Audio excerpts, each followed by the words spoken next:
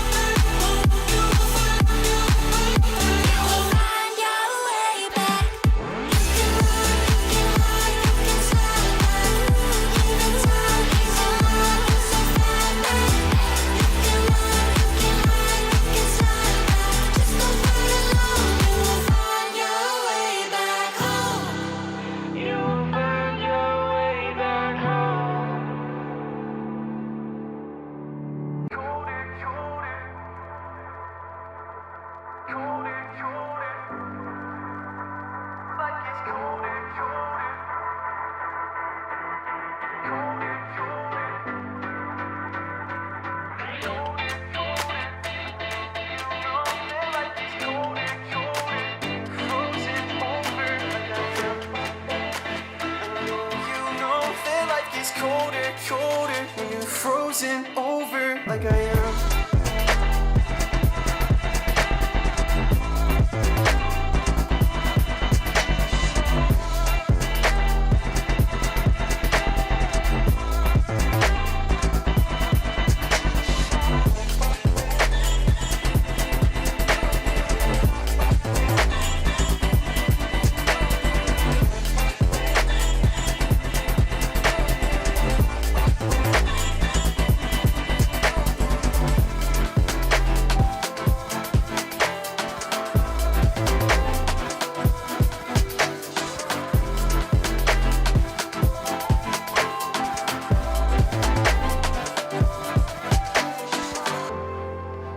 Well, I know you know that like it's colder, colder when I'm older, older than I am. And I know you know that I have lost composure, but I'll hold you closer while I can. I never told you that I'm slightly broken, that I might lose focus when I am. I know you know that life gets colder, colder when you're frozen over like I am.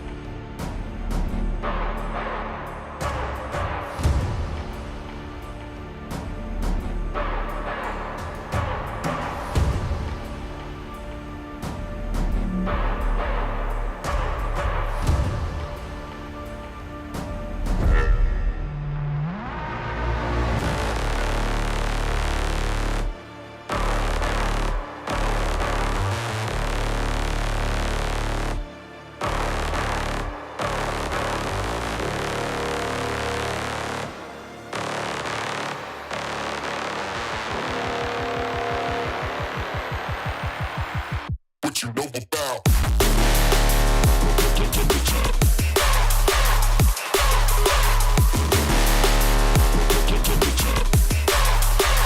What you know about? Carball did it. Welcome back, everyone, to another iteration of the Immortals Progressive Bundle Bash. This is event number 3 of 2024. One more to go after this weekend, but we still have the single elimination bracket to determine who our champion is going to be starting today. 8 teams facing off against each other from the 16 that we started with yesterday. It's going to be one heck of a time. But joining me today, of course, Bass for the Pass, Danger Taco, and Chixa here to get us through all of the action and excitement. And we had plenty of excitement yesterday, Bass. I know you tuned in for a little bit, but it has been hectic here, to say the least. I honestly watched the entire thing. The only thing that I didn't do was hop in the call, because honestly, after a certain moment, I recognized that I was getting as sucked in as physically possible. I was literally staring at every match, watching every result come through. And honestly, understandably, we had a lot of our favorites struggle through that Swiss stage in ways that I did not expect. It has created a very, I'd say, contentious top 8 here, where I think for most of these matches, there are no favorites going into tomorrow. No, not whatsoever, and it's tough to really know. I know Wavy probably thinks he's a favorite going into tomorrow. Can you refute that at all here, Taco, or not really? I mean, Wavy kind of came in. It's pretty impressive that we saw Wavy in the first round, and we're like, that team might win it all. Like immediately right off the bat, no other information needed. We're just like, they're actually that good. And some teams just click. I don't know what it is about Bundle Bash, but there's some teams that just get in there and you're like, oh, wow, there's no learning process. They actually just immediately know each other. It's like they came playing out the womb. They're just that good. And Chixa, you basically went perfect with your predictions other than the troll that we saw from Team Diaz. So how do you think you're going to go today with your predictions on the last 4 series we have for the quarterfinals? Ooh, I don't know if I'll do as well because I think playoffs are going to show a different side of a lot of these teams. I feel like throughout yesterday, if the team was vibing, they were vibing. If they weren't vibing, they couldn't come back. But the nice part is you have the entire night to reflect, the entire day to relax. Heck, you could have practiced with your team, maybe played a little bit beforehand with them. And now I'm thinking most teams will be more prepped today and ready for the competition. Well, I know my girlfriend's cat is ready too, and I'm also ready to get into the format that we have here today as well. So we'll see how this is going down from the rest of it. But to get you up to speed, if you haven't been tuning in so far, missed out a lot, definitely recommend checking out the pods. But draft day was on Thursday. We had 16 pro players, not content creators. That's incorrect there. With 32 players from Collegiate Rocket League or just Collegiate in general for the draftees. And then we had a 6-style draft where started one, and then the person who picked first got the last player that was remaining. Wavy, who picked 16th, got both their players in a row, and I think that's part of the reason why they were able to do so well, but also just because somehow Curry was available at the end there. I don't know. Nonetheless, though, the Swiss stage that we had yesterday was pretty intense. 5 rounds, as you typically see in RLCS, best of 5 matches, and only the top 8 teams moved on. Of course, Noli participated and went all the way to round 5. No surprise there, but unfortunately didn't make it through. And then the playoffs, of course, today and tomorrow. Best of 7 matches, no timeouts, single elimination. Only the quarterfinals for today, and just 3 matches, the semis and onwards to close things out tomorrow. But what's most important here, Taco, this prizing that these teams are competing for, they're at least already in it. Yeah, and being able to actually compete for some money is always nice. To get in top 8, it will secure that one. But obviously, you don't want to just settle for 375 per. You're just going to be settling down, getting 125. I mean, that's something nice. But of course, first, second, third, fourth, getting the hefty chunk. So getting in Championship Sunday is obviously the goal. And I think for all these teams, some of them are like, yeah, we expect to be here. But I know a couple of them are really going to have to struggle because most teams go through Swiss and they encounter some stuff. From here on out, these are all the teams that just immediately hit the ground running and know exactly how they need to play. And obviously starting off with a team like Wavy will be interesting just because of how smooth they are. So I know Oath is the carry for Ball State at times. Let's see if it's the same and you just give them 2 random people. Well, taking a look at the captains who participated in the draft and the ones that are still remaining in this competition, I mean, who's your favorite captain that we've heard and seen from so far here, Bass, since you've been here since day one? Gotta be Wavy. I'm always in for the players that are willing to trash talk, and I'm also willing for the players that are able to back up the trash talk here. I mean, Wavy said it. I mean, he was in this one confident that he's not only going to win the entire thing, as he does with every side tournament that he plays in, but also he came in with a strategy. He knew who he wanted for the pick in Curry, recognizing he fell too far, and he also had another pick as a backup going, yeah, I picked the last one on 3s. This one's based off the 2s lobbies I'm in and Gav. So I gotta give it to a player that not only comes in with the trash talk, backs it up, but also has a game plan the whole way through. So shout out to Wavy. He really has kind of proven everything that he set out to do. And Luby in chat, no bias whatsoever, saying it should be Flitz that you're rooting for because they did go undefeated. They did technically get the first seed out of their bracket with the roster of Flitz, Luby, and Bubs. Pretty solid team there. Nonetheless, though, we do have to take a recap on the Swiss stage itself here. And Chicks, I mean, biggest surprise that you might have had out of the results that we saw come out of yesterday? I would definitely say it. I mean, we mentioned a lot about the Flitz roster. I think 3-0ing the Creams team that we saw previously in round 2 was a shock to me. It wasn't a shock, though, that either Creams or Flitz did end up moving on through. I feel like Hockey ended up being a surprise. We saw a very rough series in the 0-2. He did sweep, but they were all 1-goal games that he just barely squeaked on by. So Hockey moving on forward. I mean, I'm honestly surprised. I think this is the first time both of our 0-2 teams starting, the day. Oh, they actually made it, yeah. Both made it. Normally, both of them get eliminated.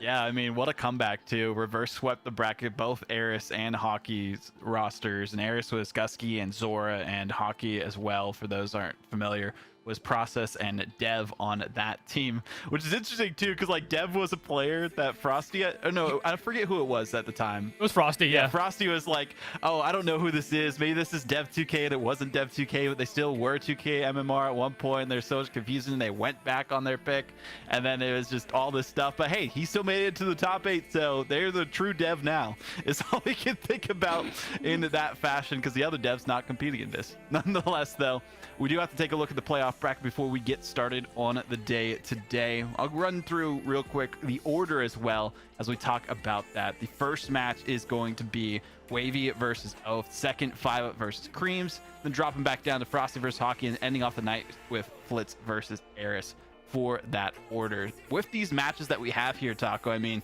they're all pretty solid. We talked about kind of what our favorites would be going into the day today, but my biggest thing is, who do we think might pull off the biggest upset in this bracket?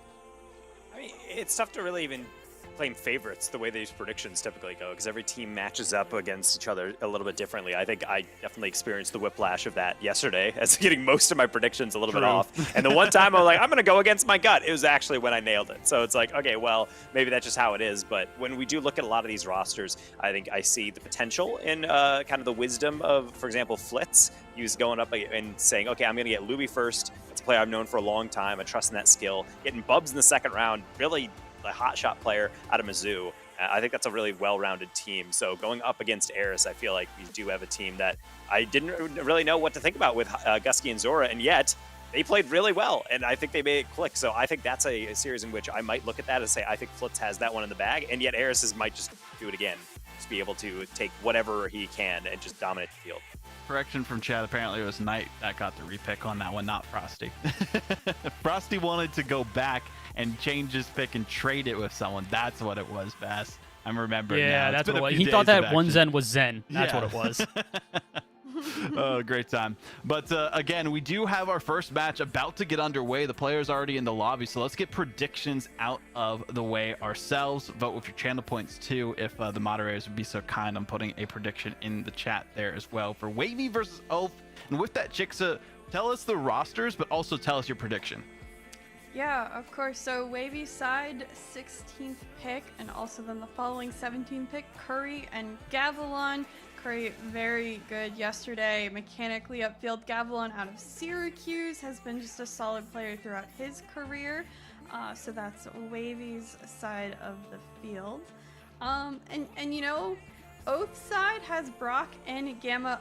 Brock being an incredible, just MMR competitive player. True. I had to do a double take yesterday when I saw, I think he put his peak as 2396, somewhere around there. So it was a very large number, and I was very surprised in Brock. But with that being said, I think I'm going to go with Wavy. I like the confidence, I like the team play, and I think today's our best of 7. I think they take it in 4-1 fashion. Okay, well, we'll quickly go through the rest of the cast here. So, Taco, who you feeling?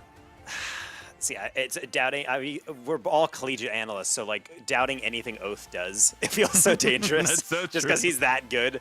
But I do think Team Wavy has that end of draft buff. I mean, that team always does super well. There's always at least 1 or 2 teams that come near the tail end of the snake draft. I think Wavy has this one. I'm going to say in 6. Okay, in 6. I respect it. What about you, Bass? I am probably going to go Wavy as well here. I think the biggest issue for me is that as good as I do think that Oath team was, and Oath really had one of the tougher brackets yesterday. Dude went through the gauntlet in order to qualify here. Wavy went through a gauntlet and did not care. He still went 3-0 throughout the day. He was very confident within that. I think Wavy's one of those players where, I mean, it sounds really dumb. Any tournament that is not RLCS, he cleans up in. It's like he levels up when he is not playing at a professional level, and maybe that's just because he's so professional that anything underneath that is just, you know, a cakewalk to him, but dude looked good yesterday. I have no reason to not think that he'd do the exact same thing here in playoffs. They also played each other in the second round of Swiss as well, so I have to go with Wavy based on the history that we have. 3-1 there. I'm thinking 4-2 here, at least 6 to make it even enough because it is a best of 7. We'll see if that changes, though, for Team Oath, because they did, I feel like, level up throughout the rest of it, especially taking down that Team Noli in that Game 5 OT, which could have gone either way. I mean, Noli putting over 1,000 points and you still getting the victory over top of that roster when all of them were doing well, that's a feat in itself. So we'll see once we get into the actual match itself how things are going to go down then and there. Our first best of 7 of the night. Figure out our first semi-finalist for the Immortals Progressive Bundle Bash. It all starts here on Saturday for the playoff bracket, and only one of these teams will come out on top. We'll see it all action unfold on the field. All right, we got our first matchup of the night as Taco and I both kind of just go back and forth like, no, you take. Why? Because neither one of us wants to even try and introduce this match. We know what's at stake. We know both of these teams. We know both of these players. And at this point, we don't know who's coming out on top. No, but that's exactly my favorite series to be able to cast, and especially to start off the night because everybody gets to whet their appetite, and everyone gets to be a little bit more definitive, actually, as the channel point predictions rolling in. It was 50-50, but apparently just the sheer force of personality of Team Wavy starting to come out on top. Let's see if chat truly knows balls. Captain Oath nearly starting us off right off the rip with a goal. Chat never knows ball. I don't care if they get this prediction right. I'm still not giving them the credit for that one here, especially considering it's a best of 7 between the two teams. I'm not necessarily going to look at this first game and think either team's going to have a great majority, nor just find momentum here in such a long series. As we mentioned, both these teams are used to having a fight through series. TSM, the team that Wavy comes from, well, they are no strangers to adversity, and Oath had to go all the way to 5 yesterday in order to qualify for playoffs. So I expect both of these teams to make a lot of adjustments as the series goes on. For right now, it doesn't really look like much is happening on either end. We're getting a little bit of offense built up here for Oath's team, but they're getting stomped out in the corner. A little bit, but that's fine because as long as the defense holds, then we can just watch them play defense for the entirety of it. Because Team Wavy just needs that one breakout moment. They were clipping like crazy yesterday within their games on stream, and I'm sure off stream also getting quite an amount of goals. This one looking more ordinary as Wavy, maybe a bit more boost, could have actually put that on target, but instead right back to midfield we go as Curry has to half flip to be able to get back to this one. A lot of heavy touches. Neither team really keeping possession all too close to them. Brock, the first one to really do so, and Oath has to back him up after a failed 50. I don't think that's the touch Gav was going for, but it's going to actually lead to more offense now for Oath's team instead. Out at midfield, Brock, another good 50, and both teams diving very aggressively right now. It's not benefiting either one. It almost benefited Wavy's team. Gav, if he had any more boost in the tank, that's a perfect pass and a first goal. Or even just a goal for himself on that double tap. Sometimes you have that little limited boost, you can get over the top and you can't really do much with it. Kind of that with Oath. No more boost in the tank, so back into the mid after the first clear. This one going to the middle. Wavy chased it down. Oath knew exactly what was about to happen. That boost steal now getting past Gavilan. I like the read, but I can't do anything with that. No boost, also really no angle at all. He's trying to create an angle here, though, bumping out the last defender, but unfortunately the shot from Gamma is going to be blocked. What about the follow-up? Oath can't get past Curry. So far here, it's been Oath's team on the offensive for the majority of the first half of this game. Maybe a breakout play here. Wavy looking for the reset. Will get it around 1. Can't get the pass to Curry unguarded. Gamma's going to take his sweet time here to dribble it off the half. Knows Gav has to retreat as the third man advancing a bit too far upfield. He's got to buy time for his teammates, and although he doesn't prevent the counterattack. Gamma shot on and not in. Wavy a great save, but here comes more offense. I don't think Gamma could have hit it any harder than that, and when you do have that type of shot, that's great, but that also shows you gotta have that accuracy. Seems like Team Oath, though, they're just waiting for their moment. Speaking of Wavy, poor man has to take that across the back post, and Oath was waiting. This is very much rock or hard place type of scenario here. He knows Brock's behind him, and he's going to get the bump if he takes too long on that one, so he can't dribble it and try to play for a 50. Tries to take it away from the oncoming Oath, but can't do so. Unfortunately, the 1-0 there, really not to anybody's fault on the defense for Wavy's team, but it is going to result in them now having to play from behind for the first half of, or back half of this game. Oath trying to even double the lead here. Gamma, the fake out. Can't get past Wavy, and here comes the counterattack. Actually, now with Wavy trying to lead it, Gamma has to get up for this one, and Curry will think about it, but the problem is he can't go immediately, which allows Brock to get that brief deflection. Now Oath trying to do what he does best, taking it coast to coast. Wavy shuts that down before that pinch can really come through, and might even be able to get something else here. Not a lot of boost, but you know what he can do with it. Tries to go low. Gamma doing well to be able to shut this one down. Everybody on the field knowing just how talented these two rosters are, and therefore no space should be allowed. Yeah, they're really not giving any of these balls uncontested here. It's 50 after 50, and when there's not, it's plays like this. Curry utilizing the space well, but Oath to shut it down off the backboard. Got boost to work with, but he's got waving diving at him, so Brock, also on 0 boost, now needs to try and find to escape.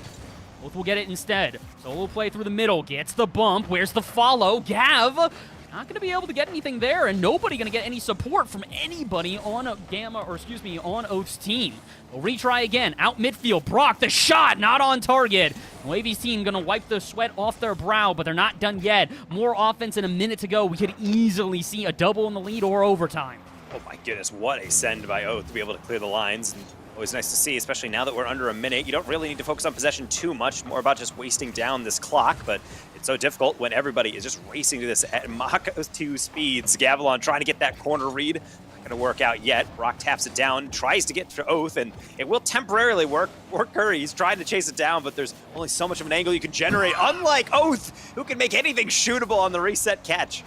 He kind of second-guessed himself on that one, too. You could see he was going for the reset initially and went, am I going to have enough time to flip reset this? And he tried it, and, props to him for it. It didn't result in a goal, but it has resulted now in a slow counterattack the other way. Nobody really prepared to try and take a shot on target, and when they do, Gamma's there for the save. What about on the follow? 2 players up. Curry fakes it, the shot off target! And Gav a chance to at least equalize, but they'll have to try again. Yeah, you don't get warm-up games. This is a best of 7. You get at least a little bit of leeway on many lives to lose, but that was the best opportunity of the game. How about the last one? Pass inside. Gavilan gets too far around it. Wavy cannot rescue the play. And by a 1-goal margin, it's going to be Team Oath taking the lead in the series. That is definitely, I would say, what we expected here. Not only do we have the two teams keeping it close and going back and forth on this one, but it definitely felt like Oath was a spearhead for his team while Wavy was similar for his own. The only difference is yesterday, we talked about this. Wavy, a highly offensive player, he was averaging something like 5 or more shots a game. This one, 1 total shot. It's Oath who takes up the shooting mantle here, getting 7 out of the 10 shots for his team. So, very clearly, Wavy's going to have to try and change this one up a little bit. If they want the same sort of generative offense they had yesterday, they're going to need to start getting more shots. Ideally, I mean, that's what we'd like to see, is be able to get these shots off. But the thing is that they've had opportunities, and that's the sad part, is that there's a bunch of moments where they're directly in front of the goal, but they double tap and they get a little too high, so it's going to bounce back. Actually, no, there's a pass middle, and then we send it to the corner instead. So sometimes you just have to make sure it's on target. Force a save, which is why Team Oath only had 2, because there's not really too much to be able to parry away from the goal line. And if you just throw it on the backboard, they're going to be good enough on their positioning to be able to get those clears out. So Team Wavy kind of lacking in the efficiency department. I think that's something that they only will have to learn that lesson once as we head to Forbidden Temple and see how they improve in that minute in between. I do want to see them also making less saves there. 10 total shots, as we mentioned, 1 of them being a goal, so 9 shots that don't hit the back of the net. Only 1 of them was off target. The other 8 forced into saves, 4 out of Wavy and 2 out of his teammates apiece. So, very clearly, this is a team that played a lot more defense. And like you said, when they did get their opportunities on offense, it wasn't generating shots as much as it was generating pressure. You got to put the puzzle pieces together here, find a way to get that pressure, and then get the goals afterwards. Right now, that's not happening. Game 2's underway, and it's already Oath's team back on the offense. Gav will deflect the first one, saving plenty of boost, specifically for that read. Well done to be able to get the clear. Problem is Curry was not anticipating it. Wavy was anticipating this. Curry, fake down, I think might have been leaving it for Wavy. Either way, kind of low boost play, getting creative, it seems like, on the build-up. It's something I like to see, and honestly, it's something that I think is also nice to be able to throw into the rotation. Some misdirection, some fake challenges, not often something you see used a lot in threes, but something that can definitely make the defenders think twice, kind of like Gamma reaching back. They don't have the first one, but the teammates certainly have the second. Unfortunately, doesn't look like Wavy's team has it until they get it back out to midfield, so they'll have to restart the offense again. Pressure here, not a great touch out of Wavy, but the 50 after will at least send it into the corner. Emma, pass out center, Oath has got it, but not much more after that. He's going to hope for a 50, he won't find it. Instead, it's a pass out to Curry, off the ceiling, has a touch, it's contested again, and props to this Oath team right now. They're not necessarily allowing more shots. Like we said, it's similar to last game. There is offense being built here, but it's not turning into anything dangerous. Oh, Brock, what a catch off the reset. Almost got that over the defender. Gavilan will escort that one briefly down the line. And again, we'll throw that one forward for Gamma to deal with. Curry circumvents it. High flick. Brock doesn't have it. Wavy, the best possible man to receive it. And Oath knows it. Almost man-marking it. Seems like a lot of Wavy aerials. They're starting to get a lot more shots, though, already equivalent to the shots they had in total in the last game. You still need to play defense, though. Wavy will do it by himself, but he was the lone protector last game as well, having half of his team saved, so I don't want to see him get put into that position again. I also don't want to see this. Multiple chances for at least a shot out of Wavy's team, and they just let it drift out to midfield. Now on the back half, they have to dig their heels in and play some defense, and they'll get away with it, but that definitely felt like a very easy counterattack if both teams had recognized the opportunity. Instead, it's still 0-0 here with 2 minutes gone. A lot of off reads that we're getting right now, especially when you have these plays that really need to get on top of quickly, which is understandable, but at a certain point, there's only so many missed opportunities you're going to get, especially in the midfield where you have to be able to slowly build up these attacks, longer clears. Going to worry Brock like this. He will get the first one and the 50. Gamma, it's that open space. Now Wavy and Oath, a 1v1, something we love to see. Oath looking for the back post double, and yet Wavy reaches over backwards to slap it away. He is doing the most on defense right now for his team. It's not dissimilar to what we saw in Game 1, but it still feels like he's spending far too much time on defense for a player that has had so many offensive highlights throughout his career. I'd like to see him try to do the same thing here in this series. So far, neither team finding any offense, though, in this second game as we get past halftime, still without a goal on the board. Good change it. Gamma's awkward. Brock with a full tank, though, has to do a lot of heavy lifting. Will do exactly that. My goodness, a pinch downfield, and all of a sudden, Oath's team's got more offense to work with. A good effort as well by Gamma. Thing is, Wavy just so incredibly fast on all these reads. Oath will be the same, somewhat on defense, as he throws that one for Curry, who knocks into the back corner. Brock almost sniffing that one out, beats over Wavy. A demo in the backfield and leaves Gavilan alone, but that's fine, because he finds Wavy upfield. A deflection, no double off the ceiling, still sitting around in a shootable position. Gavilan will take a more passive route instead. Go for the sidewall dunk for Curry to potentially follow up. Can't get around it again, and it's into the mid for a clear. Too many passive routes, though. You just mentioned that, and honestly, I'm starting to see it as the main issue here for Wavy's team. Wavy is getting those offensive chances. He is setting his teammates up, but those follow-up touches are far too late. Curry does get the shot there, but by the time he does, the entire defense is ready to make a save on the line. They need to be quicker here. They need follow-ups like this. Gamma, no hesitation. Even on zero boost, he is diving into the half, and that's now why this team can generate some pressure and try and sustain some attacking offense. Oath in the corner, trying to get something started. Curry doesn't really have a great angle on this one. That's why Brock's waiting on the approach. He'll get it around Brock, but can he get it past midfield? Kinda, but Gamma taking the boost means they're not going to get any further than that. Again, this Oath team so effective in the ways they're playing. Wavy's team needs to take a page out of their book. These follow-ups are way quicker on their favor. Both had Gamma in the middle, actually opted for the ceiling read, trying to take out that defender, so potentially both teams just trying to make sure they straighten everything up, as it really is coming down to the wire here. Still anyone's to play for, it's pretty even on the shot count as well, and now on the 50, trying to make another shot, be able to add on it, potentially a demo as well. Gav can't get it past Brock, and this man's been earning his draft pick choice through just these 50s alone, it seems like. Brock doing the heavy lifting right now for his team on defense in comparison to what Wavy has had to do on his side as well. Again, I said Oath was the offensive highlight, so somebody's got to step up on the back half and be a brick wall. And if Brock wants to do that, well, he'll do it again. Another great save, but the offense continues. Curry, pass out center. Gav is there. The quick follow-ups are finally being found, but Wavy has no boost out at mid. He has to retreat all the way back, and he will try to pop it up. He picked up that 100 in the corner, so this could work out. They can keep it up. Curry tries again, but cannot. We've got overtime here in Game 2. And we will be able to see in overtime, which is really what this game anticipated, I would say, based on how all of these plays develop. However, one open shot could be all it takes. Curry shut down by Oath per usual. Brock not going to get that beat. Now Curry, try number 2. Maybe just a bump on Gamma. No boost. He's still going for it. A brave challenge, keeping them alive as this ball ricocheted all the way around Oath's half. They are still not able to get it out, and this is really where the offensive pressure can really start to cook up. They need to try and be just a bit quicker on these balls, though. I'm starting to see Oath's team not necessarily hesitate, but play patiently on the back half. They're expecting to not see a challenge due to the amount of space they've been given and on repeat at this point. So if you're Wavy's team, take advantage of that. Look for them to try and build the play out of the back half, dive when they least expect it, and keep that pressure going. Right now, they're just trying to alleviate pressure. Long ball down towards midfield will at least get a touch out of Curry and Wavy. Nothing more. Both on the sidewall, has some boost to work with, will have to use the entire tank, but will kind of lock into the flip reset. It's not going to benefit his team whatsoever, but they do keep to get the offense going. Curry in the corner, trying to make me eat my words, looks for the musty, won't get it on target, and Brock will send it the other way. Back and forth we go as we've got over a minute elapsed here in overtime Game 2. a certain point, someone has to take command. Might as well be Wavy. Gamma, he's backwards. He has to air dribble that one to his corner. Wavy will steal the corner boost, so it's going to be a bit harsh on the boost preservation, rather, from Team Oath. Really, the only one is the captain. He's using all of it to try to get an air dribble of his own. Of course, it's the captain, leading by example, 90 seconds in, and now halfway to a sweep.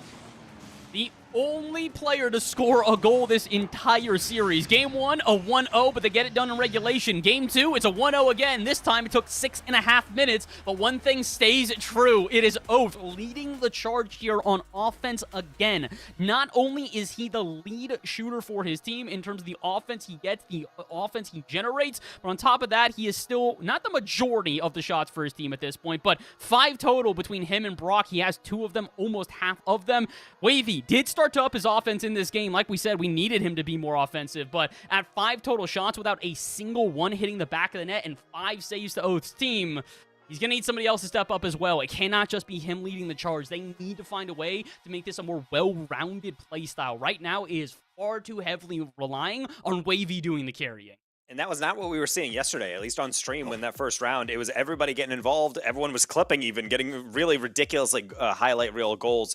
But it was also an element of finding each other. I felt like I'm not really seeing that from Team Wavy. And at times, I'm not even seeing it from Team Oath. It feels like it's very solo play driven. Let's take it to the ceiling. Let's take it to the backboard. Let's go for a double. Let's go for a 50. And then everyone plays off of that. But I'm not seeing too many infield passes. I remarked earlier, Oath took advantage of a ball and then immediately threw that one to the backboard. And he got a decent 50, but he did have Gamma wide open. I'm also seeing the same thing at times with Team Wavy, where the passes are more so just out of faith rather than someone saying, hey, I'm in the middle, try to find me, and going from there. I do think we need to see more passing plays just as a whole right now, or even attempts at them. Often that's what we've been critical, like you said, of Wavy's team, is that they're not even attempting them, and if they are attempting them, the follow-ups are far too late. They need to be a bit speedier to these balls, and if they can do that, I think we can see them mount a comeback. But for right now, that is 10 minutes without a goal, and they will finally end the drought, not even 10 seconds into Game 3. And the captain's speaking up, but it's a Gavilan that really does a lot of the heavy lifting here. This one goes all the way off the back post and then back forward. Poor Brock has no chance of getting that without getting an own goal, so still requires Wavy to hop on top of it. And the quick response there to the 2 first games, saying, all right, well, Game 3 is going to be our game if it's any indication based on the score lines, but I think this is probably a game we're going to be seeing at least another. I'd like to hope so, and I'd also like to see maybe a goal get generated from some offense and some sustained pressure, not just kickoff. That might have counted, but it was more just Gav catching Brock off guard from an errant touch. What do you do here on the other end? Oath tries to get a pass out, can't quite find it. Gamma biting off more than he can chew, and Brock on 0 boost now, looking for the clear. He will technically find it, but it's more up to Oath, just body blocking, bumping players out of the way, and then developing a shot. And with the follow-up, Brock is there. Will he take it? No, he delays for half a second, but that's enough time for Gav to dive and to maybe set up a teammate. Pass out. Curry's there, but has to opt for the 50 instead. Brock throwing that one middle. Wavy is on top of it. A little bit weaker of a shot. Gamma released it well. Curry, there's the pass into Wavy. New boost, and actually does not get on top of it. I think he might have been looking at Oath out of the peripheral vision, worried about the 50. This one's getting a little bit awkward out of midfield, though. We're starting to see the upping of pace from Wavy's team. It's something we've asked for through the last 2 games, but in doing so, it's created a much more contentious midfield where neither team's really keeping possession for very long. It's a dive after dive after dive, and most of them being met with 50s or with heavy touches like this that just boom down the field. Wavy in the way of this one, but it will give some offense now to our blue team. They do anything with it. Oath off the backboard. Wants to get another touch. He will find it. Pass out to nobody. We asked for passing plays. Oath serves one on a silver platter, and nobody's prepared for it. Everyone's trying to get a field managed boost, and the biggest issue with teams that are kind of a pickup is that disconnect. How many times are you going to find a ball forward and no one's there to join you, or how many times you're going to get back on defense and then everybody's caught up on offense? You have to kind of move as a unit. Everyone's doing different things, but sometimes it has to blend together, and when it doesn't, it is really tragic, particularly in series like this where it really might come down to just that one missed link up. So far, it's come down to 1 goal every game. The singular goal here in Game 3 still things separating the 2 teams, and through the last 2 being a 1 goal and 1 goal margin. Wouldn't be surprised if this is the final score line, but Oath's team like to try and counter that. They would love to at least get an overtime here, and they're hunting for it. Brock and Gamma dive together out at midfield, and Oath to clean it up, looking for the double touch, but will at least bump Wavy, meaning he doesn't have a clean follow-up through the corner, or at least now he does. Brock waits so long that Wavy picks up the 100, and this should be a free transition for our orange team. Really nice dunk as well, but he misses the wave dash for Gavilan. We've all been there. Gets a little over-eager and flips before he actually is able to get the tire down, but either way, Wavy can make up for it. That's that 1v1 skill, hard cut until he meets Oath. Curry with a demo and a pass. Gavilan playing it slow. Brock's not going to fall for it. Wavy's going to hit it wide, and yet Oath will still go for the clear. After all, it's getting a little bit antsy there in that blue goal mouth. One more touch from Gavilan, but that is all she wrote. We're still not able to break that 2-goal margin. Neither team able to double up on their lead through the last 3 games, and definitely not for a lack of trying. This is the most offensive we have seen Wavy's team by far. They currently have 8 shots to only 1 from Oath and company. And like we said, with Oath usually leading the charge downfield, the offense being by far the majority of where he's playing, this has got to be pretty unfamiliar territory. Right now, they're just trying to break out of their own territory, though, and maybe they can do that at midfield. Instead, Curry rips a shot to the backboard. Oath has got it, but Brock is going to be behind him with 100 boost, meaning they're not going to transition out of the half entirely. Instead, more defense on the ceiling. And with 80 seconds to go, they got to get some offense of their own. They can't keep getting dunked out by everybody on Wavy's team. Really solidly done from Curry, knowing that Oath only has 1 or 2 options on this one, especially when it's that close to that top lip where the ceiling meets the sidewall. Curry does well to shut down at the only logical point, and that's just another shot coming in on target, and that's why I said I could feel another goal coming in. We got one right off the rip, but after all, if you're going to shoot this much from Team Wavy, that is number 9 compared to the singular shot from Oath on the other side, then it's that lopsided. Not surprising the scoreline will reflect that as well.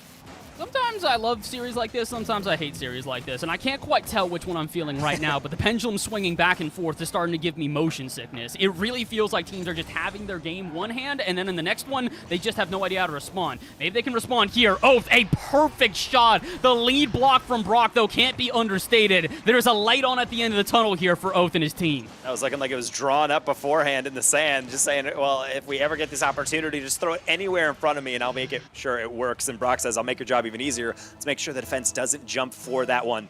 As you said, the light at the end of the tunnel, something that is becoming increasingly dim as it goes on, but hey, you can always go for something off kickoff. Brock was looking for a lead block as Gamma was looking for that backboard. Unfortunately, it is not something he will find. Brock, though, still causing problems out of midfield, or so I thought. Actually, how does Wavy come up with the demo there? It's now thrown them completely off kilter as everybody just trying to escape. Emma might do it on 0 boost. He fakes out one, gets the 50 after another, and Brock didn't have faith. He was turning back, but it may still work out. More offense here. Double commit out of Wavy's team. Gamma can't beat out Gav, though, on a full tank of boost. He should be diving for that immediately, but the half-second of hesitation means they are forced to retreat and restart again. Lead block off the backboard. Oath is there, can't get a shot. Will anybody find anything? No. Wavy out to the sidewall. And as long as he can keep this away from Oath and his team, this is game number 3 going in their favor. Wavy's gonna get another game under his belt in this tournament. I was worried about a sweep. I'm not gonna lie. Those first 2 games, I'm thinking to myself, oh man. I mean, I think Oath and Wavy could be close and contentious, but the scoreline certainly showing that in the first 2 games. And I will say, even in a win in which Team Wavy looked like their old selves, like the offense is clicking, that's what we are familiar with. Team Oath still was very much close to getting that one. As we saw in that last play, if Gamma just hesitates for a half second, that's a ripper on target, but it was just a little bit off. We very nearly could have been seeing an OT. And again, this is very forced from Wavy's team in my opinion right now. It is the fact that through 2 games, they were used to having that patience. They could try to hesitate for a half a second to get a better shot, to get a better dive out of midfield. We're not seeing that anymore. Now that Wavy's team is playing at full force, at full speed, they're not hesitating on 50s. They are diving out at midfield. They are making it more difficult to find space to work with. That's why Oath's team is a little bit, I'd say, uncomfortable at the pace of play we're currently seeing. It's a long series ahead of us, though. I don't suspect that they're going to be uncomfortable throughout the rest of it. But in Game 3, that was an adjustment period, and unfortunately for Oath's team, they kind of failed the adjustment period there. Yeah, and that's kind of the awkward point of when you're playing a series and it's going your way and you're thinking, man, we don't have to change anything. And then suddenly Game 3 comes out and Oh no, Coach Wavy, he drew something up. Like, he has actually got a lot of adjustments. They get the goal off the bat. Yeah, whatever, you can dismiss that. But then, ever since then, it was really just constant pressure. They're just getting thrown shots on shots on shots on shots. And even worse is the feeling you can't escape it. You get a clear, you get some boost, you turn around, and the ball's soaring right over your head. You got to go right back on defense, half flip away, waste all the boost you just gathered. And it's a frustrating feeling. So no wonder that we're going to be seeing a little bit of a break here as the players, I think, had to run to the restroom. But now they are back. We are back at Utopia Dusk. We get to see whether or not we're going to go into this next game. We'll have a 2-2 series, or if Oath is saying, no, that's just a blip on the radar. The bathroom, it messed us up. Now that we're back, we can actually focus on winning yet again. I mean, they might have been able to get over that one-goal hump in the last game. The one thing that we have not escaped to this point is a close series. It has been one-goal ball games throughout all 3 games we have played so far here today, so would not be surprised to see another one here, but I would like to see some more offense out of Oath's team in that still close contest. Right now, that's not going to happen. Waving, unguarded airspace, and a good 50. Not going to find the goal, but Gav will on the follow. And just a nice pressure set up by one of my favorite things, the air dribble into just the dunk down right on the player. Poor Brock, you play your angles well, but you got to play it flawlessly when you have Wavy right next to it. This is another game where Wavy's team just gets the scoring out the way immediately, and unfortunately, that's not really going to benefit Oath's team. They need some confidence in this series. They might need a goal here. Are they going to find it? Nobody back, and Brock will equalize immediately. And what do you know? It's going to be another kickoff goal. It always rears its head, but Brock with 0 boost, that's got to really trip up Gavlon. 99% of the time, it feels like that player off kickoff is going to land and then go to the side boost. So Gavlon is just strolling through. He's probably not even paying attention to Brock, which is why Brock naturally just gets the pre-flip, rolling it on in, and all that momentum that Wavy thought they gathered, it's all out the window. So right back to basically where we started, Bass. We just lost out on 30 seconds. Yeah, not all too surprising at this point. I do expect both these teams continue to fight back and forth and keep it close like this. I just didn't expect it to happen within, the first quite literal minute of this game. Right now, though, I'm hoping that we can get back to the usual, where both teams are starting to get their opportunities at net and saves like that become common. I am happy to see both Brock getting shots and Wavy getting saves. This feels like we've more found an equilibrium. Brock will be able to get a decent enough catch, but Wavy, of course, going to be watching that one with a careful eye. That's the same thing what everyone has been doing with Oath as well, as he's not going to get that read. However, Wavy, he might be able to get this one. He's got to shoot that one down, but he gets actually too much over it. Very nearly could have been the lead, and Wavy just seems to be activated. He just wants to be on the ball, and for good reason. He's not making many mistakes on these touches. Look at him just taking on the whole team on the half turn.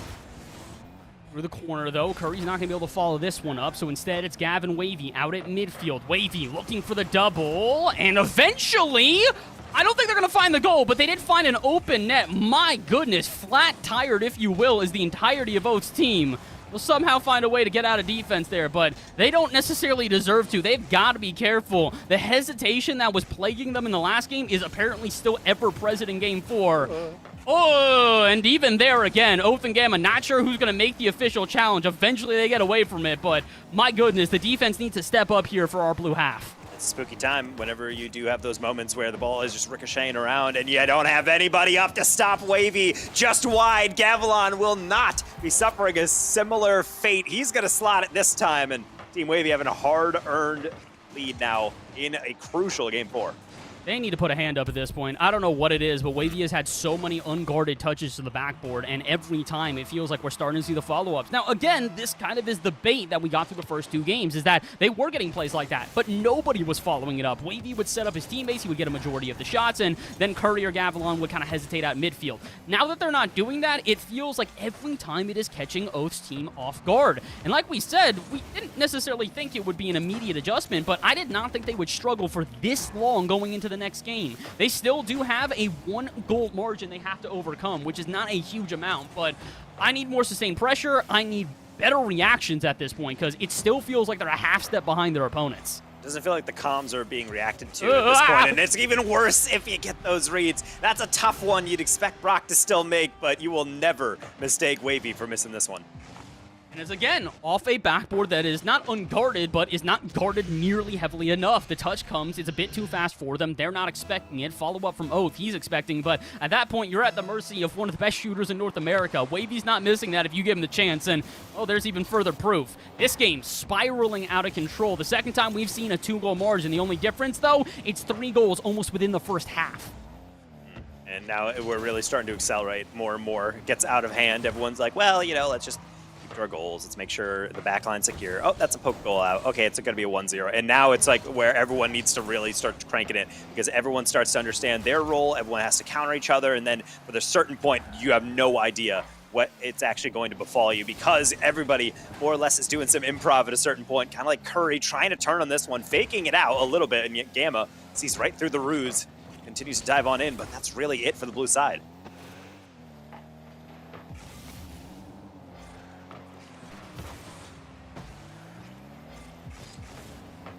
The double commit somewhat from Gamma, as that one will deflect all the way across. Oath with a catch down, deflection into the side wall. So Curry will be able to turn yet again, somewhat dangerously in the middle, but everyone else in transit on their daily commute back to their blue half, as it seems like Team Oath is content to just kind of let some balls kind of float somewhat in the midfield before actually being chased down yet again. And even with the pass attempts from Gamma, there's no one there. Gavilan, he's there again for Wavy this time, but another save up and over for a 2-goal margin. Out of midfield, Oath trying to get something started for his team, but with only a minute to go, they can't really afford to keep getting pressed back into their half on repeat. Brock off the ceiling, use his entire boost, and again, it's not really effective. You talked about this before, Taco, is that the team is getting offense. They are getting marches down pitch, but it's at the cost of their entire tank. If they've got nothing more to work with after the initial challenge, it's not like they're going to be able to set each other up and make plays. So right now, boost totals, speed advantage, everything in advantage of Wavy's team. Maybe even a 4th goal. That one lucky to get saved on the line. Brock's trying to bring it downfield, but at a certain point, he's not even sure what he can do with it. He's about 20 boost. He goes for a lead block. There's no one to block. There's no one behind him. And at a certain point, you just kind of throw up your hands. This one has been Team Wavy from really start to back. That goal off the kickoff is something, but you need another to have any chance at this one. And right there, Gamma, again, just not really having anything left in the tank. Curry, can't say the same. More pressure, another save. Oath, a desperate heave, and yet Gavilan will have that one red, and Team Wavy seems like they have it more and more on lock in this series. We're all tied up. This is why we said the first 2 games, although they were in favor of Oath's team with a 1-goal margin, there was never going to be a series where they just kind of kept doing that game after game after game. Once we finally had a Wavy team that got their offense together, well, here's the results. 3 goals, 11 shots. This team just firing on all cylinders, and unfortunately for Oath's squad, I don't know how they stop them at this point. Honestly, it's been so difficult for them to put a hand up at the right times, to guard the backboard in time. Again, pace of play still very heavily in favor of Wavy's team, and through the first 2 games where that was not expected, I have no idea how they now adjust, because they tried the last game. Taco, it didn't work, so I'm throwing my hands up, man.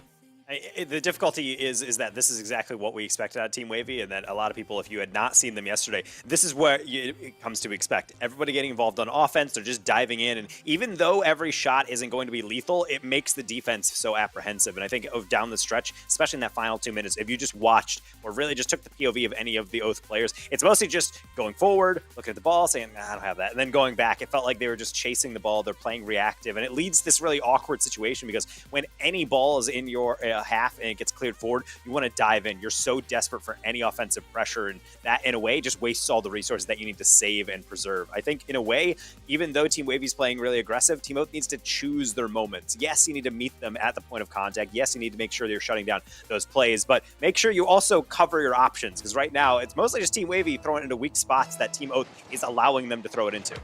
And the big thing about that, like you said, choose your moments, but don't hesitate when the moment comes. Too many times we've seen them second-guess themselves, and in that half a moment where they do second-guess, it's already another possession for Wavy's team. We have to see them change it up here and now in game number 5, otherwise that's not only 3 straight in favor of Wavy, but really, it's going to be extremely difficult to find any sort of way to respond. Rock trying to get something started here, a 50-50, not going to work out, and it's, oh my goodness, the best back pass of all time. Gav was not expecting that. How unfortunate. That would have been beautiful. Yeah, needed a little bit more spike down on that one, but he didn't want to keep it out of the defender's reach. Kind of like Brock, just slapping this one into the top shelf. Goalie can do nothing about that. Okay, so I guess we're just destined to get an early goal in every one of these games. Since game 2, that has been how it's gone, with another one happening here within the first minute. The only difference, this time it is Oath's team coming out on top. They've got a little bit of fire under their butts. They've got the momentum in their favor. Big question now is, can they hold on to it? Because every other time we've had a quick response. Curry looking for one here. 50 against Brock. Where's the follow? Oath to clear it. Their higher lob. or he's just going to turn for it anyway. And I kind of like that fearfulness because ultimately you will not be able to get onto the top of that most of the time, but you can see the impact that all this pressure has had on Team Oath. They all back up. They're not entirely sure. Gavilan breaking rule 1s, I believe, to go for that 50. I don't know how I feel about that one. I think we've just awoken some deadly superstition. I'm not a huge fan of breaking rule 1s, but to be honest, when you're in a tied series like this and goals are far and few between, you got to try to take all the chances you can get. It's not exactly going to benefit them there, though, as Oath has to march all the way down pitch and uses his entire tank for it. Rock will back him up out at midfield. Where's the follow-up here? Oath on 0 boost is doing the most. Pass out center, and my goodness, if he is not unstoppable through the corner, somebody get in the way of this man. I love that delayed flick. Poor Wavy really just said, huh? On that last flip, you can see him turn away, play off the rotation, then realize, wait, hold on, he actually might do something with it. And by then, it's just too late. That is a good misdirection play, and especially a nice response as well from Team Oath. We were wondering how they're handling it. Apparently, the answer is just fine. Apparently the answer is just individual plays. Oaths went, okay, I'm done trying to pass to you guys. If you can't shoot on target, I'm going to literally serve it up to you as easily as possible, carrying it through the corners over and over again. And honestly, it makes sense. Oath has been the majority of the offense for this team. He's been, I think, every goal they've scored except for maybe one. And now it feels like he's trying to get some other goals for his teammates. Looking for a setup through the corner here. Can't find it, but him on the follow-up. Off the ceiling. Touch out center. Who's going to be there? Brock the shot. Denied by Wavy. But Oath there to back him up and keep it going. Wavy, tap it across. And another one actually almost gets through. Brock does get the deflection. Now Gamma has a chance. Advancing it downfield. Nice 50. The boost steal as well. Oath with a 50 on Curry. Brock with full boost off the corner. Now everybody's turning, ready for the shot, and yet Wavy still plays his angles flawlessly. Wavy has been so impressive throughout this series. Like we said, individually, it's not surprising to see. But yesterday, when we were used to a team that had all players playing to their peak potential, it was a bit different. We're not surprised to see him playing like that. But now he's had to put the team on his back, and he's doing so without a care in the world, just like this. Curry, though, giving him a full goal to shoot at. Yeah, it doesn't get any easier than this. Games rated E10 for online experiences. That is the 10. That is pure violence from Curry, clearing out the back line, demolishing the only resistance to that one going through. And ultimately, the value of having a player like Wavy, or really any of these high-level players, is that you just throw off the backboard, and if it's an open-up shot, that is 100% going on in. Team Oath can't really allow that counterattack, but sometimes it just pops up and you're not ready for that insta-chow. At this point, that's kind of what we've seen on repeat here. It's just the defense gets surprised for a half a moment, and that is more than enough time for either one of these teams to get a passing play off, an individual play off, an aerial that catches everybody off guard. Nobody there to follow it up, but once again, we're seeing the difference now. Oath has no fear going into offense. The last couple of games, we've talked about how they've been outclassed, outpaced. He does not care anymore. Whether on full boost or 0 boost, he is diving in without a hesitation, and to be honest, it's working out for his team. Oath taking that one to the ceiling. Nice deflection. Gamma is on it, but Oath actually takes it away. That means it's a 1v1. It's Wavy versus Brock. He's going to get skipped on over. You can't give the 1v1 captain that opportunity. You also can't give away a touch like this. Brock just has no boost in the tank, and Wavy goes, all right, I don't even really need to ball you here, bro. I just need to use my boost, get around you, and that's an open net if I've ever seen one. 2-2, we finally get a game where we seem to get the back and forth through the back half of it. But now with 90 seconds to go, the question is, do we see another overtime, or does Wavy's team get another one of their patented kickoff goals? Well, it's getting a really solid contact on that. Gurry went extra high to make sure that deflected instead. Brock, somewhat of a rescue. Another dunk actually into the middle. Curry will take over for another 50 as Gamma holds the position well, gets a flip reset off the 50. Not something you really often see. So getting creative on our blue side, trying to see if they can fight back and another goal. But it looks like Team Wavy not in the mood to be giving up anything more. No one's really in the mood to give up this midfield either. Both teams diving very, very hard at it. Ego challenges on either end, although what have sustained pressure for both teams. Oath trying to get something started here. Sidewall into the roof. We'll pinch it down to Brock, who tries to put it to the backboard. Contested by Curry, though, so where's the follow-up from Gamma? Actually not going to make it quite yet. He's going to wait a half a second. Like you said, pick and choose your time to challenge. Big difference here for Oath and his team in this game is they've done exactly that, but as we mentioned before, no hesitation once they do. It is a full send attitude, but they're timing it correctly. Speaking of time, 30 seconds to go. We're in silver goal territory. The next one could win it. Gamma trying to get past that middle. I like the idea, even though Oath was a bit far away. Gavilan will be able to chase and Flick that one off Brock. Wavy into the ceiling. He might get back to this one. Oath was making sure that is not going to happen because we are into the final 10 seconds, and it might be the pressure that they require, but I don't think Gavilan really wanted to step up. Now he's back into it with a 100 boost. Wavy will dive in on this one as Oath tries to chase. Brock sitting back on the backboard, trying to take it patient, but unfortunately, he has lobbed it up to Gav. That one's going to be right on the goal line. A spike down from Oath, and of course, we're going to have another OT. Last one, though, ended in about a minute and a half, and it went in favor of Oath's team. Will this one be any different? Oath actually trying to avoid it being a little bit different there. 2v1, but he's able to survive the kickoff, and instead it's now Brock through the corner. Will tank a boost and the lead bump, but Oath's not going to recognize that, so Gamma now has to get it around the 1v1 king. He can't do so, but Oath is there to back him up again. Oath, my goodness, the individual performance cannot be undersold in this series. Maybe this little skip across. Going to be Gamma out of the picture, but not Brock. Not only getting the first 50, but stays close to it. I thought that clear was going to come middle, but it was too heavy. But instead, I would say it was going to be a giveaway. No, it might just be the start. Oath leaves, and Gav carefully just pickpocketing that possession, throwing it right back in the corner. Gamma trying to take his time through the corner there with a decent amount of boost. He could absolutely pick and choose when to challenge and get a good 50, which means offense now generated. Brock trying to get to the backboard into a teammate. That is Gavilan, who will fire it all the way downfield into the hands of Wavy. This time, though, Oath is prepared on the backboard. A big difference between the last couple of games, and that as well. A challenge out at midfield that is now given numbers advantage. A pass out center, and Gamma can't sneak it around the defense. But Oath's team now with some pressure to work with, or so I thought. Wavy the breakaway off the backboard. Where's the shot? Denied again by Oath. Brock gets a lot of boost and a lot of space. Wavy can't catch it. Curry can. Just on the back end to be able to slap that to the corner. Oath on the follow through. He's going to have his chance at glory. Curry's going to shut that down again. He's been so good at just poking in at the last second, getting those saves off, and despite getting scored on earlier on, he is not making any similar positional mistakes. This one a little bit awkward for Gav. He's going to have to pop it out to the corner. Curry will be there to back him up, but he doesn't got a lot of boost to work with. Boost starvation now starting to become a problem here for Wavy's team.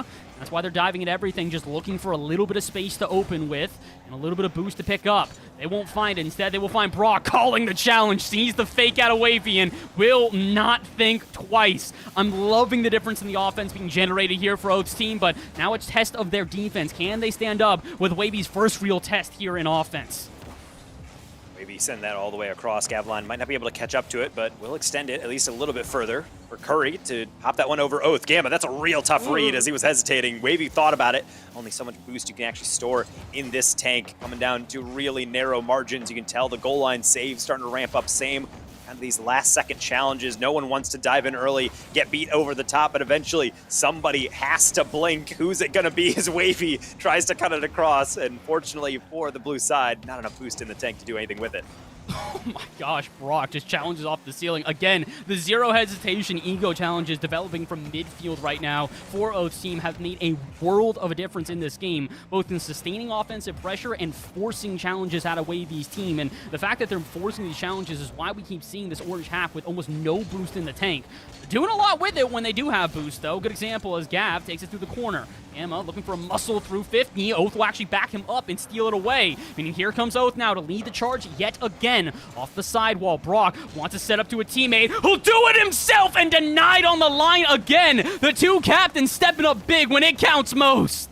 On the counterattack, we're not going to see any similar margin, but it's a smart play by Brock. 99% of the time, that's a pass, and Brock knows it. So therefore, he's going to wait for the defense to dive on through. It's a tough save to be able to bear, but it's fine. Your team very much in it, sitting at 15 shots for Team Oath, but it's only Team Wavy who has the wide open opportunities. Gamma cannot stop Gavilan. Gavilan's gonna get it, but it's really the heavy lifting here at a Wavy. He recognizes this and immediately comes crashing in. It's why Gamma is trying to find an angle, knows he can't cut too hard. He's got nowhere to go around the goal. He's just hoping for a touch, and the extra pressure there from Wavy plus a good shot out of Gavilan, that'll do it. Match point, 3 in a row for Wavy's team at this point. No, you've got to find a way to slow this man down in particular. Look at the stat line for Wavy. 2 goals, 1 assist, 6 saves, 5 shots, and 900 points. Almost as many points as his teammates combined. 911, you call him for help. You got to make sure you shut him down for good reason. And it's always nice to see that, yeah, in the Bundle Bash, captains can't do everything. But when they can, it's really spooky. Wavy doing well. And of course, we got to shout out Gavilan. Actually, a stat line we've learned, he is the second slowest on average player in terms of just average units played and being able to drive around the pitch. So apparently, very good positional player. Doesn't need to roam around too much. He just knows where he needs to be. And apparently, the wins are still rolling in. I mean, to be fair, it's also, he's upped his pace of play. He might have been the slowest driver yesterday. I'd love to see the stats in comparison today because it has been a key thing to, again, see those quick follow-up at midfield, see the quick follow-up off the backboard. It's made a world of difference for Wavy's team. And on top of that, the defense they have played as well. 11 saves total throughout that game. Wavy might have been able to get over half of those by himself, but he still needed some backup from Curry and Gavilan, and they did exactly that. Now they need to close out the series. If they do this, Taco, that's 4 straight. They might have taken a minute to get a warm-up, but they only gave up 2 goals for the first 2 games, so it's very clear, even in the warm-up, they were competent. Now that they're at full force, good luck, Oath. I mean, I personally saw this going to 6, but I would love to see it go to 7, and I know Oath is capable of it. They had a lot of shots that were just straight up, and I don't think I'm saying anything out of school here, just robbed from them within that last game. Goal line that was really destined, I felt like, for the goal, but no. Wavy would pop up with one of the crazy saves. Curry would be able to dive across the back line and rob it away or deflect a ball on mid-air dribble. So there's a lot to be said about who really could have come out on top if you replay that type of game. But that's what the best series are. And it's why the Bundle Bash saves these things for these quarterfinals, getting them to start off our broadcast strong. And hopefully we'll be seeing a lot more combos. Oath making sure there is nobody in the way. Oath has officially said, I am sick of losing. I will do this myself if I have to. Not only does he beat out the initial challenge, not only does he get through the corner and get the pass out, he goes, Brock, if that wasn't enough, let me just demo the final player so you have a guaranteed goal. This dude refuses to lose, and you can see exactly how it's impacting him. Some players crumble underneath the pressure. Oath turns into a different demon. I have no idea to describe what I'm witnessing.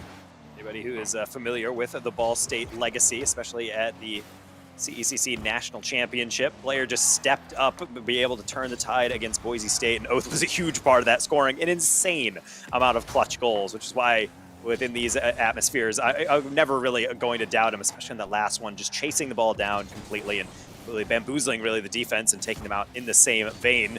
Can he do it again? He's going to need some help on this one, though, and that's why Brock is already up. Pass down to Oath again. Nice 50, but Wavy will be able to dispel the danger temporarily.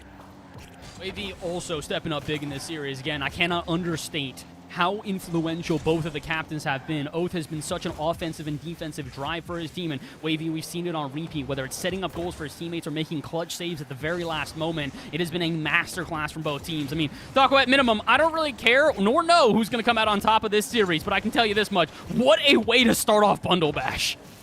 This is what it really is all about. Players all having to peak with a completely random roster, and also to show off an incredibly high-ranked roster as well. Gavilan trying to make sure he get those contacts, and poor Oath, I don't think he realized just how open that was. Now he's trying to find Brock wide open, but quickly became covered as 2 players just full sending it into that.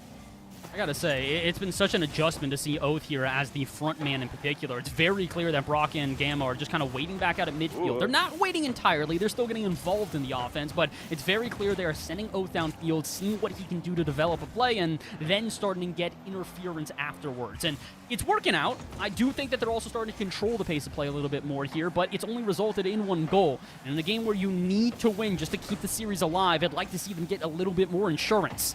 I'm just trying for it here, but the pass out center is never going to get another touch on. That's why Oath, again, he's doing it all, dude. Even if he's not getting the offense set up, he's going, no, try again. Let me demo this guy here. Free ball out at midfield.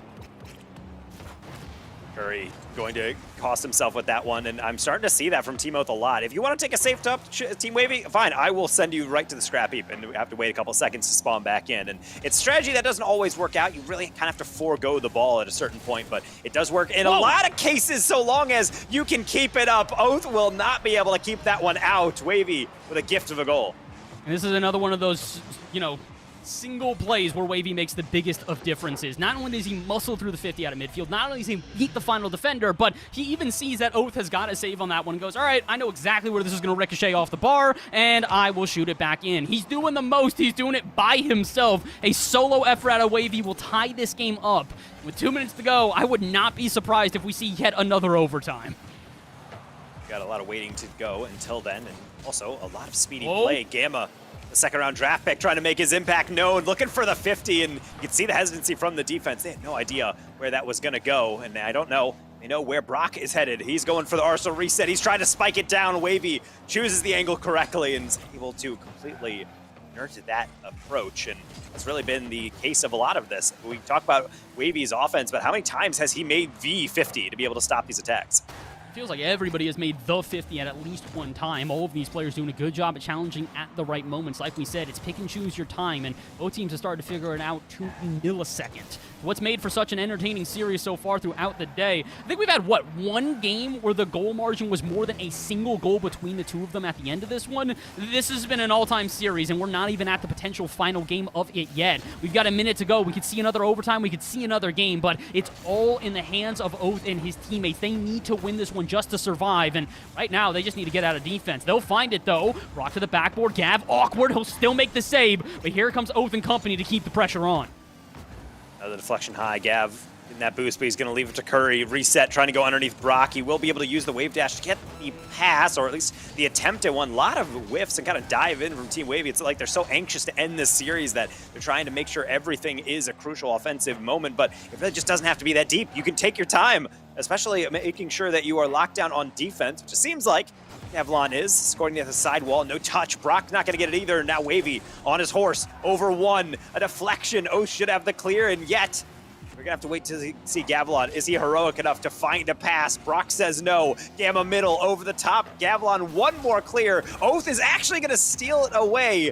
I don't know if we're going to see last-second heroics, but I love all the courage of these players to at least attempt it. You got another overtime instead. That's the third one of the series so far, and honestly, I am not going to shy away from the fact that I love them. They've been so entertaining. They've been so contentious on either end. This one's gonna be sure, if not for the save out of Wavy, twice in a row. The clutch on the line cannot be denied. And not only that, he's upfield, deflection back post. It was a little wide. You wouldn't know it. Based off the director Gam, Oath Ace able to still be able to direct that one to the side. Brock, the follow-up. Curry, kind of awkward. Brock will lob that one high for Gamma. He's not going to beat out Wavy. Few can in this lobby. This has been so awkward for both teams at this point. So many on-the-line saves necessary. Another one here from Wavy. He's got 3 in overtime alone, and we're not even a minute into it yet. Gav, a little late to that one. Wavy's going to call him off and send it deep for Brock to handle. He's going to tap that one down to Gamma. I don't agree with that, because here comes Wavy off the backboard and into the net. That is all she wrote. Unfortunately for Team Oath, you're going against a machine on the other side. Putting the W in Wavy, it's there for a reason. This man does not lose. When it counts most, he steps up big. 3 saves on the line in a quick transition where he says, game, set, match. Another overtime victory, another victory overall in the dominance of Wavy. Oath got 2 games, and Wavy said, nah, that's a warm-up. I'm not giving you anything else. Yeah, getting 4 straight is crazy, but credit to Team Oath, always contentious. One game got away a little bit in Game 5, but other than that, still a 1-goal margin to end us up here, and it's off of just one little miscalculation. I see the idea from Brock, but also shout out to the squad supporting Wavy. Wavy's been kind of the one to capitalize on a lot of these chances, but all of them pretty much assisted goals, being able to tap it forward into a position he can do something with.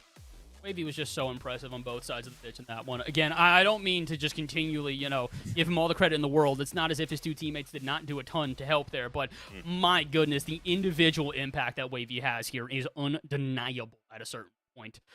I honestly just wish them luck going into the next round, because they drew one of the hardest first-round matchups they could have, and they still didn't seem to... Well, actually, I'll take it back. I was going to say they don't break a sweat. They still broke a sweat, but they still handled it pretty well. Calm under pressure is a huge thing to have here in a series, in an event like this, and, well, Wavy steps up to the test. We bring back in the desk now as, I mean, predictions go more or less how we expected. The only difference is how we got there. Yeah, I don't think any of us expected this series to go the way it exactly did.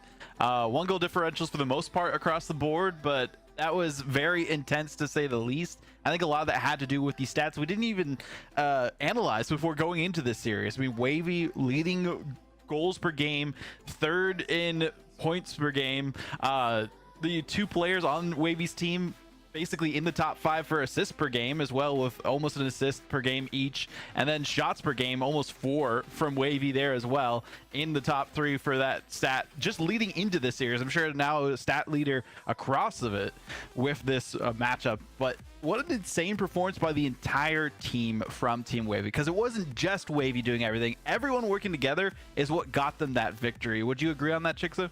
Yeah, I would have to say, as soon as we saw that cohesion with that roster come through again, just like we saw from yesterday, it really showed on the field. Yes, did Wavy make those big punchy plays that got his team back in it, but I really enjoyed watching both Curry and Gavilan get up there. I mean, Gavilan had a game where he was MVP. He scored the majority of the goals as well. So you had that kind of whip swap of whoever was being the best in the lobby later in that series. But as for the other end of the field, it seemed like for a while it was just Oath, and it worked in games 1 and 2, but you can't just rely on your captain throughout the entire series. No, you can't at all. I mean, we kind of saw what happened when they couldn't rely on Oath there, Bass. Oath had the 1 goal for their team for the first 3 games, then wasn't able to get any for the rest of them. No, he just started serving it up, though. It was literally just assist after assist after assist after assist. He had almost every assist afterwards, and that's kind of the issue, is that Oath went, okay, clearly I can't do it myself. If I continue to have these solo efforts, it's not going to be enough, so he tried to do a little bit of both. And to be fair to him, every time they did score off an assist of his, he served it up so it's the easiest, freest goals ever. So the fact of the matter was that if he's not doing enough through that, I don't know what more he can do. It was a very valiant effort out of Oath, and I got to feel for him on that one, but I mean, as Chicksa said, at the end of the day, it was the cohesion, it was the team plays out of Wavy's team. After they figured out how to get those follow-ups off the backboard a lot quicker than they did through the first 2 games, that was it. That was the series over. Well, Oath, his journey, at least in Collegiate Rocket League, isn't over anytime soon, because it still has a chance in the Summer Series Championships that are coming up next weekend. Any thoughts and takeaways for Oath specifically from this series to take into those finals next weekend, Taka, you would say for them? I mean, the biggest thing about Oath that we talk about is really, I think, the situational awareness that he always has. He's seemingly always in the right position, and I know that's kind of like, well, he's a pro level player. You expect him to have that, but there is something about players that I always admire, that when you put them into an awkward position, they're still just always playing at a peak level. You don't see him make mistakes. You don't see him miss an opportunity. If it's open in front of the net, he's going to find a way to demo or bump or get that redirect or get that air dribble, whatever he needs to do. And I think even with that said, he was doing quite a lot. And I think he did probably as much as he possibly could in that series up until Team Wavy was just clicking in all cylinders. They could not make a mistake down the stretch. Well, our first and second on the list for that captain's draft, Cosmic and now Oath, are out of the competition. Creams is still alive there, so there's still hope for the early drafters, but we'll see in this next matchup if he can move forward against Team 5UP. Make sure to tune in, because we'll be back after the break with that series. Okay, when you turn around, you're gonna see someone. We have a turkey and cheese. Let's imagine that LL Cool J has a bubble around him. Do we want to be inside? I'm Keith. There are some situations that young homeowners turning into their parents just can't handle. Yep, there he is. There's my nephew. Now, I got a video of him playing piano. That's not how you take a selfie. Progressive can't save you from becoming your parents, but we can save you money when you bundle home and auto with us. 3, 2, 1. We don't need a countdown. Just take the picture.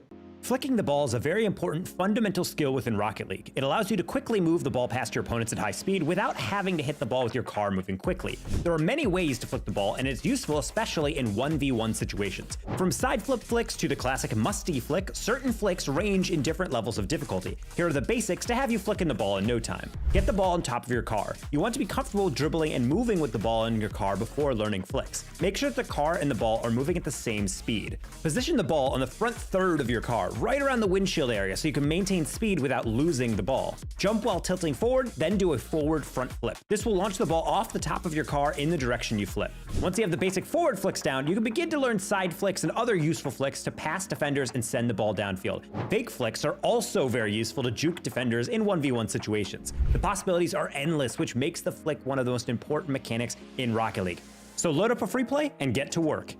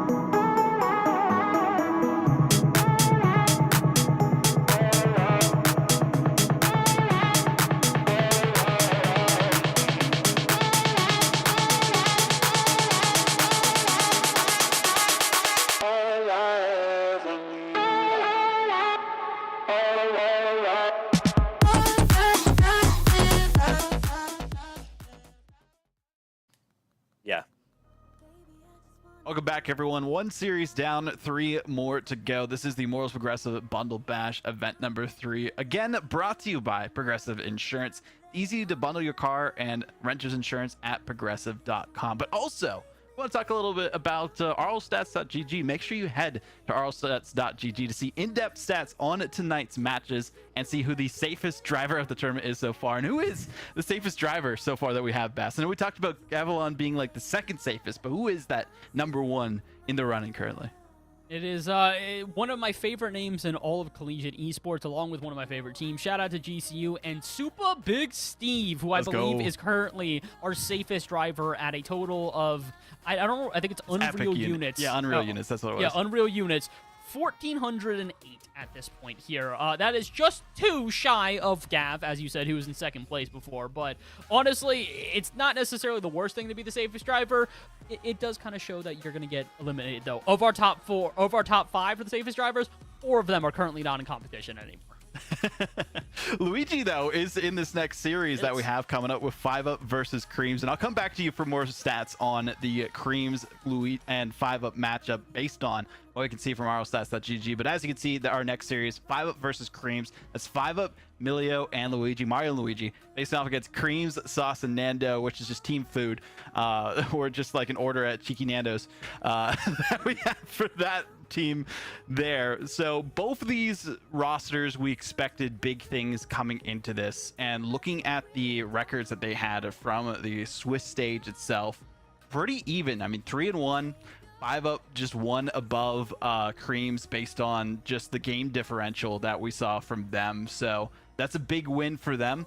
I don't believe they actually had a chance to face off against each other yet, so this will be the first time we see these 2 rosters clash. And with that, Taco, I mean, what are our expectations? What are we feeling about this specific match? Because we saw a lot of Creams, we didn't see a lot of 5UP too much yesterday. I mean, it was, as you said, the goal differential, or game differential rather, was very similar, but also like their path through is the exact same. It's like, more or less, it's like they do well in the first 2 rounds, they get swept in the 3rd round by Blitz and Wave respectively, and then they both get 3-1s to get in via round 4. So I think they're kind of on a redemption arc. They could have been able to swept in, be our top seeds, the teams that we really expect to pop off. But I think this is really interesting because it's 2 team players that are pro players for like kind of the bubble of RLCS. It's the players on like Moist Esports, on TSM, where people are like saying, well, I think this is like something that could potentially be like a promising future. And I think as some teams have come in, and maybe Creams, a player that's been around for a while, I feel like he's finally gotten like a lot of respect from the pro scene based on how well he was playing for that TSM squad. 5UP is a player that I think, frankly, for a lot of people came out of nowhere and then gets a pretty good shot on a pretty solid roster and getting top 4, getting these deep runs in tournaments. So I'm excited to see this because for all the people who might be wondering, well, why are these players captains? You're definitely going to see because they're disgusting when they are able to take over a game. Well, let's go down the line, starting with Bass on predictions for this one. And I just want to talk real quick about Creams. First in score per game and also first in assist per game. Like, what can't this guy do? I was going to say win this quarterfinal, but I'm actually not going to say that. I do think Creams is going to win this one. I really do have faith in Creams. I think that he had a well-rounded team. And again, one of the biggest things that I always want to give credit to is that he came into this one with an idea, and he came into this one also with a surprise pick. Again, we kind of questioned Sauce as the 3rd overall pick of the draft. I'm not really going to question it anymore. Dude has proven himself to be a top contender, a top competitor. And honestly, I just have love for Nando as well. So I really think this team's going to do well. I don't guarantee that they're going to win this one, but if they do, I have a feeling it's going to be a back and forth. Give me 6 or 7 games, give me Creams. Fair. That's a very fair assessment on that. What about you, Chicks? Do you agree, disagree? What are your thoughts? I do agree with Creams. I really enjoyed watching him yesterday in the 2nd series of the night. We saw him, and then we took a little look at the stats that happened in their sweep loss to Team Blitz, and Creams was playing absolutely out of his mind. He just couldn't carry the team. That's when you saw the inconsistencies of Sauce and Nando that we've seen in the past come out before. So I think as long as they're ready to be consistent throughout a longer best of 7 series, they're ready to lock in, and they're going to take it, I think, also in 6 or 7. It's going to be a long series, but I think Creams has the better advantage. Okay, we got 2 for Creams. Do we have 3 for Creams here, Taco, or is there a change-up? I'm going to go with 5-up. I don't know why. I kind of like the build of this. It's also Luigi's a player that I don't think anyone really is scouting on, but as someone who plays him in ranked, I definitely think he'll be a good addition within this one. And I think this is also just going to be more evidence against a lot of the Grand Canyon University people saying I'm hating on him and I'm going against Nando. So I apologize, but no, it's just I like 5-up's build. And honestly, as someone who was watching him slowly take apart my precious OG the other week in Summer League, then for Shift, I respect it. I respect the skill, and I bet he'll do the same here.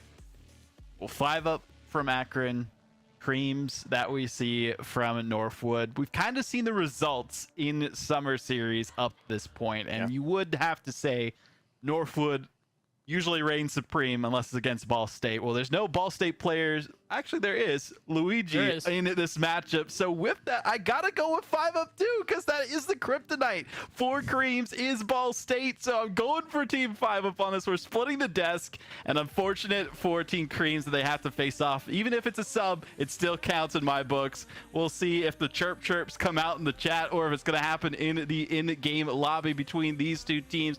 Either way, 5-up Creams is bound to be a very intense best of 7, hopefully going the distance. We'll see if it gets to game 7, or if not, either way, we'll see another semifinalist after this.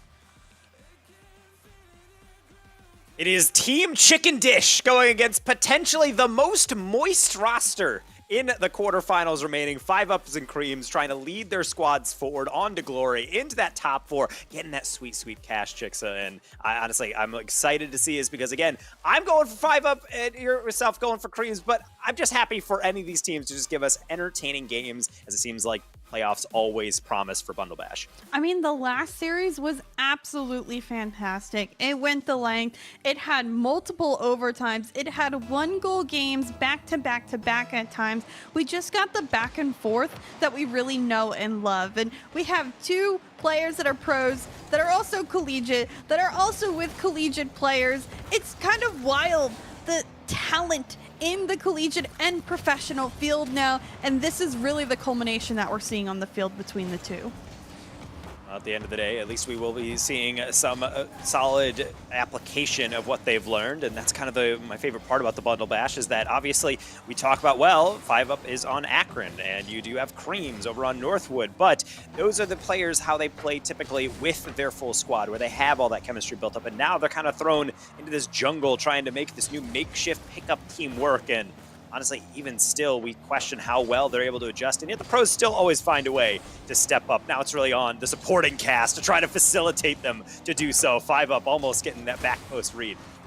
And you talked a little bit about facing Luigi in your ranked play, and someone that we normally don't see the subs too often. So certainly looking to make a name for himself. Is there a specialty that Luigi seems to have, Taco, that you've seen or at least been against?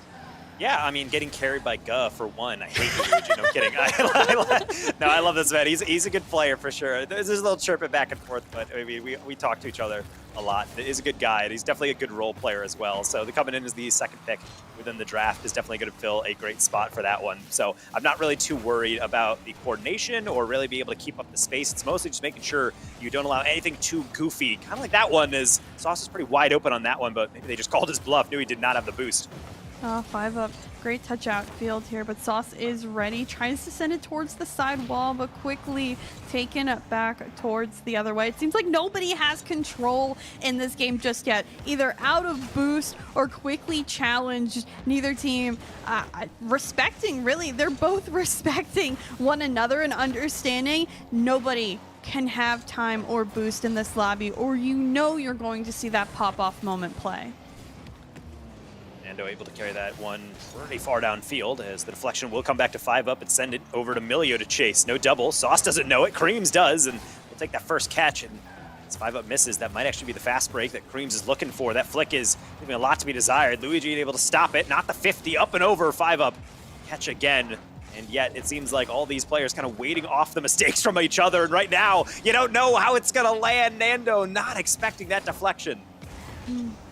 Sauce taking his time off the corner. Cream's lurking, but this one touched right past him. 5-up Milio on next to one another. Milio can't find the bump, even though it comes through late. Cream's cheating up here, but now again, he's out of boost and can't do much on that play. Each and every time, the attempt is there. 90% of the effort, positioning, all in the right place, but you know what? Let's get a solo play from Nando to come on through. All right, buddy, I see you. Look at this one on the reset attempt, potentially, and as he will dunk that one down, doesn't even need it because the first read is all that's required. Poor defender on the near post. It's hard to know if we'll be able to hit that one. Sometimes you just trust that they're going to miss, and other times you're going to be regretful for thinking that. 5-up, right off kickoff, has full boost, got the flip reset here, puts it underneath the placement and the finesse for the finish. Love this one from 5-up. I couldn't actually tell if he got bumped into it from Nando, and honestly, I'm wondering if Creams thought the same thing. That reset came in really late, and that's honestly the best place to use it because as everyone starts to fall off the wall, starts to prep for the bounce, and immediately gets sped up and a little bit of change up to tie us up immediately. Poor Nando getting his banger of a goal immediately wiped out. No, but that's the back and forth we also like to see. Kind of the ego, the confidence coming through in plays of each of their own to set the pace and really show that each team could get momentum on these swings. Creams safely placing this one into the corner, gets a nice follow-up touch, and dare I say more, Nando is in midfield, but that placement needs to be better, and if only he potentially could have touched that right in front of Neff if he didn't turn on it. So much potential quickly taken away. Here comes potential the other way, but it is pinched out, and Nando has an open net to work with. I was going to say that's a pretty aggressive hit downfield, and then I realized with the demo and the full send that there was nobody back. Look at the power of friendship on the backboard. The pinch directly into the ceiling that then lands on Nando. That's a difficult read to get off immediately on target, but to get it with that much pace to make sure no one even spawning back in will be able to get it is a whole other type of finish. 5-up winning this kickoff. Milio in control. Creams, great challenge, and Sauce not the greatest touch even though he's full of boost. Just to clear for Team Creams, and now 5-up will do his best to go across the net. Granted, lots of pressure really mounting for the side of 5-up. I just wish we saw a little bit more from Luigi because he ended up going through, committing himself and leaving their back end open. Yeah, but that's a tough one as well for Milio. He turns upfield, or rather to the sideline to turn upfield instead of actually protecting that back line, not realizing it leaves it wide open. Sauce is going to see that, and he's just going to roll it down the middle every single time. A rough sequence of goals to give up, especially back-to-back, more or less just wide open nets due to the overcommitment, but it does come down to that third, as you mentioned. Luigi trying to go forward on that last corner deflect and bails out immediately, but just going in the first place is already going to throw the rotation out of whack. Yeah. Rotations have been really a pivotal point of these series. Of course, it always is in any Rocket League series, but we've seen some teams have greater success than others. Luigi has an opportunity here, and he takes it. Creams understanding Nando has no boost, but I still think Nando probably could have gotten there regardless. Creams tries to rescue it, and good job on Luigi, recognizing, yeah, that's going to be a pretty weird touch. Let's just sit in the back post just in case. He'll get rewarded for it, and with 20 seconds remaining, it's all still up in the air. 5-up. Right off kickoff, has full boost, goes towards the ceiling, gets the pinch off, but Sauce has enough deflection to put it into the corner. Milio, 0 boost, gets it over, but Creams full on boost, able to get through this pop. 5-up will have to go back into his own half. Nando doesn't get the touch, but it touches the ground, and Team Creams take game 1 by 1. A little bit spooky. Creams is going to immediately yeet himself out of there to get the card change in. So maybe just not quite feeling it. Maybe that's why he had that touch. Who really knows? Either way, it does come down to a 1-goal game, but it didn't really feel like that. Team Creams capitalizing on every single mistake. I think from Team 5-up, really needing to tighten up in the backfield is going to be priority number 1. Yeah, Team Creams 10-6 on that shot differential, and I think it was a huge portion of that game. It seemed like they had more pressure, and they also just had more ball possession time. They seemed to be the ones in control throughout that series. And 5-up, while they did get those 2 goals, it seemed very quick and kind of one and done plays. You saw the pop-off moment. You saw 5-up finding just very mechanical plays upfield because that's just how he is. And the rest of the team wasn't able to follow up on long durations later in that series or game 1. It can be tough as well when you want to make an impact, and that's the one thing that I always kind of look forward to out of the second round picks, especially when it comes to a scenario like Creams coming so early on in the draft that he has to wait for 20 plus picks to go before he's actually able to complete his roster. And so when you do see those picks come through, you're saying, okay, well, I see Nando, like, how is he going to make an impact getting 2 great goals off of pretty difficult finishes and saying, all right, well, that's great to see, but how do the other players deal with it? Luigi felt like he really wanted to be involved, but sometimes you're diving in on plays you don't really need to. Sometimes you need to take that breath and then play off the clear instead. You can play positionally well, and you don't always have to be directly on top of the ball, because sometimes there very much is a definitional issue of trying to do too much. Oh, I would have to agree. But I do think at this point, Nando is clocking in to be one of the greatest steals of this this draft so far, especially him being, what, 3rd last when it really comes down to it. I think definitely may have slipped in the eyes of some people, but we'll really see as the series continues on how much Nando can continue to help out his captain in Creams. But for now, it's been a lot of pressure. First 35 seconds have all been on the Creams half. They haven't been able to find a clear yet, and that demo may help, if not for the clear not being found. It's a tough one. As he said, the clear is not found, and really nothing is found here. Milio gets that beat out, and poor Nando, he's turning around in place, expecting that one to probably be something he can guide to the far side. I'm not entirely sure if he saw 5UP just screaming right down the middle. No boost, but he didn't need any because it was just a wide open opportunity. A little bit of miscalculation, and taking advantage, of course, is our side of 5UP. Maybe more momentum with them starting early, but Sauce quickly going towards the ceiling. Great challenge by Luigi. Nando there. The read, the 50. No boost to continue much more on the play. Gets a couple more 50s through, and this one actually sneaks its way out to Creams before being cleared back into midfield. Sauce at the solid 50. So we have Luigi try to take that one down, but instead, Creams is going to get past one, potentially a second. 5UP will not fall for that one. Pass down to Luigi is actually getting him a lot of space. Sauce on the backboard, but he's got absolutely nothing. He's still trying to patrol it. Poor 5UP, he couldn't wrangle that pass, and that was something that, potentially unbeknownst to Team 5UP, was a great opportunity to be able to take it right down the center. That pass only needed to be just a little bit better. Too strong, and I don't know if 5UP was ready for exactly that sort of throw up upfield, but you know what? It's okay, because they are up, and this pressure has been to their benefit. They look so much more comfortable in game 2, and they keep finding tricky ways to get near that goal line and near the net. We'll see if Milio can get out, but he's demoed for his efforts, and it's back for some offensive pressure for Team Creams, but nobody ready to collect that one.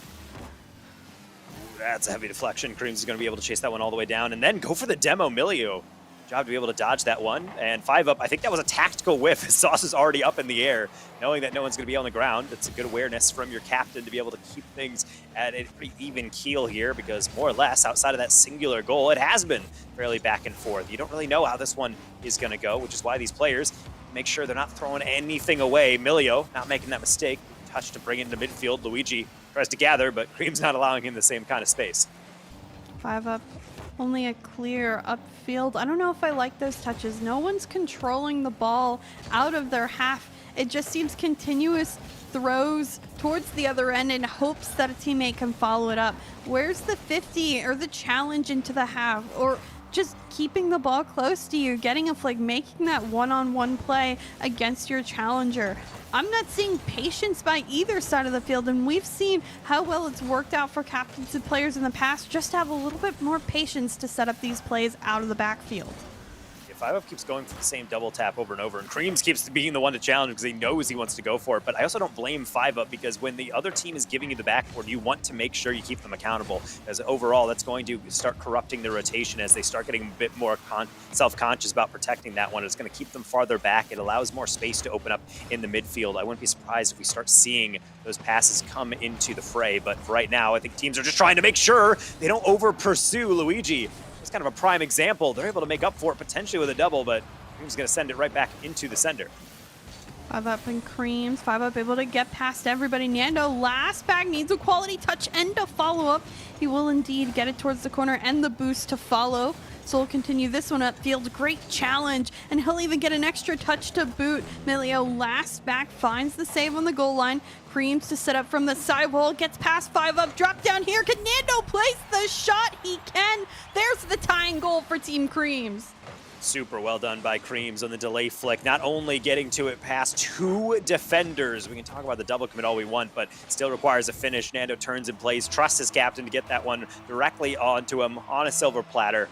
Be able to bury one as well past the goalie. Not an easy thing to do, but easy to double up if this is not taken care of. Sauce trying to get on top of it, 5 Up, basically man marking him and tapping it away.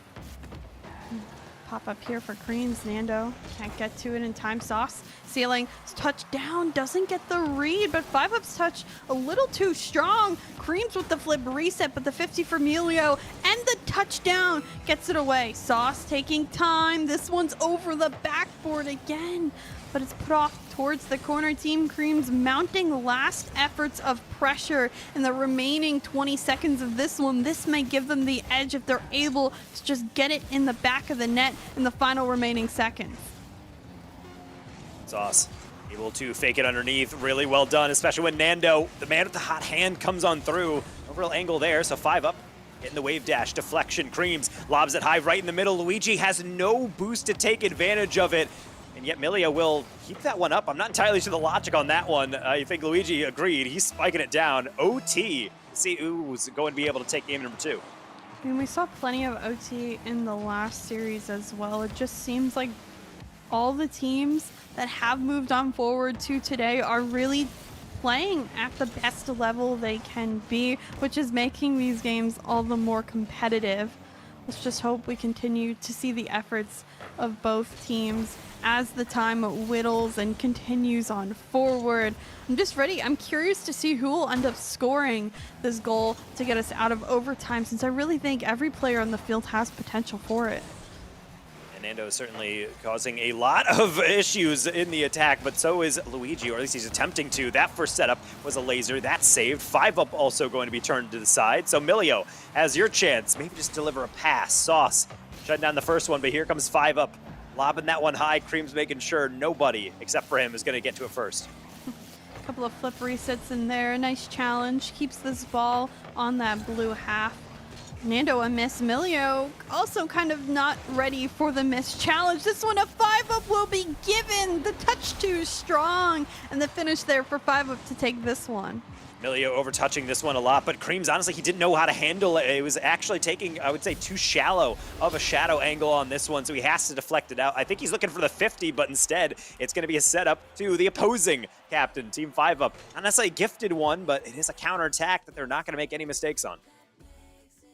I think overall a really great game for 5 Up in particular. He continued to be the one to set the tone upfield with his offensive plays. 5 of the 8 shots, both of the goals, both assisted by Milio, who I think has been pretty quiet himself. I'm waiting for the Milio mechanics that I know are there, but he's been quiet. He's been setting up his captain, and he's overall doing the best he can in the field, while Luigi really is the most patient one backfield for Team 5 Up.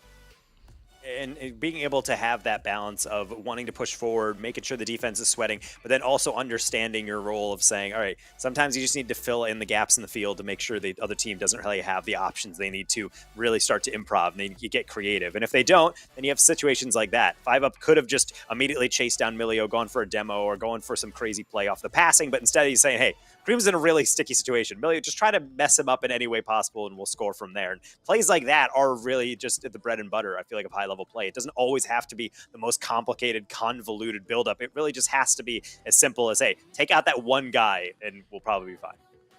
Yeah, it does seem like these pros like to make it that much harder for themselves sometimes, but they're looking to show up, and I can't blame them.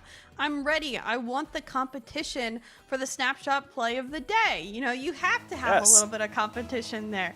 You want to be the one to be talked about. Even if you end up losing, it doesn't matter because you made the best play of the day. But anyways, game number 3, I think this will be a turning point for either team, and 5 Up looking to set the tone here. That one is going to be Luigi getting the first one, and I really love that pass. Creams is marking everything around the goal, but he's not marking it a little bit off center. He gets baited out just enough to make that a wide open shot for 5-up. And of course, as we mentioned, the positional masterclass from him, when he's in that position with an open shot, he will not miss. Oh, seems like caught off guard on the rotation is Team Creams right now. Milio trying to squeak it in, has the recovery, but can't continue on forward. Has some boost here. I don't know if I necessarily like this touch since it didn't seem to go to any of his teammates. 5-up and Luigi both far back. This one by Nando won't go farther than the top of the car of 5-up, and increased upfield by Milio, who's off the corner and now trying to challenge. Still very discombobulated on both the offensive and defensive attempts by both teams. That's a decent pinch. Problem is, good to go right back to Luigi. He will clear it up with another clear, and it will fake underneath. Decent amount of boost. He's going to save his flip to set up Creams in the middle. He's trying to chase it down as 5-up was marking this one. Everyone playing really well. Predictive Rocket League. Thing is, you can't predict stuff like that. Sauce getting a dunk almost into a double. Good reactions by Luigi to swap it away. 5-up taking time here. Pretty fast to it. Creams on the challenge, but the challenge won by 5-up. A demo to boot. Milio can't get much farther. Luigi demoing Nando with his ball still floating in midfield right for the taking, and it only goes a weak shot into a clear upfield where 5-up and the rest of the team has just been dominating that midfield presence. They've been getting the touches when it matters most and the challenges and winning them in the midfield consistently. Their offensive pressure has continued and lasted so much longer because of this. Luigi into the ceiling, no catches. He tries to spike that one across. Instead, take a boost as well. Creams, he's not messing around though. He's going straight line right down the middle. 5-up in the first save. Sauce dishing it back into the center for Luigi to deal with, and Nando, I think he was waiting for something more central. He'll loop back around, and as you mentioned, yeah, the midfield mostly has been Team 5-up, but you're starting to see the ebb and flow a little bit, as naturalistic as Rocket League tends to be on this movement. And now with Team Creams in a position, they nearly strike, if not for the crossbar. Aiding that one very well, could have been an equalizer. This had easily been the longest set of offensive pressure coming from Team Creams. They've been there maybe 30 seconds now at best, just consistently putting shots on, looking for the clear. They won't find it just yet. I'll consider that a clear from 5-up as it goes into the corner, only temporarily for Team Creams. 5-up still there, puts the shot on target. Creams are ready to save it, but 5-up still there to collect. Has enough boost, gets the challenge, keeps it there, and Nando will look to set up an offensive set upfield, and I think Creams with enough boost to get there in control, air dribble, and another phenomenal save by Luigi. It's really tough to watch this from Team Creams because they seem a little disconnected. Every once in a while, there's this burst, this kind of flurry of opportunity where they're all over the ball, but other times they are rotating really wide, really far back, and it's awkward because you'll see the first shot and then you'll have to count to 4 until the next player actually comes on in. So I don't know if that's a super sustainable, but it doesn't matter as long as they take these type of opportunities. Sauce, you're not finding it. Creams absolutely will. Good thing both defenders double committed. Here, everybody, in fact, goes towards the opposing side, not thinking it'll hit off the post and out, but Creams collecting positionally where he needs to be to clean up the play, and it's a well-deserved offensive set for Team Creams.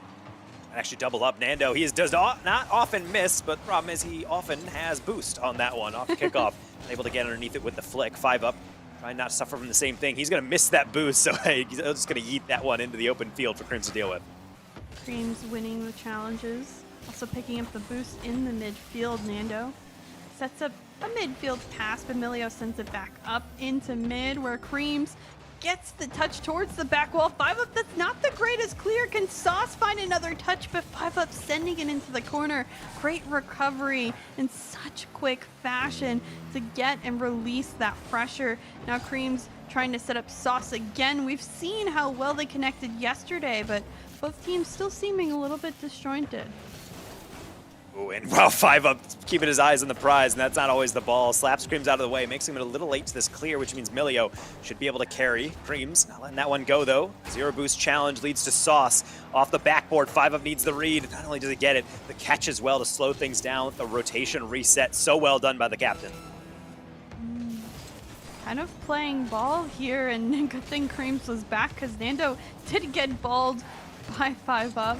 Granted, it doesn't last long. Sauce out into midfield, looking, send it underneath, does get the 50 win, and unfortunately can't with Nando find the last push to get past the goal line. 5UP, couple seconds left, gets the flip reset, touches with the communication on the goal line. I wasn't ready, it was off. Creams, can he hit the double? It's down, but 5UP finds the save.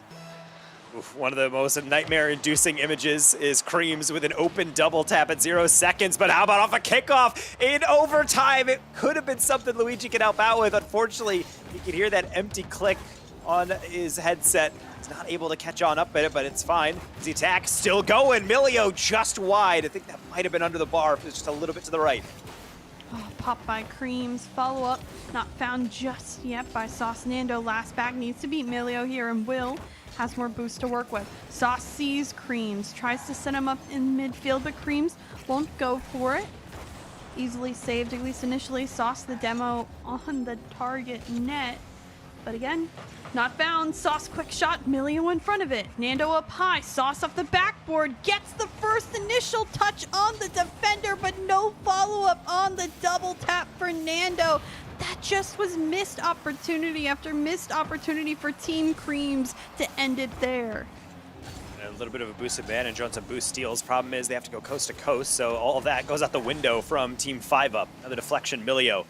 For the deflection, Sauce is able to be able to chase this one down, and there's an awkward touch from 5UP. He's able to recover, of course, but that's the window that you're leaving yourself. Sometimes when you're attacking Team 5UP, they do kind of scramble, but for the most part, the defense looking pretty clean, even into OT. 5UP the catch. A little strong. Luigi there first, though. Sauce pre-jumped the touch from Luigi and manages to get it out and cleared.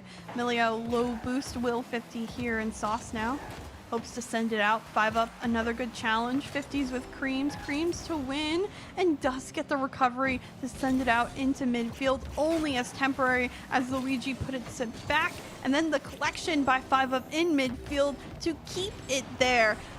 A bunch of demos are coming out, a bunch of plays are being attempted, but I don't know if it's really connecting farther than the start. Yeah, more or less these demos are just disrupting rotation. It doesn't do much more than that. So how about we go to Finesse? How about 5UP with a reset? Milio, that's just wide. Luigi, you want a chance? He's going to say no. He'll turn it down, and there's a different chance to be able to figure out his dance card. So now he's going to go back into defense as Team Creams, I would say readying up, but Creams with a full boost decides to then half rotate, get back to his own half, and try and defend, which is needed because Nando, awkwardly positioned, needs Creams to clear that one out. The clear isn't made, though. It goes straight into Milio's car, and now 5UP to put this in midfield. Luigi looking to get there. Milio was bumping that goal line. Now 5UP and Creams both low on boost challenge. This one pops out. Milio with boost. Creams looking for the clear. Luigi is there to stall it. And I'm just waiting. Someone's bound to make a mistake. I don't think this comes off a calculated play. I think this one comes off of a mistake, and that defense may have just been a disaster. It's so tough. 5UP. He was too baited in on that midfield play. Luigi had about 20-30 boost. He gets an aerial, and then everyone freezes wondering, should I turn for that? Should I not? And in that moment, anytime you have hesitancy, it puts you in no man's land. You're too far away from the goal to defend, but you're also too far away from the ball to truly make a play. Creams knows it. That's a backboard play every single day. I did say, or I was just saying it would come off a mistake, and 5UP needs to read that backboard touch, especially at the caliber he is. But I mean, he played a phenomenal game himself, and I mean, huge shout outs to Luigi for saving those first 3 saves at the beginning of the game that really allowed 5UP to stay in this game number 2. It seemed like Creams had all the pressure to begin, but then 5UP turned up the possession game in midfield, and at the end it was just a simple mistake when the teams continued to battle back and forth. And the rotations were really falling apart for Team Creams at times in that overtime. There was a bunch of moments where Creams was basically left alone, but he did well enough to slow everything down, which is really what you need out of your third defender. They don't always need to be able to continue all of your attacks. Sometimes it is just as simple as buying time for the rest of the rotation to reset, and they had to do that quite a lot. Not necessarily saying Team Cream should have lost that, but Team 5UP also wasn't really able to bite in on all those opportunities. The boost was all over the place, and honestly, there were many times where if you looked at the boost canisters in the corner on the HUD, you're wondering, man, how are these guys doing anything? Because it seems like they're always at 10 to 20 boost. Their 100 boost just immediately goes out the window to get a challenge, and they were just scraping the bottom of the barrel trying to find any pads to be able to sustain really anything. I don't think we saw the best out of each team. We saw moments of their best, but it wasn't their best. We've seen better. I know they can do better. I'm waiting for everything to just sort of click on either end of the field. That we haven't seen that full click moment, that full team chemistry that we've seen in the past. Someone needs to settle in, and maybe it'll be in this game. Then right off the rip, it might actually be Team Creams because Nando's, all the crew is trying to go up with him. Sauce nearly getting that lead block off the goalkeeper, but now instead, it's Team 5UP going down. If Luigi had more boost, maybe something he could wrap around on, but instead, both missed opportunities going to define the opening 20 seconds. Creams collecting off the corner.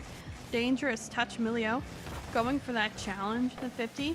Stays in midfield. Luigi missing the read, but 5UP there puts the shot quickly on target, and Nando safely saving it away. Creams calling for it off the corner. Gets a ceiling touch. Nando to continue forward. That would have been on target, but another great block by Luigi, who has been a brick wall in net for Team 5UP. But can 5UP, the captain himself, do something? Looks to go underneath, and Nando will clock in another save for his team.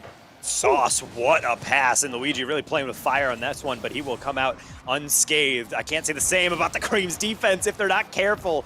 5UP again, going to be denied at the last second. Milio rescues the play somewhat. Sauce will take a 50, and that's about all he has. He'll just lob that one high, not a bad option, and my goodness, 5UP, you can see he wants the ball, he wants it to be fed into him to take those air dribbles, and for good reason. However, Creams, he knows the same. He's just chasing this one down. Luigi can't handle it. Feels at times like we're just watching twos, ones players just continuously try to bang their heads against the wall and find the play. Creams comes out of nowhere and decides to make the play and just challenge it even further upfield. We know how confident Creams is as a player, and at this point I think he's just trying to outdo 5UP at times. I wish both teams would utilize a little bit more team play, and we have seen some of that from Sauce and from Nando to Creams. Milio, maybe like more, and Luigi has been back, I think, a majority of this series and one of more upfield.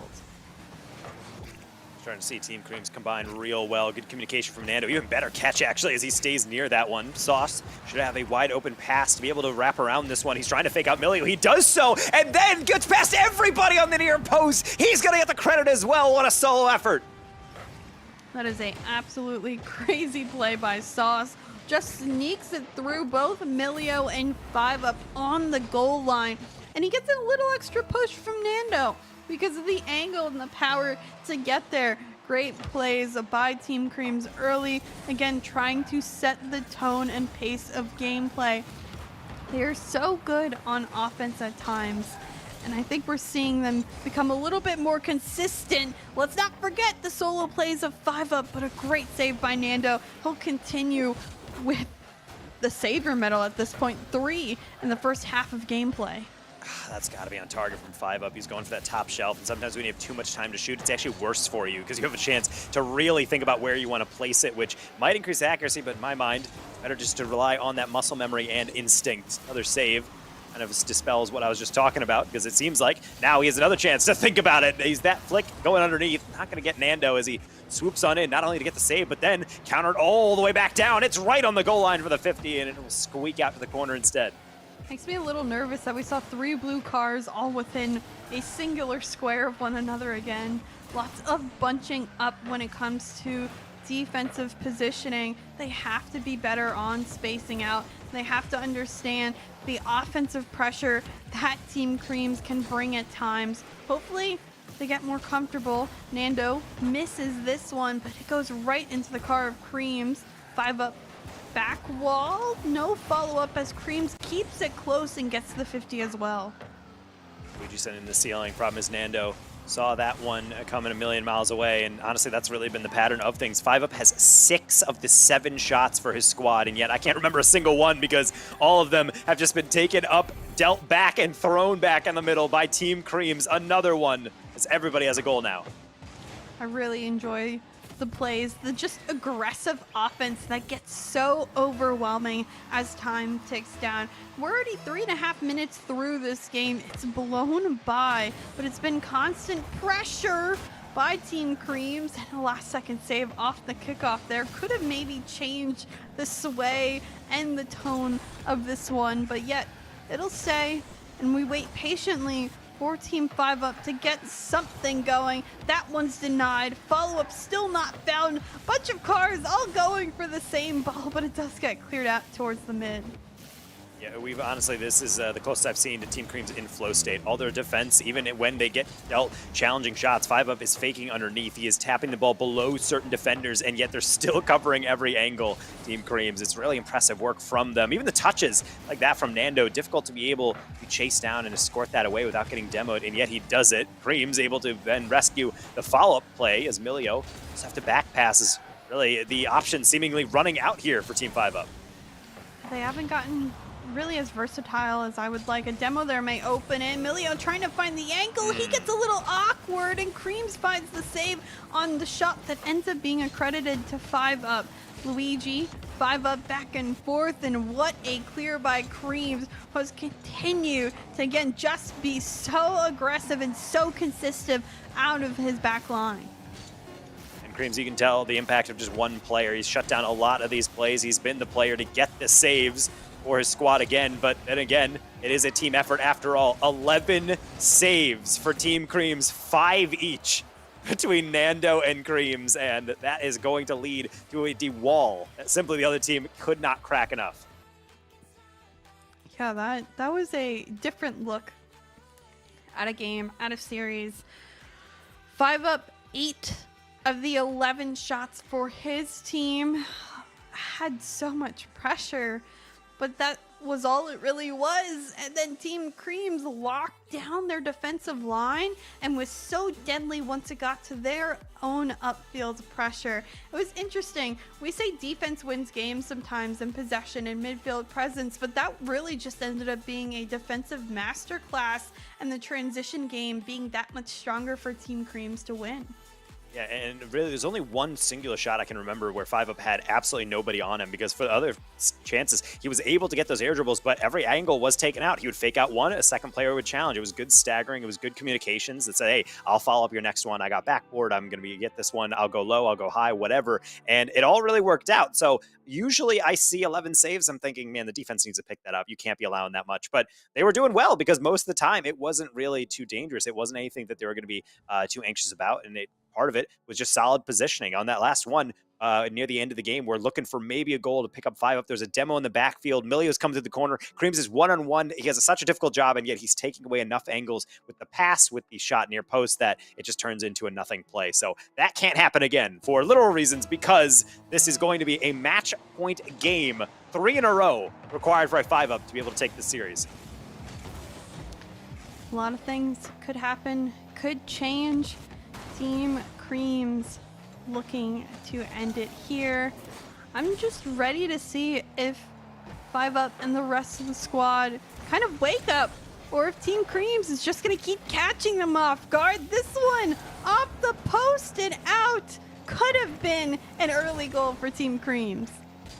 And definitely a vibe shift as well. Milio going from the Mustang Mach-E into now back into the Fennec. Though maybe just not really feeling the card change, going off meta for a reason, and I got to be able to go back to the old reliable.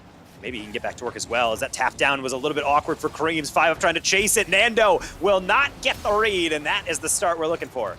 Really, the first time we see the defense fall for Team Creams is when they get punished for it. Creams a little bit lazy of a touch out. The initial one missed, and Nando not able to get back to it on the way back to the goal line. And 5UP doing their job. They're already doing better than last game with this goal, and maybe this is just the start of their comeback.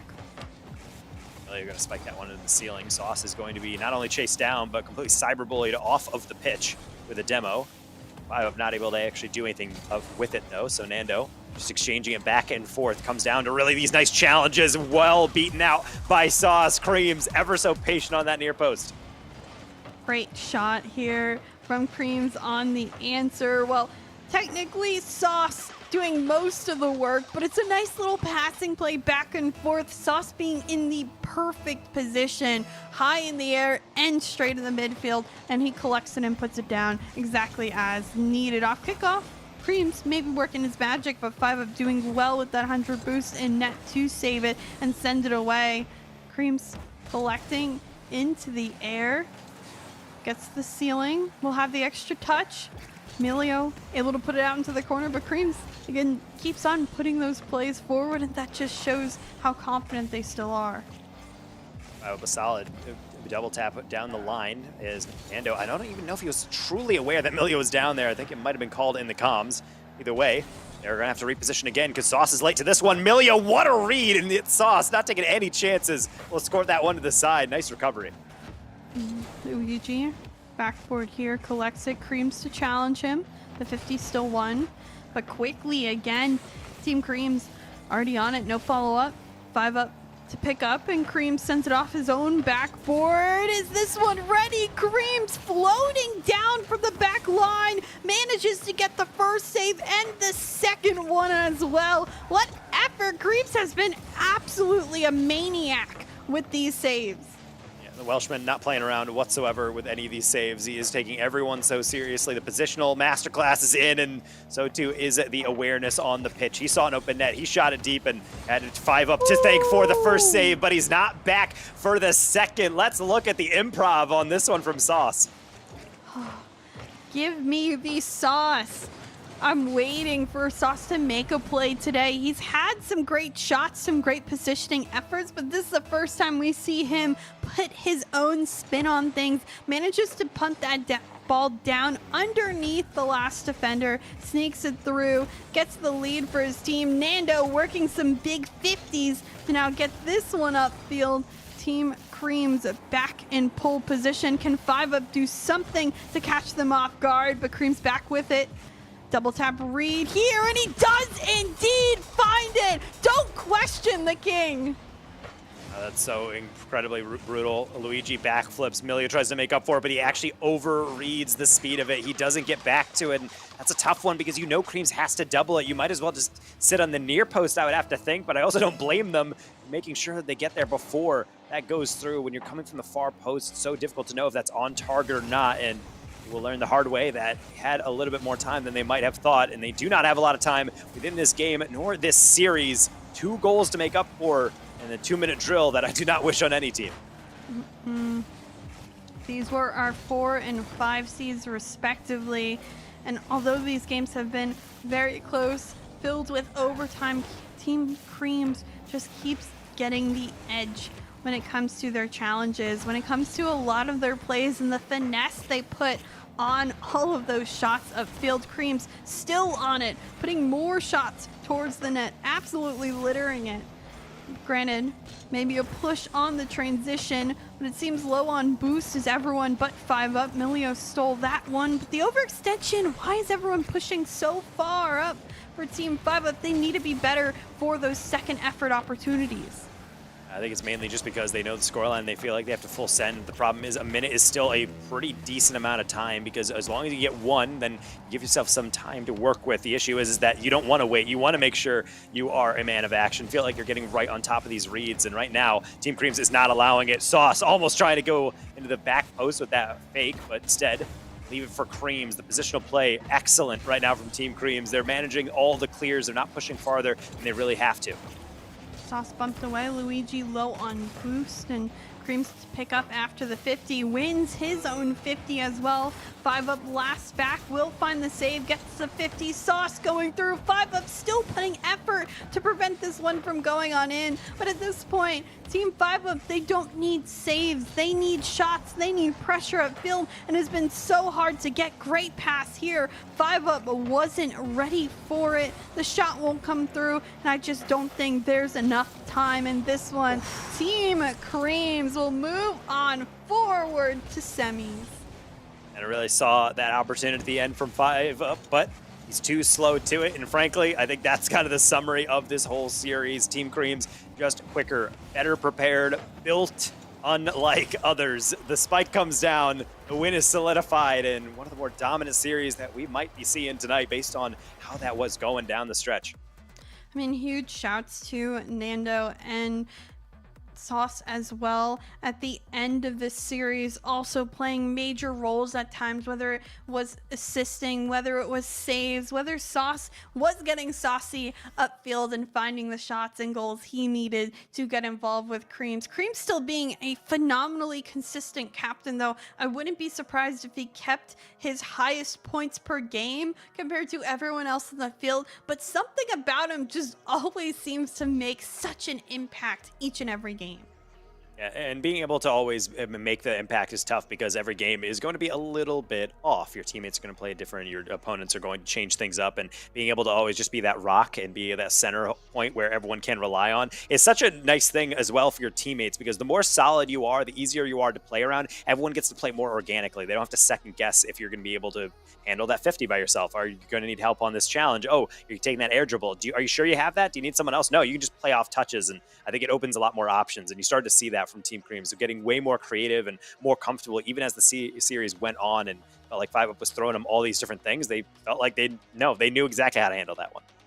Well, I think we've analyzed this one down enough. Why don't we get our other two analysts and head professional Rocket League caster-esque, host-esque. Okay, I hyped them up enough. Go ahead, go take it, Bod. Yeah, one thing I want to talk about at the beginning of the series for the most part is it wasn't just Creams and Sauce doing most of the work on that team. We got to talk about Nando here, Bass. I mean, really showed up big in this series. He might have the same name as them, but nothing cheeky about this Nando. This dude is unbelievably talented. Like, I don't know what it is. I feel like GCU are a team that have continued to be better and better every time we see them.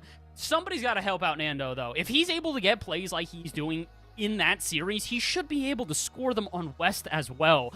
I was thoroughly impressed at his ability to not only fit into the offense that they had there, but to really be at the forefront of it, whether getting assists, whether getting touches off the backboard, whether just playing through the corner. Very impressive from him. And again, I expected that out of Creams and Sauce, but Nando stepping up, I can understand why apparently Creams was telling Wavy about him. Wavy was in chat like beginning of the series and went, oh, so now I understand why Creams has been hyping this dude up. It makes a lot of sense, and the way Creams was performing that entire series too, I mean, it makes sense why he was leading before this series in score and assists per game, but might be getting close to goals per game, approaching with Wavy, because they are also second in goals per game, mind you, from what we're seeing in the stats too, 1.38. Well, that definitely has been increased since then based on the performance we saw this time, but still, amazing showcase from all the teammates there.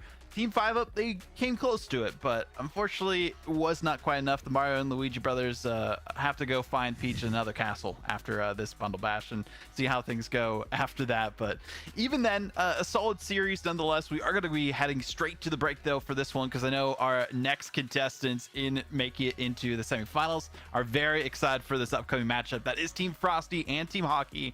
Winner faces off against Team Wavy, and we'll figure out who that is after this break. Hey, look at this. What? Save nearly $750. With that kind of money, we could fly south. Except we don't migrate. No, I'm talking actually fly. Sit back, relax, maybe work on my novel, and I won't forget the little birds out there. Actually, yes, I will. Wow, money changed you. Just keeping it real. Do people still say that? Switch to Progressive and you can save hundreds to spend on whatever you dream up. Rocket League is a great game to play with your friends, but when you're playing alone, you need to be able to quickly communicate with your matched teammates. That's where Quick Chat comes in. Quick chatting is important because it can allow you to quickly and effectively relay what you're doing to your teammates. Ran out of boost? Use quick chat. Going up the left wall? Quick chat. Teammate missed a routine save? You get the idea. You can use the quick chat by pressing the D-pad to display a short list of chat options. You can configure which chat options are bound to which button by going to Settings, Chat, and then View Change Quick Chat. Here, you can set the exact chats you will want to use in-game. Sometimes a well-timed quick chat can be the difference between a win or loss. Other times, not so much. Either way, this feature is an important part of the game, especially when queuing alone, so get out there and get chatting.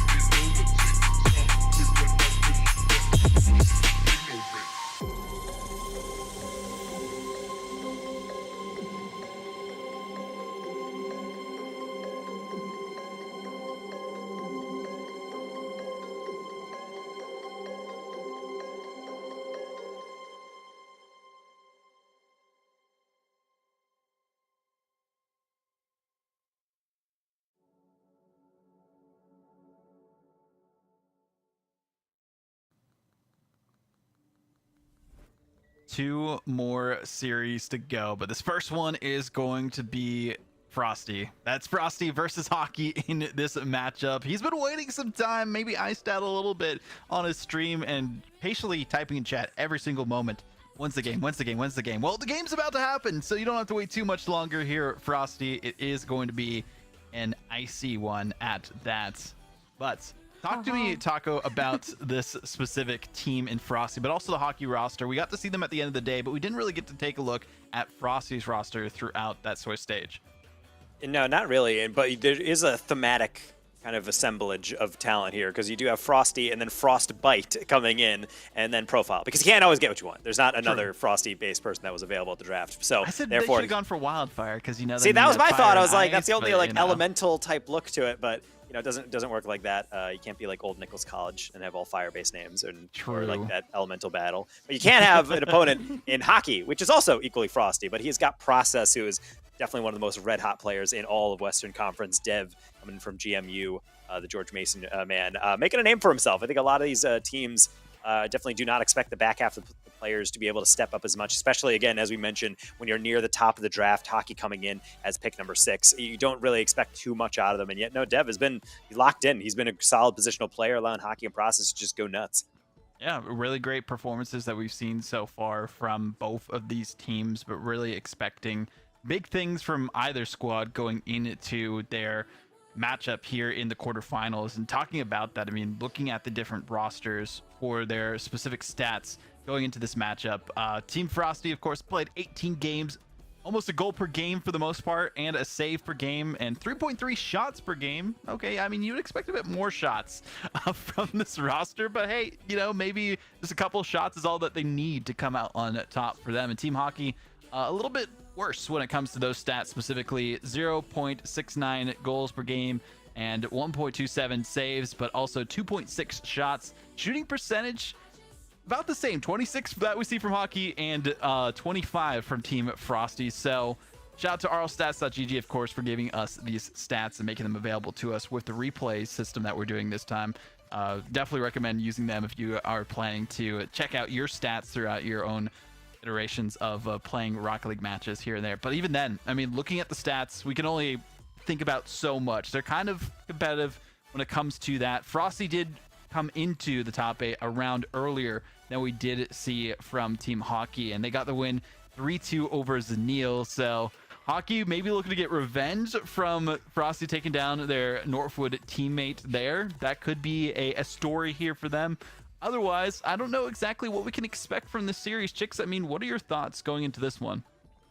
Yeah, I think this is a battle of two similar team makeups in the True. sense where the first pick is kind of the high flyer, mechanical pick, and the second one's a little bit more calm and coordinated. But we really like what we've seen out of Hockey before in the past. He's always such a consistent player throughout the entire collegiate career he has had, and Frosty is, again, one of those pros that's kind of come up in the last recent season year sort of thing, who has made his mark, and now all eyes are on him. I know he was saying he's tired, but I know that's a bunch of baloney, because as soon as he gets on the field, there's going to be a different spark, and it's not going to be icy. It's probably going to be quite hot. Well, both these teams got some decent wins. Frosty went to Game 5 against Oaf, got a win against Cosmic also in Game 5. Finally didn't go to Game 5 against Team Noli. And then, as I mentioned, won in Game 5 against Team Sunil. Bass, predictions? Is this going to go to Game 7 because Frosty's gone to almost the maximum amount of games that he could have when qualifying? I mean, it's the max amount of games possible versus the max amount of rounds at this point. So theoretically, we're going to 7 on this one, especially considering we have yet to go to a Game 7 tonight here. And traditionally for Bundle Bash, we are littered with them throughout playoffs. So the fact that we haven't gotten to one yet, I feel like this is destined to go there. Yeah, technically the first series of the day went like longer than that because of the amount of overtimes. But this feels like it has the making to either be a Game 7 or, I'm going to keep it real, one of the two teams, the one I will probably predict here, I think could also just straight up stomp, and I wouldn't be surprised by that either. Which team is going to be then, Bass? We'll get your prediction out of the way, then go with the Taco and Chicksa answers afterwards. Look, I love the team that Frosty has created here, mainly because I think Profile is a highly underrated player. That dude needs a lot more rep. You know who else is really good at the video game, though, and quite literally never loses, almost ever? Hockey. Like, that dude does not lose. Almost ever. And the fact that he has Process on his team and a Dev who, I don't know how to rate Dev at this point, but if he's even a third of the skill in which Process and Hockey bring into this, they're going to take this one. And like I said, I can see it going 7, or I can see Hockey coming into this one going, oh, you're tired? Too bad. Give me the money. Yeah, I have to echo Bass's sentiments, mainly just because Hockey and Process is such a ridiculous duo. The fact that Process even fell to 6th was actually kind of surprising to me when I was checking in on the draft. So being able to get that type of steal, you get a rank X teammate who's one of the best players in the entirety West. The East-West matchup is enough. I think you could throw anyone on there. And Dev is certainly one of the better choices, especially at that later point in the draft. So Team Frosty is definitely going to be mechanical. They're going to play really fast, but I just don't know if you can contest with that much firepower. We'll have to see. What are you thinking here, Chixa? I don't know if we all forgot. We had a brain loss of the Hockey Diaz game we saw yesterday, which no offense to both of those teams, that was not, you know, when we have the call this champ level gameplay, that was champ level gameplay. I'm so sorry to all of you. It was just not the peak performance. And if Hockey's team even has the potential to show that level of gameplay being that low, I'm concerned for them. The fact is, I'm going to go with Frosty. They had the better record. They're the better seed coming in. And yes, have they been going the full length? But they do have the ice to close out the series. At least they don't have to reverse sweep the entire Swiss bracket to make it. That's very true. And looking at the predictions so far in chat, they were 41-59. But unfortunately, it did change right at the last second. Was that because of you, Bass? No, it wasn't because of Bass. There's someone else putting actual points into the chat. So Frosty, 73-27 now. And I'm also going to go with Frosty on this one, too. Just because of what you were saying as well, Chixa, but also because it took so much more time for Team Hockey to get going. And this is their first series of the day. We saw how the first series of the day went for them earlier on, the first 2 series. They could not do much against the competition that they faced. Only a single game against Team Flitz, 0 games against Team Knight. They did eventually turn things around afterwards, doing pretty well for themselves and only dropping 1 game afterwards. But this is the start of the day for them, and they have to take each series individually from here on out. I don't think this is what we're expecting good things from this Hockey roster. I hope to be proven wrong and have this go the distance, but I'm going to say if Team Frosty takes this, it is going to be in a 4-1 fashion like we just saw. So hopefully we do see a game 7 finally achieved by one of these rosters. I know they don't want that because they want the dominant victory, but they have to move on from here on out to face off against the winner of Flitz and Eris. That'll happen after this. Give me ice and give me fire. Frosty, the team to ice out the end of their series, and Hockey with Process. 2 hot mechanical players on the field. We know how well both of these teams can play, how much talent is on the rosters, how they wake up today on the field. Game 1 kickoff is the question. I really do think that Hockey's team is going to take yesterday as a lesson and recognize that they cannot be slow to start here today. And honestly, I don't suspect that they are going to, because one of the bigger things is I did see, I'm pretty sure his team had a warm-up coming into this. They had a scrim to get ready, and this is something we do see from teams coming into playoffs specifically for Bundle Bash events, is that they go, okay, yesterday might have taken a while, but we can afford that because it is a full Swiss. Today, they can't do so. They need to be, like you said, hitting the ground running and immediately out the gates firing. Right now, it is only Frosty's teams that doing that, but all of a sudden, breakaway play, and it's almost a shot on net. You know, one thing I have to mention, just because I know it's in the back of Hockey's mind, both of his teammates on TSM and Crimson Wavy have already made it. Is he really going to be the one that doesn't live up to the org and the name? I mean, I think that's big shoes, a lot of pressure for Hockey to fill when it comes down to it, but that doesn't mean that I think he'll be thinking much about it. I know he has a lot of support in chat, though, because of it. I've seen Wavy all day cheering his teammates. So I'm excited to see what'll happen. Nonetheless, I did root against Hockey technically in this one, because I do think when it comes down to it, Team Hockey has just been a little bit more inconsistent. Well, I mean, you say that, but I'm going to be real with you. Nothing inconsistent about Hockey's run to get here. I feel like we glossed over this in the predictions, and I think VOD brought it up for a moment. But, yeah, they had 2 rough first rounds, understandably, considering that night, as we heard, was on a vendetta against Hockey in particular and all of the top East teams. After that, Hockey dropped 1 game through 3 total series. And yeah, they didn't necessarily have the cleanest game against Diaz, but they also swept out Diaz. It's not as if they ever really looked vulnerable in that series. So Hockey might have had a little bit of time to warm up yesterday, but once he got things going, he was, oh my goodness, almost unstoppable, just like here on the line. If he can keep playing like that, I think this might be a better series for him. Pop up here for Dev. This one will drop down though. Frosty, his second opportunity. It hits off all the posts, but Profile to clean on up. Team Frosty on the board first. This is honestly the luckiest shot Frosty could have possibly gotten. If he shoots that on target, Process has that as a save. If he doesn't shoot that on target, it ricochets like that and there's no save to be found. Sometimes it's better to miss the shot, I guess. It gives the lead here to Frosty, and we're not even at halftime. Oh, goodness. This could be an immediate response, though. That is an awkward touch from Frosty. Challenge is there. That's a double. Where's the follow? Not going to be in time, but Team Hockey now with some offense to work with. Follows have certainly been one big point of hesitancy for all the teams we've seen today. Not wanting to push, kind of letting their captain often do things solo. I want the follow-ups. I want the extra pressure. Great opportunity by Hockey. Looking to put power behind that shot just a little bit off target. Pop up here. Frostbite can't get in front of Dev. Hockey to go up. This one into the corner, and Frosty will get the touch. A demo by Frostbite, but good thing Process is there in the way. Still has boost to make the most of it, but puts this one out towards the corner. Frosty, what are you doing demoing Dev on the other side of the pitch? Yeah, no wonder there's going to be more offense generated here. Dude's on a solo mission on the other end, doing side quests, and we're not even through the first game at this point. Not necessarily something I recommend when you're only up by 1 goal, and you've barely been able to hold on to that margin. Breakaway plays are on repeat right now for Hockey's team. They just need one they can actually translate into a shot. So far, 2 total shots throughout this game in comparison to the 6 on the other end, and I don't think Frosty's team is keen to stop anytime soon. They're still patrolling midfield and trying to prevent the counterattack. Can't prevent this, though. Process a good 50. Dev for the backup, and he misses the ball. All right, that might end the counterattack.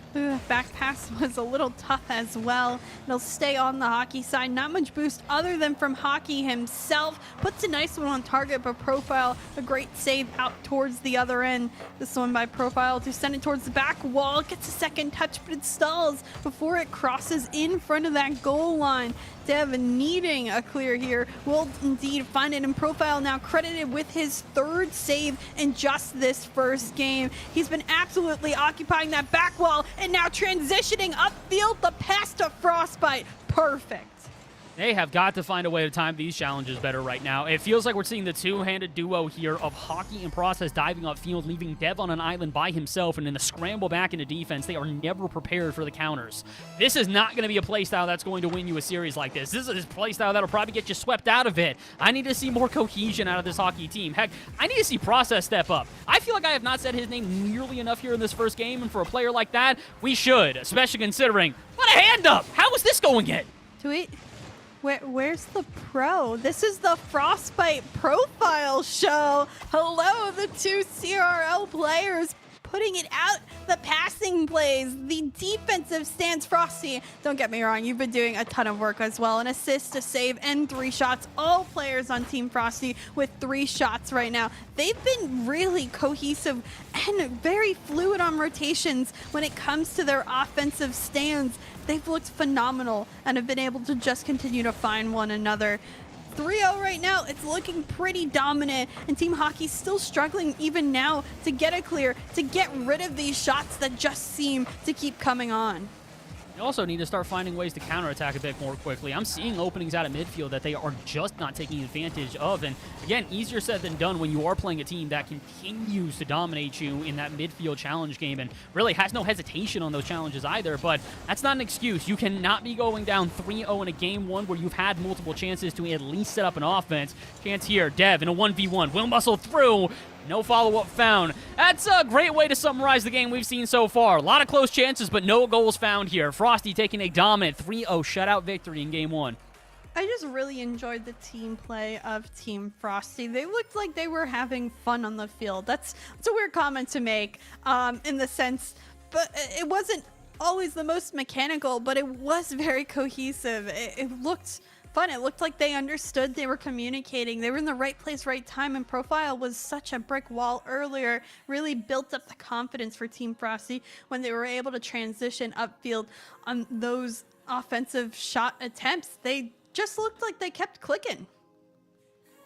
I really do think that's the biggest thing, is that the cohesion here was extremely different. The ability to rotate around each other, the ability to follow up passes was a lot better. And honestly, I want to give a lot of credit to that from Frosty. I feel like he recognized that he had to be the player to patrol midfield, to try and keep the pressure going. And if he did so and was able to set up either one of his two teammates, it worked out well. Every single player on Frosty's team has an assist. All 3 goals were assisted. So it kind of speaks for itself. This is a team that has found cohesion, that has found ways to link up, has found ways to play together.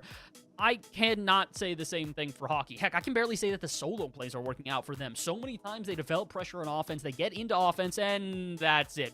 Everything falls apart. I need to see something more. Hockey's team did not look horrible in that first game, but they definitely did not look good enough to beat the Frosty team we're currently watching play. I guess that's the biggest point that makes Frosty's team look weird. It's not the captain that's the one putting solo play after solo play, showing mechanics on the field. Frosty was essentially selfless. Like you said, in the right place he needed to be to work with his team instead of just try to pop off, with it. So he did really well of understanding his position in hockey. This is just hockey. I mean, I guess you can solo play when you get the worst challenge I've ever seen out at midfield, or I guess lack thereof. I'm not sure what Profile's doing in that circumstance, but he didn't flip forward. Look, I can't blame him, though. You try 1v1ing against hockey, you'd probably panic as well. Well, that's why I don't play in CRL. But anyways, one could dream with a talent pool way farther than I have ever personally peaked. Fun to watch. Frostbite faking here, sets up his teammate in mid. Frosty can't get through the traffic. Now Hockey in control, pops it up. Can Frosty get there in time? And you know what? Again, this is just hockey. This is surprising. Not only because of the fact that he's able to do this, but he's doing this with pretty much no impedance from anybody at this point. This is the second time he's transitioned through midfield without a challenge, and maybe it's just him taking game 1 and going, all right, if they keep challenging aggressively out at mid, I'm just going to find ways to juke them and get around it. But honestly, I'm surprised to see that so quickly. It's been 40 seconds. He scored 2 goals almost immediately, and they might even get a third, another march down pitch, and at this point, Frosty's team has no idea how to stop them.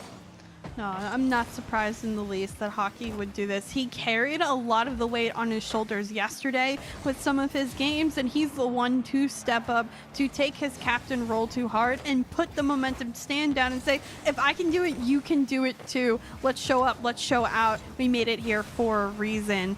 And I expect to see more out of Hockey just like that. He gets cooking. Again, the example from Creams and Wavy earlier in the day, I think all of them understand just how to play and how to be so consistent. But what a pass from Profile to Frosty in the midfield. Okay, you can play a little bit more hesitantly out at midfield. That doesn't mean you can just let them stunt on you here. They're looking for a chance to challenge, but when none of the 3 players even put a hand up on defense, that's the freest goal I've seen Hockey give up all day. And it's not as if they were really putting up much of a contest in game 1 either. So, I don't know. This one's feeling a little bit weird for all the wrong reasons right now. I'm hoping we find a little bit more normalcy as the series continues, but for right now, this feels like it's anybody's ballgame for all the worst reasons. May just end up being that, but we will indeed see. Oh! Demo? Late to it? Frosty? Frostbite? Challenge? Hello? I don't think anyone's made great contact with the ball in the past 30 seconds or so. Let's connect a little better. Let's have purpose behind these touches. Hockey down to process. Great touch by Frostbite to send this one away. And now here comes the transition. Frosty in the air. The 50 down. Doesn't get the touch. Frostbite does put the shot on, but Dev able to find the save. Yeah, a little bit of miscoordination there. The back pass a bit unnecessary, and now it's resulted in them having to scramble back on low boost. No one really prepared even to try and go up for this ball on the follow-up, and no one prepared for this. Is that another long ball downfield that's just going to be a goal? Absolutely. All right, I can tell you one thing for certain in this game. Hockey's team has figured out the midfield influence from Frosty's team, and they are none the wiser. A little bit weird, a little bit awkward, a little bit clearing. this game, I feel, is very different from game one. Obviously, in the first half of the time, a little bit unsure how either team feels. And you know what? We're just going to keep rolling with it. Cherry pick here for Process. Tries to send it down to Hockey. And back to square one. We go the other way. We try to set up another play. Why is that a miss? And this one sent out by Dev.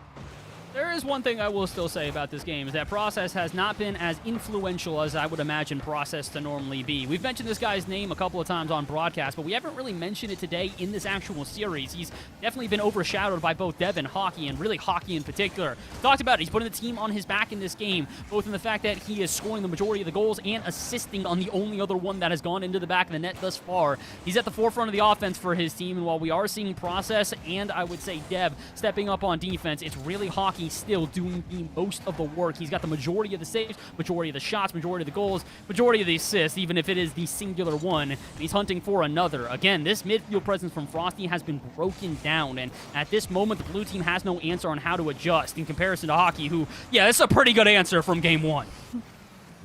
Process floating down here. Hockey pick up Frosty quickly, challenging him. He'll get thrown away.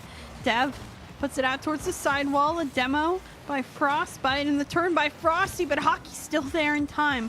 Frostbite gets control, sends it over, profiles, that one on target, saved at the last second by Process. Process still trying to get the clear upfield, can't find it just yet. Early jump by Frosty, can't read Hockey. Hockey trying to outplay, but sent off towards the corner, and now out and upfield. Frosty last back. Dev is in the mid, but gets the touch out and the challenge back into the corner. I like how much quicker we're seeing these aerial attacks here out of Hockey's team right now. Out at mid in particular, great example of it. They are not allowing these booming balls downfield to go uncontested, and even if they're not necessarily getting through the challenges cleanly, you know, they find a 50 or they find a challenge from somebody on Frosty's team, the follow-ups are so quick, they're so lethal, and they're so pressing. The pressure in which they are facing right now is unrelenting. There is never a moment to breathe, and even when you do, you're probably just grabbing boosts. You're probably trying to find a way to get a rotation built out if you are Frosty's team. So it's an awkward play style to play against, and that's exactly by design. Hockey's team here making it a much more uncomfortable game too, and that's going to result in a much better performance and the win for them. Yeah, I'm not a big fan of a lot of these challenges by Frosty and Frostbite. They're just throwing themselves out of the play at the offender at times and not getting any contact with the ball or the player. It just seems like they were out of luck, a little too late, and just trying to play the position. They need to be better at reading the player, better at reading the ball, and just maybe understanding the challenge doesn't need to come as quickly as they needed to. It's better to get a quality challenge to just throw yourself out of the play and be non-existent for the rest of defense. They also need to find ways to get quality shots as well here. You go and look at the shot total for them, 7 total. 6 of those shots get saved by players on Hockey's team, 2 apiece to the players. One shot that doesn't get saved does go in goal. But it goes to show you, if they're saving pretty much everything you're throwing at them, you need to start generating plays. I would rather have the team have more shots, but have a couple of them not get saved, not go on target, to generate offensive power. It feels like Frosty's team, often we would see them get offense, but it was a one and done. Throw a shot at net, retreat immediately, and a midfield presence that was suffocating the first game was getting exposed on repeat in the second. And in comparison to Hockey's team, who had 5 shots, 3 goals. They are shooting over 50%, 16 total at the moment. So it goes to show you, they have that midfield figured out. And if Frosty's team doesn't make adjustments going into game 3 here, we could see the turning of the tides that we have not necessarily expected, but knew could come. Yeah, I want better predictions from Team Frosty in the midfield challenges. They're just off on what they're expecting, and they have to make those adjustments better. But I expect to see it. I expect a little bit more from Frosty as well, just as he is the captain and the one with arguably more experience. He has to also have that pop-off moment energy, that captain energy, and he needs to lead his team through it. It's not always the easiest task, but we have seen captains today kind of change the tide and the momentum of the game by just stepping up in the most opportune times. Captains kind of need to. It really does feel, as much as we get into these Bundle Bash events and talk about how the players themselves have definitely leveled up, it is not the same collegiate players who would normally just get stomped out by professional players. It is almost the same level. And that's kind of why we state that even then, the captain stepping up is going to still be important. You're the person with the most experience at a high level like this. You're the person with the most experience under pressure like this. You need to lead your team by example. And, well, Hockey's doing that right now. He sees a double commit out of his 2 teammates, stays back, and really does all the heavy lifting by himself. My goodness, what a play to get off the half. Great challenge by Frosty, but quickly is back the other way, and an extra little touch by Hockey that needs to be saved. Hockey back on the ball just as quickly as I said his name to poke that upfield. He gets one here, profile shot off target. Cheeky touch, almost finds the deflection and the angle needed. This one sent down by Frosty, doesn't get on target. Now profile out of boost, gets the demo. Hockey won't be up for it, Frosty up for it.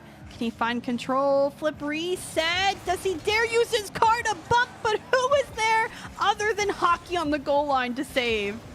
He's just staying steadfast every time. Dude's like a statue there. He watches his other 2 teammates dive, and then he figures out when to challenge. And while that's not a bad idea, it is also leading way to a lot more demos now for Frosty's team. If you're going to stay flat-footed on the line, they're going to start to take advantage of that. And there's another good example. Process waiting for that ball to fall from the ceiling. And in that time, Profile's not only able to dive in, he then steals the boost. Hockey's team might have been able to find a way to challenge at more opportune times in the last game, but they are not outpacing their opponents anymore. They need to find ways to keep up with this fast-paced play style that we're seeing out of Frosty's team right now. Otherwise, oh my goodness, the opening goal is all but inevitable. It could be here on the counterattack. What a quick transition.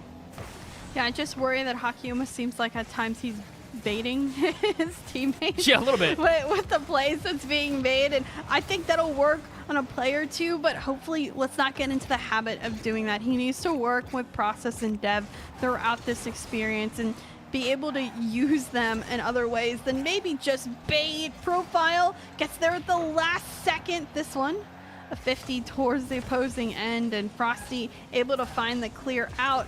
Maybe, dare I say, an extra touch, but without any boost. Hockey has control. Looks to get it underneath Frostbite, but can't do that just yet. It'll go back the other way, but both teams searching for that first blood. Starting to see that midfield presence, though, that was, well, ever present in the last game. Now here again, Hockey's team, this is the real first offense they've been able to hold on to for a hot moment. Doing a lot with it. Touches to the backboard. Boost steals in the corner. They're making it awkward for Frosty and his team to find an escape. They will finally find one. A couple of passing plays through mid. They use their entire tank for it, though, which means they're not going to stay there for very long. Except for Frosty cleaning it up. Process, not a great touch. Same here with Hockey. It gets a little bit awkward on defense, but nobody buckling underneath the pressure, at least not initially. Hockey trying to dodge the demo, fluttering on the line. There's no save to be found. Hockey can't do it all. That's 3 of 4 saves already for him, and he's not grounded enough on this play to make the save. Was he pretty close to it? Yes, but again, it still feels like the Hockey show, and he needs to reel that in. They have to figure out another way to get everyone involved, because Team Frosty, they will be able to play out on top. They will keep demoing because they know right now it is Hockey doing the majority of the work. He's the reason that they jump-started that last game. It was Hockey with 2 solo plays, and now Team Frosty, they just keep on adding pressure. They're trying to connect with one another. Maybe an open opportunity here if Dev gets something going, but a great challenge and a clear out quickly gets rid of that offensive pressure.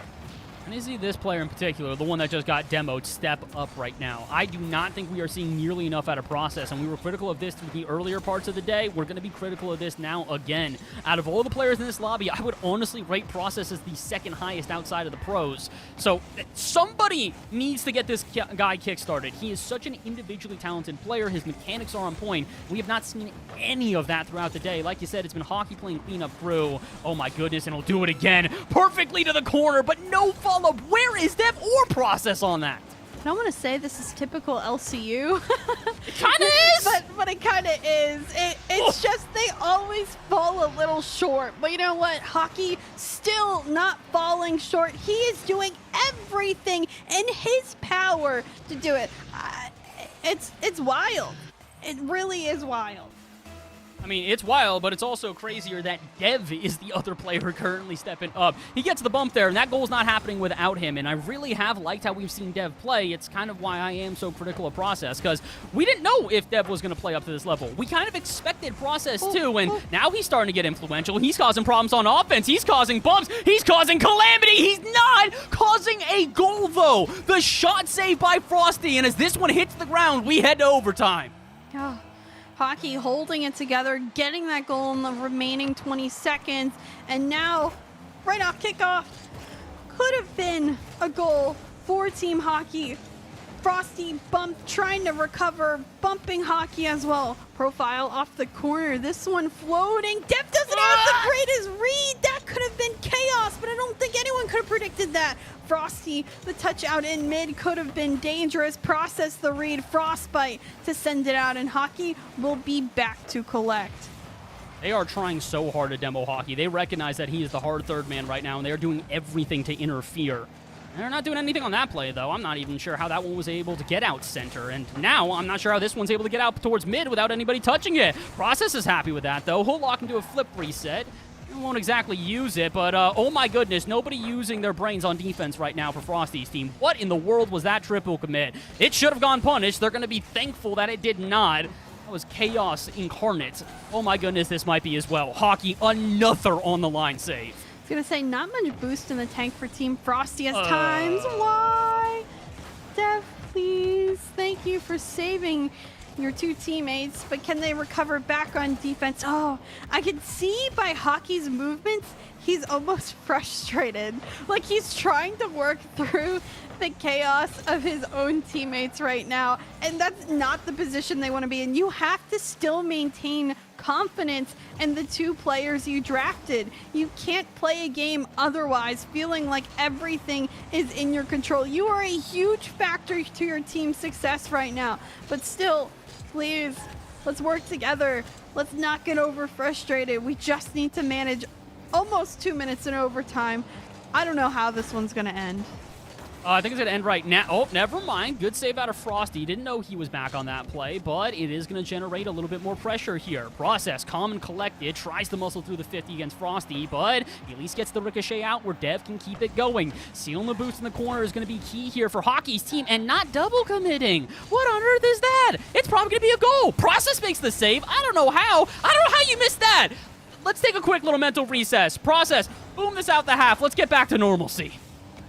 Frostbite will be here on the turn. I won't say any normalcy is apparent right what? now. Hockey, quick shot. Frosty, just enough of a pinch to let it on out. And the clear will relieve pressure. But again, who has more boost? Team Hockey does. And they'll be able to get a more quality touch out of the half. Hockey channeling this one. Dangerous. This is off that backboard. Process puts it way too far forward. Dev trying to get involved. Frosty to it first. Gets the 50 with Hockey, and Hockey still trying to do his best. He'll leave it for Process, pick up some boost, look to get things going. Profile committing early. Dev on the beat here. Frosty is last back. He stays patient. He holds that 50, and he plays the play exactly as needed. Oh, Profile, breakaway play, 2v1, but it's awkward on the defense, and Process has to step up. I will say this much. It has been a much better game, or at least overtime from Process in comparison to what we have seen before. And it might be able to get them even more offense and maybe a win here. Profile, the pop out. Hockey, the pop to the corner. I don't think Process is going to be there. He was actually grabbing boost, and that's why they double commit. Hockey's got to do some heavy lifting again!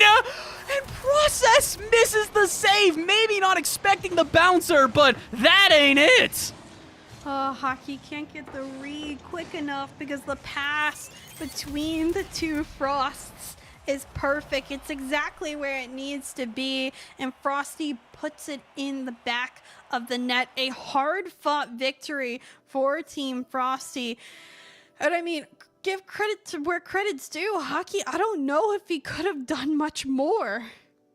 Hockey had 1 goal on 7 shots and 5 saves, and I hate to keep harping upon this because Process, you're my boy. I don't like saying things like this, but bro, 2 saves, 0 shots. You're supposed to be the second man for this team. You are supposed to be the two-headed Hydra approach, the offense that is going to be generated. And as we've mentioned, it's really been Dev that has been more influential on offense. And it's not to say that the defense hasn't necessarily needed Process at times, but again, Hockey's still the majority of the defense as well. I'm just surprised. Usually I see Process in series like this and he takes over, dominates. We're not seeing that right now. And in my opinion, if we don't see that, I don't see a world where Hockey wins this. Yeah, and impressive enough profile, 6 shots paired with Frosty as well, 6, Frostbite with 2. So you'd also look towards Frostbite to be the one to set up a play to make something happen. His most influential play was that overtime touch on the pass, and that's his only registered assist. I mean, he makes it when it's due, but right now the second round picks are coming through stronger than our first rounds. I would agree with that, and it's astonishing to say that, but honestly, sometimes Bundle Bash just lends itself to chaos. I've got no problems with it. I just would like to see a more, I don't want to say predictable, but understandable game. Maybe we can get that here. Hockey's team off with some offense here as we start up game 4. Almost. Please, somebody? I was too shocked to speak for the first minute, but we will see what ends up coming out of this defensive display. Process, communicate with Dev, please. They both go for touches. Frostbite misses. Hockey one-on-one with Frosty. The bump comes through and Hockey finds it. I do not know what I just witnessed. I saw patience, and again, it's Dev as the lead blocker. You can see this. Hockey takes a half a second to force Frosty to go in the air. Dev goes, I got you. Heat-seeking missile straight at it, and that's going to do it. Again, it's physicality that opens up the scoring here for Hockey's team. It's just, again, surprising that the 1-2 punch combo is Dev and Hockey. Wait. Ah! For it. I wanted that to be made. It wasn't made. Hockey, maybe he'll do something himself. Tries to get it underneath the bar. I feel like I'm... What? What? Help! What on earth is this? Dev, like I said, you have stepped up in the most monumental of ways.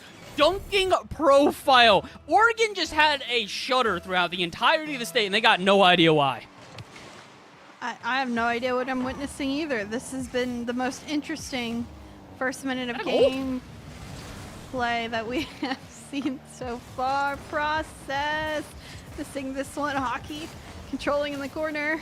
No clear out for Team Frosty just yet. Frosty the save on this one. Dev the beat against profile this one. Dev still has boost. Follow up clear is found, and Hockey to stall in midfield. You know what?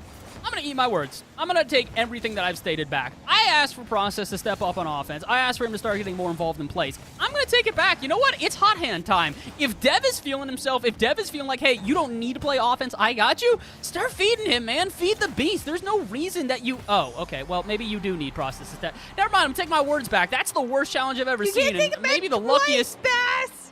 I don't know, man. This is the worst 50. Dev, what are you doing? You know...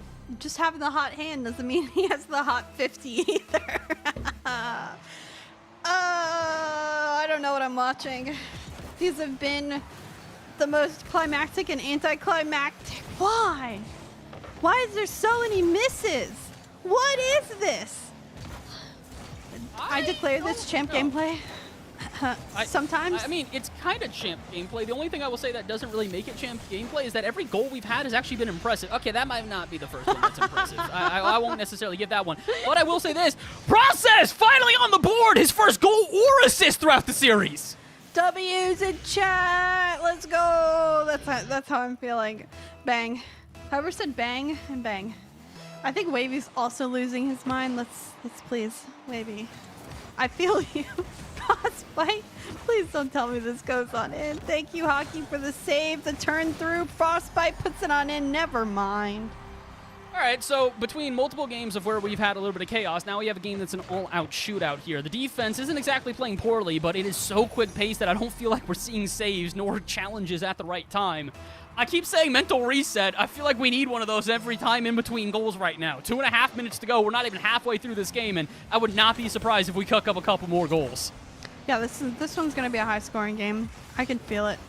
I don't think this chaos is going to stop. I say 10 goals in 5 minutes. Why not? We already have 5 halfway through. Let's double up the score line. That's where this one's going. Process, Frostbite, mid-50. Dev just misses it. A good look by Hockey. This one down to Process.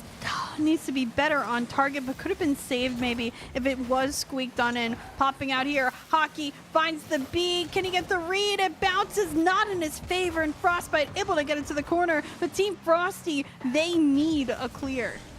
I do like that they're generating more offensive pressure right now, though. This is a very big difference. The speed at which they are diving into the corners right now for Hockey's team. Yeah, they might not be putting the shots on target, but the amount of them they've had in quick succession makes me believe this team has finally found the play style they want to play with. And it is getting Process involved in the offense. It's a three-pronged approach where all players are making touches exactly when they need to. They still need to play some defense, though. Dev alone on an island here and with no boost. The bump on profile cannot be overstated, though. That's probably going to end the offense there for Frosty's team and force them to retreat. Process, no extra touch here, and Dev's touch won't be on target. Sent towards the other way. Frosty to pick up boost.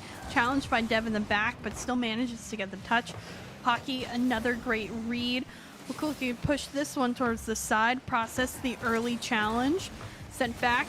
Dev not winning this one. Hockey last line of defense and sends it there. He'll get gifted this one. He'll look to go off the side wall. Drops this one down. Frosty the save, and Process if only could have shot it back on target.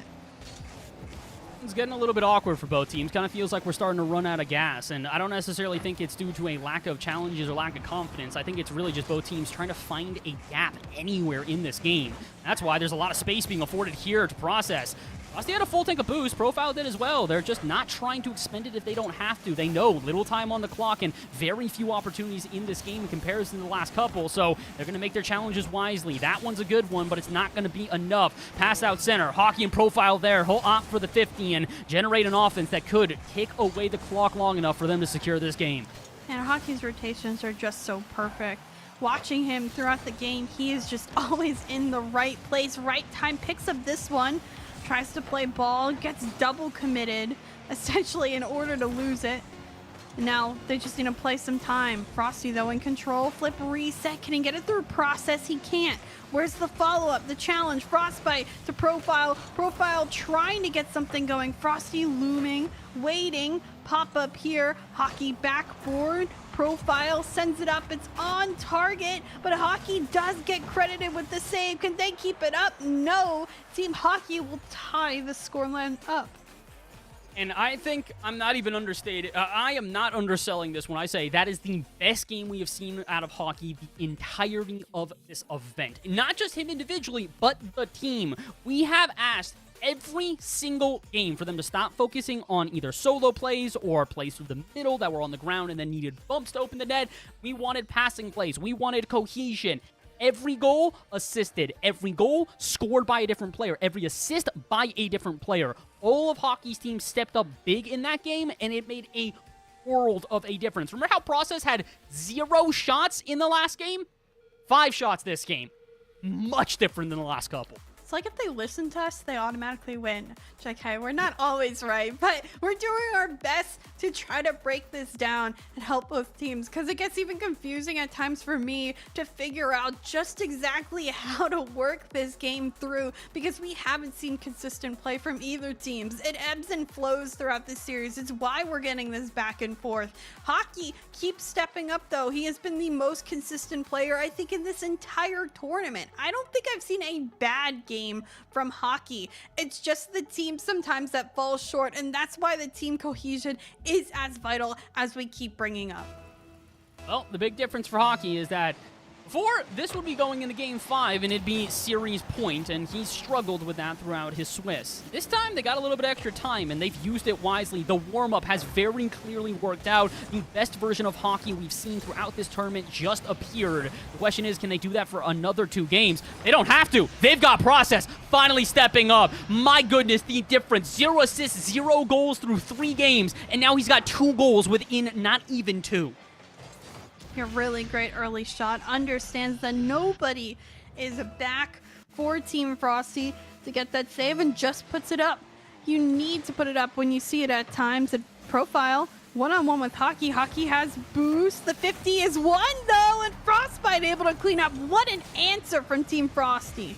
It's a kickoff goal, but it's a good one at that because it's the hesitation here at a Profile, baiting Hockey into this challenge. Process just a bit too quick on this ball. Probably should have gone for a follow-up challenge rather than trying to get the save because, bro, that's 5 feet away. If you're going to save a point-blank shot like that, I'd be impressed. But instead, we get a tied ball game here with not even 30 seconds gone here in the 5th. We said the last one was going to be a shootout, and it mellowed out. Maybe this will be the shootout that we've been waiting for. Anything can happen. This is Bundle Bash for that fact. Again, though, shouts to Frostbite and Profile who made that play possible. Again, this is some of the best, I think, duo of drafted players that we have seen throughout today. They keep making plays when it matters the most, and Frosty living off this energy, I hope, at least. But that one, not as coordinated as I was like. Frosty will have to bring this around his own half. We'll look to set up Profile here, or maybe just do some stuff himself. Gets a 50, the save. Again, accredited by Hockey, and I want a running total. How many saves has Hockey had this series? I'm going to leave that one up to the guys in the background here. Vaught, I know you've been the stats man today. Maybe you can pull that one up for us, because I do know this much. I think he had... I want to say that in comparison to his teammate, though, he still might be hunting.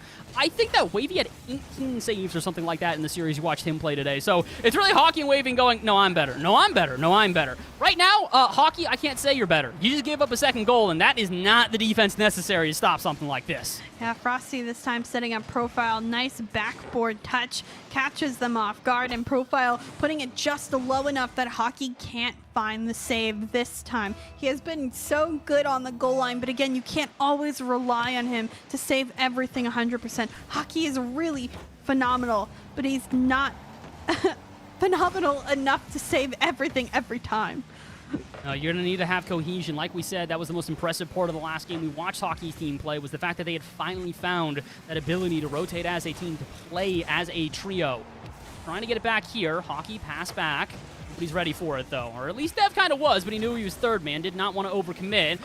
Somebody's got to commit eventually. Dev, I'm not sure where you're going with that one. You're full of boost. You should be making that challenge, not Process on 0. You're lucky that Hockey found a way to transition, because my goodness, had you not been able to, everybody on low boost, that would have been an easy offense to extend. 13 saves across 4 games right now. So averaging just over 3 per game. Out of Hockey. He's on track to catch up with Wavy if this series goes to 7. Absolutely possible. Impressive performance, and we're seeing a really great team performance already from the side of Team Frosty. Another drop down pass. It seems like they continue to connect with one another. Frosty back, well, Frostbite not ready, but here comes Profile to come through. Gets this one on target. Frosty, what a way to recover. Almost gets the bump on Hockey. If so, that would have been game over. Hockey finding another save, and guess what, Bass? He already has 3. He's at 15 now in this total for the series. Oh, did that one actually count, the other save? I thought that one wasn't getting counted. He's going to need to make another one here, or Process will bail him out. My goodness, it just kind of feels like Hockey is doing everything, and I need somebody to help him out. We talked about it. Process finally waking up in the last series, in the last game. I am not seeing the same out of him right now. He's got a save, he's got a shot, but he hasn't got much more influence in this game. Somebody's got to get this one off the half. Profile, no boost to work with, but does anybody on Hockey's team know that? Absolutely.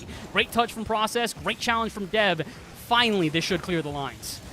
Does indeed, and Hockey the one picking up that boost, full boost, going on through. Dev trying to connect with them, and Hockey demoed for his efforts. This one by Process on target. Profile there to get this save. Profile, by the way, 6 of the 7 shots for his team right now. Has been crazy upfield when it comes to it. Phenomenal job by him, of course, being, like we said, that second pick for Team Frosty. Corner read here, though, almost found Hockey. Hockey, though, can he come back in time? Dev finding the save. Process demoed. Frosty here looks to go underneath, doesn't get the touch he exactly wants in under a minute. Hockey, where are you? Where's the answer I'm looking for? trying to just break it out of the half right now. A double commit's not exactly going to help them as there's nobody there to follow this play up, but that's an awkward pass out, almost too good of a pass, and Frosty doesn't know what to do with it. That means there's some space now to work with. Profile through the corner, just trying to get this past Dev, and he will. The Doink's going to open the net if he can get the shot off target. Where's this save? Not going to be found. Frosty to potentially put the dagger and put his team on a series point. Process so in tune with demoing Profile that he doesn't go for the ball. That angle with the limited boost that Profile had was just too hard to reach. He needed to focus on the ball, saving the aftertouch instead of demoing the player. He wasn't going to beat him to it. Now Process going for this one just off target, but the extra lead. Unless there's an answer right here, right now, Frosty to find the save. I think Team Hockey just out of time in this one. A singular shot for Hockey in this game, and they only score 1 goal because of it. This was a world of difference for the last game that we watched them play. My goodness, and the saves also pretty equivalent here on the end for Frosty's team as well. I don't really know what else to say besides Hockey. You're going to need to play cohesively. Your opponents took a play out of your playbook for that one. Every goal assisted, every save being made by at least a different player on the team. I mean, I don't know what else to say besides we need to see Hockey's team all step up. They cannot consistently keep having games where one player's off. I hate to mention Dev's name, but in comparison to what we saw before where he was overwhelmingly offensive, overwhelmingly involved, 0 shots in that game, only 127 points. A stark contrast to the prior games we had seen him play.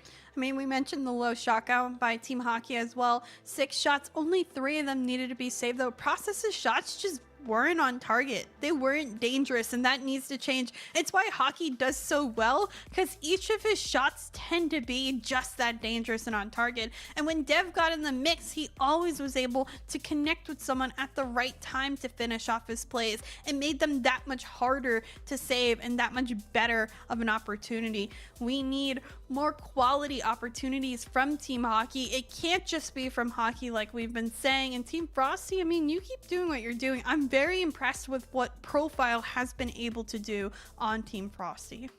Profile is a very talented player. It was one of those players that we talked about in the draft where we're like, it's understandable why you fell this far, but whoever does get you because of that is going to have a steal of a player. Clearly, it's working out for Frosty. He is 1 game away from making it to the semifinals at a minimum and increasing the bag he'll be walking away with from Bundle Bash. But job's not done yet. There's still at least a game to be played, and although they are starting off with offense, like we said, don't count Hockey's team out. When they are playing well, they are a dangerous force to be reckoned with. Absolutely. I just worry this one goes to 7, and we've seen the track record for Team Frosty taking long series. They have been one to close out, but nonetheless, this game also close out potential for them. Granted, lots of pressure coming from Team Hockey, straight down past to Process. I don't think he was ready in position for it. Frosty takes this one up. Profile looking to bump Hockey, but great job by Process to get rid of that air dribble in quick fashion. Granted, Profile back just a little late, and this one will be saved away at least for now. To the corner, Frosty looking for some unguarded airspace, and actually the initial challenge might help him out. Ooh, and the poor touch out of Hockey. He's trying to buy time for his teammates, but that's a little too light, and Process will clean it up for him. Trying to get some more touches through the corner. Uncontested, and nobody going up for this one. Hockey probably expecting Dev to make the dive. Process will do it for him, and they got to find a way to patrol this midfield a bit more tightly. It's something we talked about through the first couple games and haven't brought up since, but my goodness, if it isn't a glaring issue for them right now. Nobody willing to make those aggressive challenges, and they really need to, because if Frosty and the rest of his team's going to keep diving like this, somebody's got to be there to match them, or not. I don't know how that didn't get a follow-up. Yeah, that was a little discombobulated. Probably the worst attempt we've seen from Team Frosty today, but those things happened. They still had the over amount of pressure at the beginning of this one. We've seen just about 2 minutes of gameplay, and it's pretty much been all on Team Hockey's half. Granted, they have a little bit of space now. Hockey committing here and can't get the touch. Frostbite out to Frosty. Process will be there, and Hockey to demo Frosty. Maybe an opportunity here. Process wins the 50 straight down for Hockey, and Frostbite to just put it away at the last second. I do like that out of Dev, though. He's still diving, trying to get involved. It could open up enough space for Hockey to dive in as well. It's like we said, Chicksa, the whole team needs to be involved in offense for this to work. Dev, again, phenomenal job. The patience, the bumping, the 50s. He does well, adjusts the fundamentals in that play. And you know Hockey's been so good at cleaning up. All it takes is a little bit of extended pressure for Team Hockey, and they make the most of it. Now coming through, Frostbite, last second save. This one popped out. Frosty with time, one-on-one with Hockey, will take it over. Can he find the bump? But what a save by Dev on the goal line! They still got more work to be done here. Everybody on low boost means this offense will continue. However, the shot goes off target. The follow-up's not there. And man, that initial save might have just been enough. I truly thought that they were never going to get out of that blender, but they might even get an offense of their own. Process to the backboard, denied by Frostbite. But my goodness, the resiliency at a Hockey's team to even get out of that scenario. I have no idea how they do it. Oh, and Profile, you probably should have left that one, brother. You had players swarming. Instead, you pinch it to the opposite corner and force your team to retreat and restart. I don't know, Profile's had the hot hand reception. No. Oh, no, Beth. That's straight up an own goal. There is literally nothing else to say besides that is an own goal. Dev, you had a great save. You might need to make up for that now, though. Or maybe you're just equaled out. Maybe the good save is why you get that, you know, you're allowed to get away with an own goal here or there. Oh, no. Oh, no. Oh, no. Oh, no. Oh, no, Frosty! I don't know if I'm saying oh no to this one. I'm going to give him credit instead. How do you read this off the ceiling? How do you lock into a reset like that? And how do you see the vision to shoot it on target? All right, Frosty, I see you. If the rest of your team's causing chaos, you're seeing through the smoke. What a change of events, a shift of momentum. Team Frosty now up by 1. Maybe, just maybe, they can ice out the rest of this game, but they've made now the most of an own goal followed by a Frosty moment. This is when we said the captain needs to step up, and this is when it matters the most while they're on match point. Down here off the corner, Frosty pickup has a boost to work with and Profile in midfield. Frostbite pokes this up, goes high. Granted, Profile and Frosty close to one another. Frosty to get the touch here. Goes towards backboard, straight down, and Hockey will get the clear out. They're still just trying to get off the half, though. They're getting a lot of clears, but it's only going as far as midfield. And with a team that continues to put on pressure, you can't afford to stay here for too long. That's why Hockey trying to do it himself. Can't get past Profile, and Frosty there for the backup. This could be the dagger if they get it in, but instead, it's an overcommitment. That's why Profile does not dive in at the end. A chance for a breakout. Process. Does he have any more in the tank? Not exactly, but he can at least get it to the backboard and force Frosty into an awkward situation. 51 by him, though, and with boost in the tank, what can he do with it? Not a ton, but his teammates can be there to back him up. Chaos continue to reign supreme. Nobody keeping these balls close. It's heavy touch after heavy touch, and honestly, I don't know how this is going to end because of it. Oh, Frosty just trying to fake, trying to feign the time needed to get rid of it. Frostbite keeps it on the other end. Dev putting it down in the corner. Profile to keep it there. Just 7 seconds remain. Frosty still on it. Hockey will look to do one last dribble play. 0 boost in the tank. Sends it up to Process. Process off kilter. Profile sends it away. Dev to keep it in. And he cannot keep it up. Just like that. Team Frosty take in 6. Not exactly the opposite of what we were anticipating. We thought this series would go long. I just think it's the final goal that maybe we didn't think it would come in that fashion. What an unfortunate game to own goal. And honestly, I mean, props to Frosty on the follow-up, but really the chaos of the own goal kind of set the precedent for what would happen afterwards. Bumps midair, demos midair, chaos abundant, and neither team really finding a way through it, except for that singular moment for Frosty, and that was enough. He'll take the series here, like you said, 4-2 fashion. Props to Hockey, though. I mean, look, if there was ever an individual performance to give accolades to, dude did everything in that series he could. Unfortunate result for him. Yeah, I don't think you can blame Hockey's performance at all. He really did just about everything, and it wasn't just on offense either. It was also on defense. It was also with assists. He tried to glue his team as much as possible. It just wasn't their day, and it was some of what we saw a little bit of yesterday that concerned me going into this one. Frosty's team, I think the team was just better built. Really, huge shout outs to the drafted players, because Frosty, it wasn't his game. I mean, it was his team, but they played together and they all had such impactful moments throughout that one. I mean, it was an incredibly impressive game from both Frostbite and Profile on that one, and I think that really was the glaring difference between the two teams, is we had games for both Process and Dev were absolutely on point. They were popping off in meaningful ways.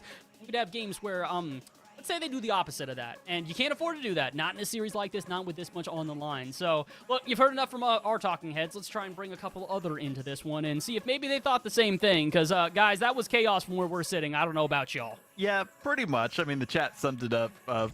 The quotes that we had from Wavy, the most of it were just really summarizing what the series showcased to us. I don't need any quotes from Wavy, bro. I'm good. I'm not gonna say them because the chat speaks for itself, but even then, I gotta talk about like Process and Profile, both those players really making a statement for their teams individually. But really, as you were talking about, Chicks, and I was talking about with Taco a little bit here, is that the teammates of Frosty really elevated that team well enough for them to get the victory, it felt like here, Taco.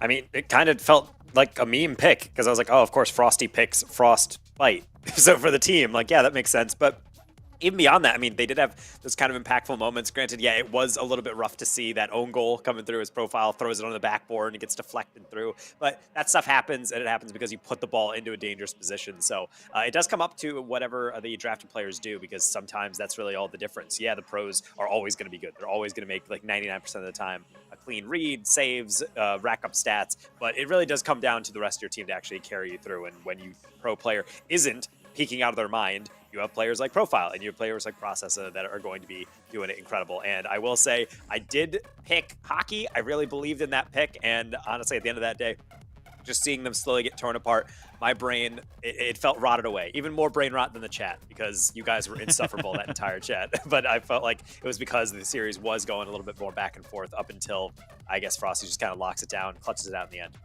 That's how it goes sometimes. You just have a little bit of brain rot in the series and in the chat, and then you just move forward into the next one. Speaking of the next one, we might as well move forward into that next series after the break. It is our final series of the quarterfinals, Flitz versus Eris. Can Flitz keep up the hype that we saw during the Swiss stage in their first round matchup of this playoff bracket? We'll see after this break.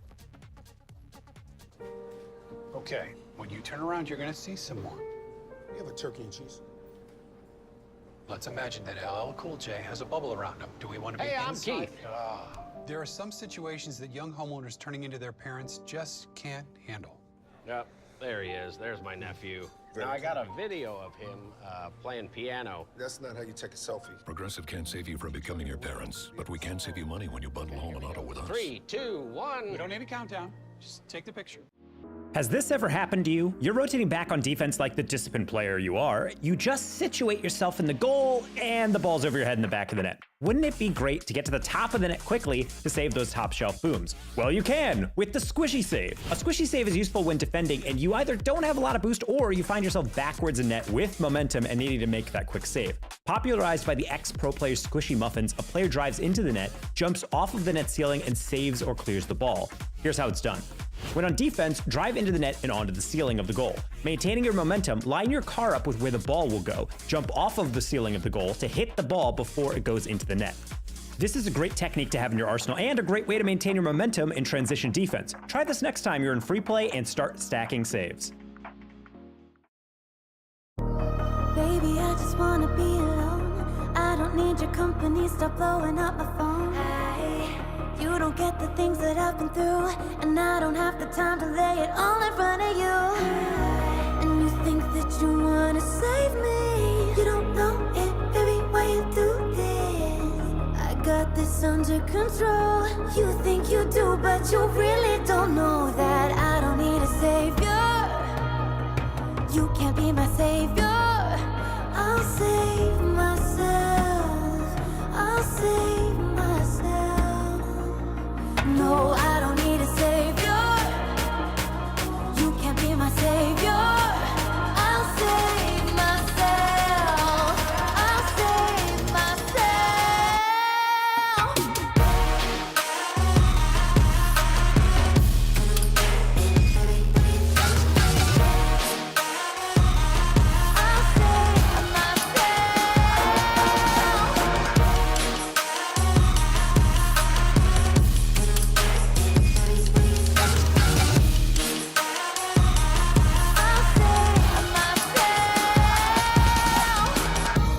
Baby, I just wanna be alone. I don't need your company, stop blowing up my phone.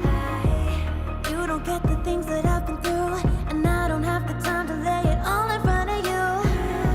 And you think that you wanna save me. You don't know it, baby, why you do this? I got this under control. You think you do, but you really don't know that I don't need a savior. You can't be my savior. I'll save myself. I'll save myself. No, I don't need a savior. You can't be my savior.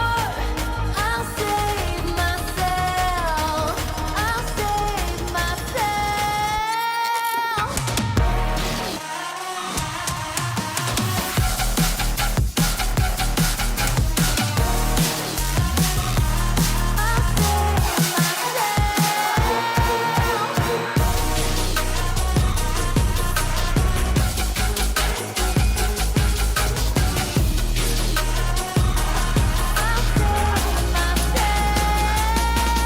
No, I don't need a savior. You can't be my savior. I'll save myself. I'll save myself.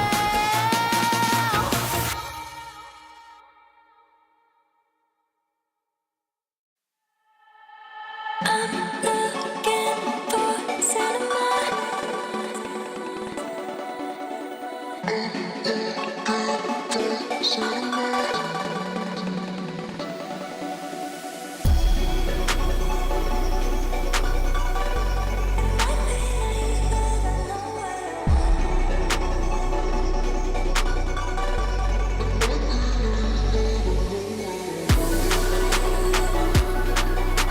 Every time I dream of you, I see. It's a kind of thing that I see. I'm sorry. I'm looking for cinema. And if you don't agree, then I'm giving it some. Oh, I know love so hard it hurts. To feel it touch so hard it burns. Isn't something you could learn. It's natural. I might not feel that for you, but someday I'll find someone who sees you in a crowded room. Sensational. Every time I dream of you, I see. It's the kind of thing that you can't unsee. I'm sorry. Every time I dream of you, I see. It's the kind of thing that you can't unsee. I'm sorry.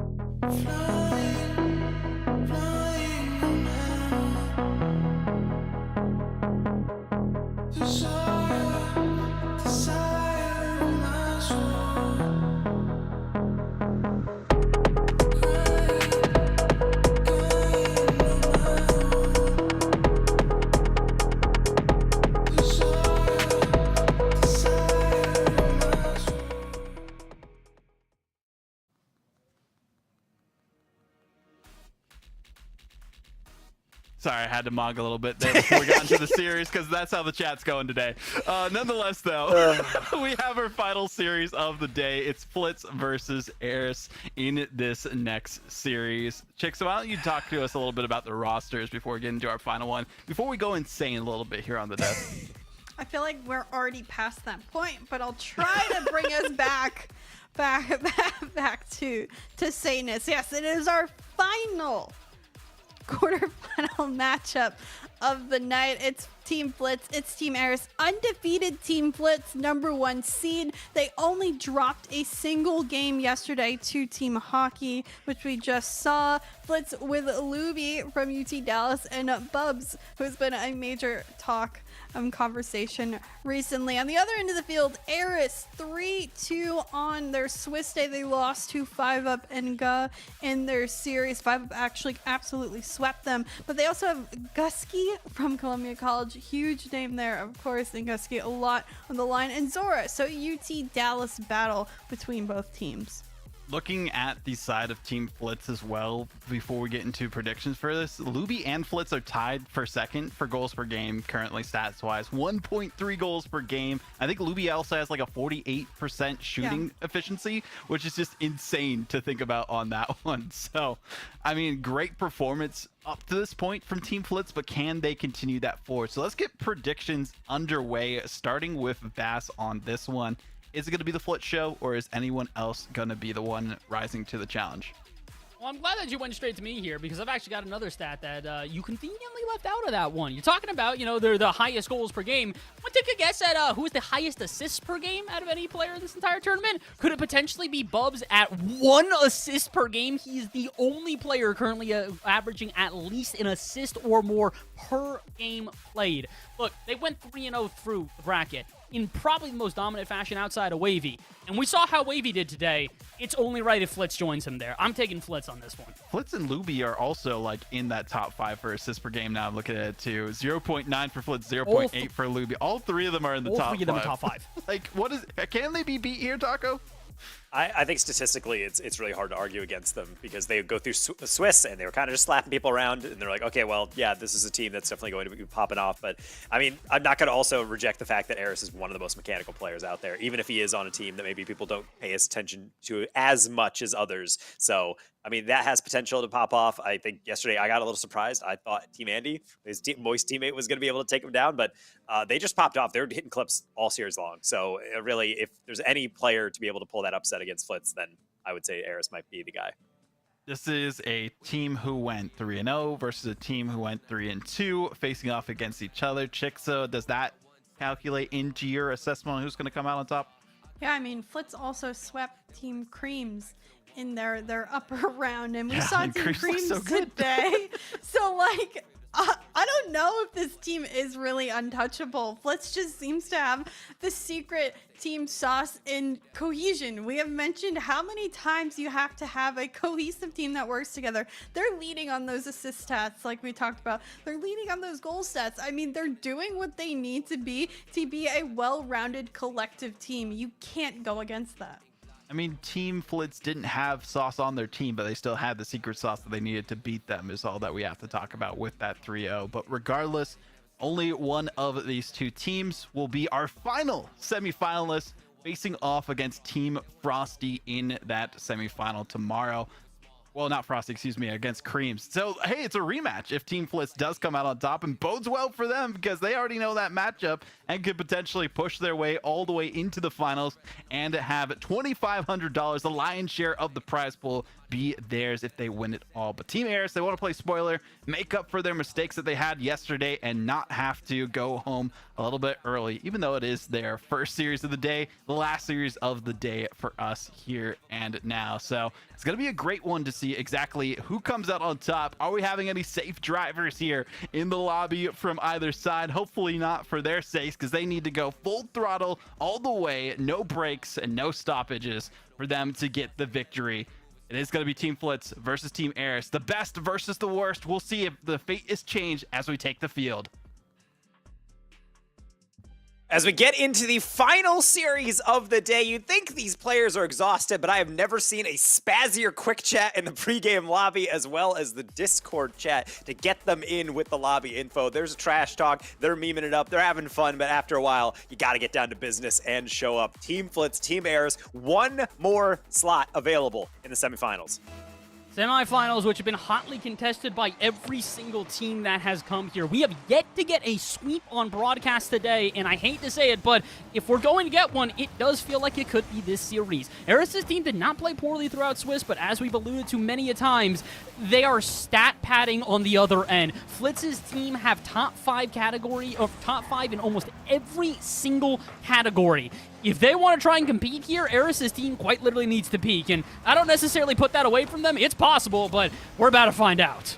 I guess he's certainly been playing like a man possessed lately, as Zora has been on a struggling UTD team, but at the end of the day, it's Gusky being at one of the top West teams, Eris, of course, being a weapon in its own right. So I said this is a team that could upset. They're really mechanical, and they love to go for those kind of risky plays, and for the most part, they're succeeding for the most part. In fact, they're actually generating most of the offense. If Eris didn't turn around at the wrong time, he might have survived that, but instead, it's going to be Bubs trying to carry it forward for the first real offense. Bubs is definitely a player to keep your eyes on in this one. Like we said, the most assists per game with 2 of his teammates being at the very top of goals per game here. You can obviously tell what approach they're going to have. Luby and Flitz are going to be downfield aggressive in your face, and Bubs is going to serve it up to them on repeat. For right now, they haven't exactly been able to do that. A minute gone here in game number 1, and neither team's really had a good chance at net. Change here. Bubs, not a ton of boost to work with, so Flitz will back him up. Don't sit up high where Zora is, but it's going to use his entire tank, so Eris now, the duty to get it off the half. He can't quite do so. Into the corner it goes, and Flitz with a demo means some space to work with. Luby out center, nobody going to be there, but now comes the slow burn effect. Put the pressure on and find an opening. And I like the demo there from Gusky coming back. Flitz was chasing that down. He was probably going to get there first and kill that exit demo. We think about them as offense. It's clearing out the defense, but also it's a great way to stop an effective offense when you are trying to move on forward, when you're trying to be able to get your goals. The worst thing in the world is suddenly your rotation gets completely jilted and you have to restart from the beginning. And based on the amount of explosions I've already heard in this lobby, I feel like that strategy on the table for both players as 2 players are up for this one. Neither one of them really getting the on-target shot. So far, nobody's really had a meaningful shot in this game, despite the fact that we have had some offense generated on either end, and honestly, a flurry of shots. Nothing's really threatened the back of the net quite yet. This could, though. Perfect pass out center. That's the Bubs bread and butter as he continues to just put it out center and hope a teammate can follow it up. Where's the follow-up here? Luby not going to find it. Husky will try to carry this out, but it's very clear. The midfield for Flitz's team is so well-timed. They are patient when they need to be, they are aggressive when they need to, and they're just suffocating an Eris team that hasn't had many chances. There's the first real one, and unfortunately it goes off the backboard. Gusky almost scooping that one up and over. Going to work out, so that's all fine. Flitz will be able to carry that one forward, however, into the midfield. Cut out by Eris. Bubs left alone, and he chooses to fake away, saying that Eris probably won't get that read. Not often something you will get away with, but in that instance, even Eris really struggling to be able to put that one on target as we're still waiting for, I would say, the first true shot. We have 3 from the side of Flitz, but honestly, can't really remember them. Same with 2 from Eris. It's mostly just been in the midfield that's got cut out, and even when it does get this close, you have a defender like that waiting on the backboard to tap to the side. Well, I can understand why they keep going to the backboard. Through the last couple of series we've seen here today, nobody's played any backboard defense, so why not try it in this one? The only difference is this series, everybody seems to be up there before you can blink. Good example, Gusky, well prepared for this one, and even keeps it close on the follow-up to get around Luby. Doesn't mean the end of the offense, though. Here comes some more from Bubs & Co. Flitz is going to lead the charge. Off the ceiling, looking for a 50. Where's the follow? Or it's a bit awkward. We can at least get a pass out, but it's only into the hands of Luby. He's trying to pinch us out center or off the ceiling. Technically gets it, but Gusky reads that one. And through almost 4 minutes of play, like you said, we've had a handful of shots at this point, but none of them memorable. We have not seen a real chance for either side. Well, potentially, if some of these beats through the midfield, we can see something. Bubs is actually going to come on in out of the blind side. I was thinking, man, that's a bummer from Flitz. Passes too far away from Luby. He was never the intended target. That is such a clever play as well. Like we've talked about, it's been very clear that the intended targets at the end are Flitz and Luby. They've gone into offensive plays with this intention multiple times throughout this game. So a little bit of a fake out. You're expecting a Bubs who has been patrolling midfield. All of a sudden, he dives aggressively. No one the wiser. And heck, that's a heck of a finish as well. Perfectly off the top right and in. With a minute to go, there's still a chance for a response here at Eris and his team. First, they need to break out of the half, though, and Bubs does not seem keen to let them. Stealing the boost, getting the spike down. Gusky quickly up 4. He's going to opt for the shot to the back post. I like that decision. Bub certainly did as well. That's why he man-marked it. Let's have to get the save again. Eris with the dunk down. Gusky, angle, Zora, you want to think about it? No, he's going to act on it. Albeit too late. Bub saw it coming. Another good predictive defense from Flitz. Might have ended one of the final attacks we're probably going to be able to see out of Team Eris as we're entering 20 seconds still to go. It's a good bump out of Bubs as well. He sees the transition coming and knows that they're going to have to live on their own half or hot moment by bumping that front man, though. Gives time for his teammates to get in position. Oh, and for Flitz to not do that. All right, I thought he was going to probably put the dagger through, but instead, it's Bubs to just even waste more time. Eris, that is not the touch he needed. That's the double commit. They didn't want it. I'm going to assume this one's going to hit the... Oh, okay, for no Flitz. That's the worst possible touch you can make. Oh, my goodness. Out to the corner it goes. Will this one hit the ground? Flitz, make up for your poor touch before. He will. Pass out to Luby, and it does. No. Oh, Flitz, no. You did not need to keep it that close, bro.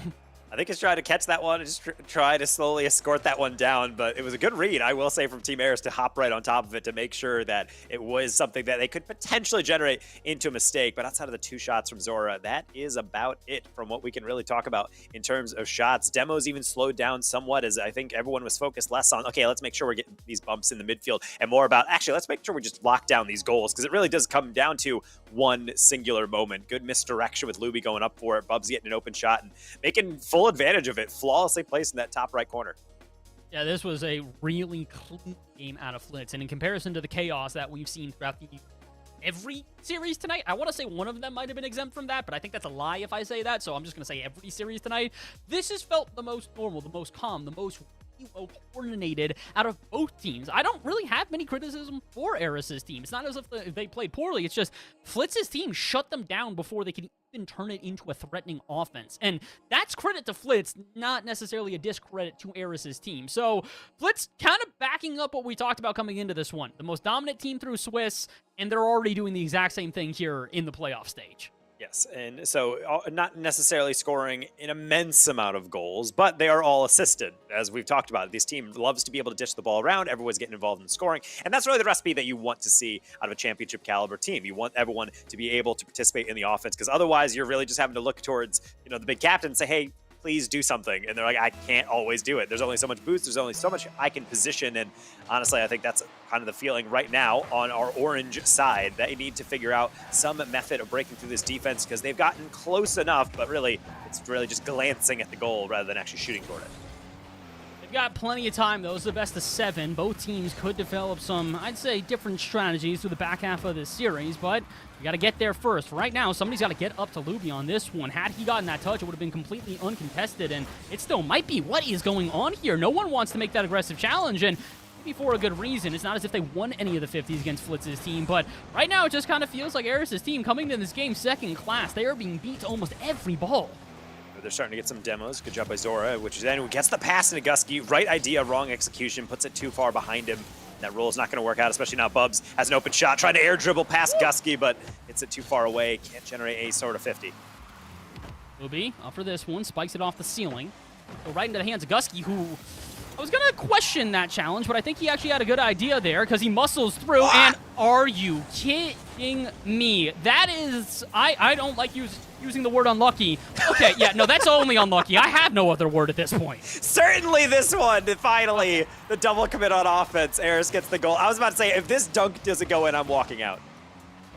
I wouldn't blame you at that point. I wouldn't blame Eris's team for being like, all right, we forfeit. That's it. I don't care. We're not winning at this point. Luckily, they get their first goal of the series. It took them about 6 minutes to get there, but a goal is a goal, a lead's a lead. A necessary goal here for Eris for his momentum. And being able to get that goal, again, does also dispel that. I don't think we're at the territory where it's like, man, we almost got reverse swept, because obviously it's just one game. You just shake it off, but it is a little frustrating when you have a lot of shots. It starts deflecting away. That's why I'm happy that they were able to persist long enough to finally get a goal. Otherwise, it's just one of those tilter things where you're shaking your head around, just trying to, like, exhale really heavily and you're trying to say, okay, well, I need to calm down because that's just not acceptable, Bubs. Oh my goodness, we were close to a banger. I'm gonna go back to a prior statement I've made throughout the day as well. Put a hand up! Why are we seeing these goals, or almost goals, that are just going through midfield completely uncontested? You players, every single one in this lobby is more than capable of making a challenge mid-air. I don't understand how we're just letting these ricochets through the corner go uncontested. Great example. Okay, this time Flitz will have somebody contest him, but we need to see that a lot quicker. It feels like Eris's team right now, as we talked about coming into this game, are still a step behind Flitz's team. And although they haven't necessarily given up the lead yet, if they keep making challenges this late, eventually they're going to. End of the day, you also play off your angles. Sometimes you don't have to put a hand up because the shot angle is just so difficult that you know they don't have the boost. You can tell by the car language that struggling to get the read, but even still, there's a lot of skill on display here, and you know they're eventually going to hit something. I love that idea. Even Flitz could not bend over backwards for this one. So now Eris says, all right, let me try my hand. That 50 down the line will ruin that somewhat, and Luby will try to get possession, but only have to settle for 50. Eris on the pickup. Gusky, he's in the middle. He will be found. Bubs will be able to read well enough. Zora 50 will keep it somewhat in the blue half, but that is until Flitz finally gets around it. Bub stepping up big, but he's doing so in defense right now, and that's not the usual position for this guy, so we might need to see a little bit of a switch up in the strategy and rotation right now for Flitz's team, as they're getting caught off guard on every challenge out midfield.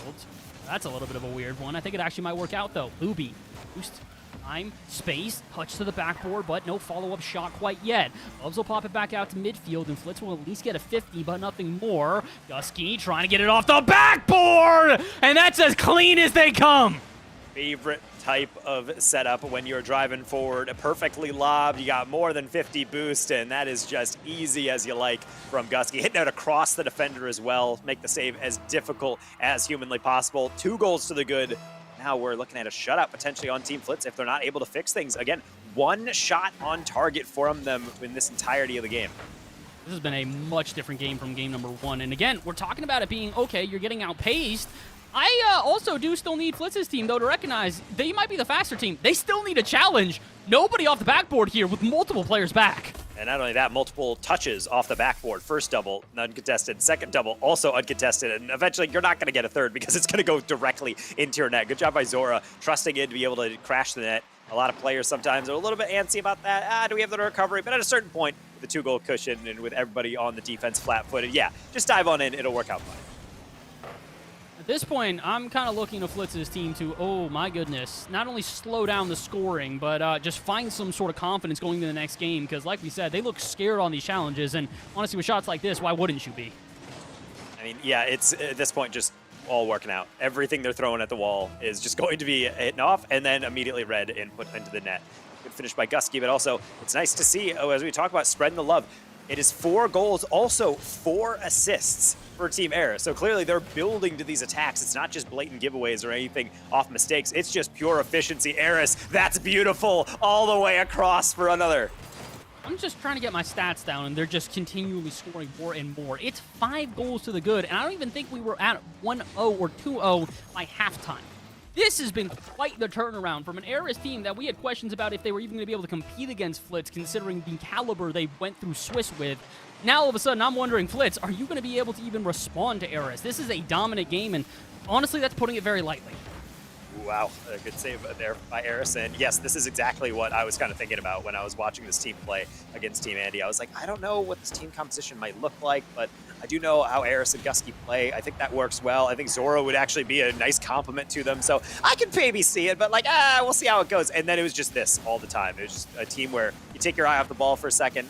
You know, it's probably fine on the rotation, and then everything backfires. Super explosive. They love taking risks, and shockingly, they get away with it. You don't need to challenge that, Zora, but you do, and that's why everybody in your team has 2 goals now to the good. Talked about the Flitz team being the assist and goal heavy team where they really had cohesion as a unit. Fun fact, that's 2 goals for every player on the team for Eris's team here. It would have been even more even had Eris not gotten a playmaker, 3 assists for himself as well, but you're the team captain. You got to lead by example, and my goodness if he hasn't done that in this game. 4 shots, 2 goals. He's shooting 50% and getting 3 assists on top of that. This team's barely even had to play defense. They've had 1 save registered, and to be fair, plus his team has 1 shot. This is a completely different game from the first, and honestly, Bubs, please score this. Your team, oh my goodness, needed some momentum. That might be a consolation goal, but it's probably also goal of the day. Oh my goodness, frame this, put it in my house. How do you get that angle? I was watching that from the sidelines on the fly cam. I have no idea if you know how difficult that angle, chat. I'm talking, that is a 10-degree angle.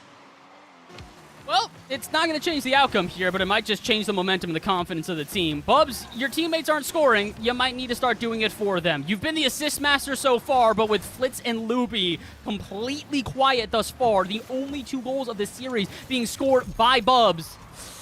And guess what? They're not even going to let Bubs have the best goal of the game. That's absurd. What is that out of Eris? Yeah, the free jump from Gusky was just the distraction. Eris with the redirect, perfectly put down. Poor Luby. Cannot touch it, and honestly, why not? Eris gets the hat trick at the final second, and talk about a response. A lot of times we're like, man, Team Eris, your offense is struggling, and they just said, bet. Eris, in particular, said, bet. 800 points, almost as much as his teammates combined. 3 goals on 5 shots, 3 assists on top of that. I don't really know if we can say anymore besides Eris' team figured out what Flitz was doing in game 1, and they did not let them do that in game 2.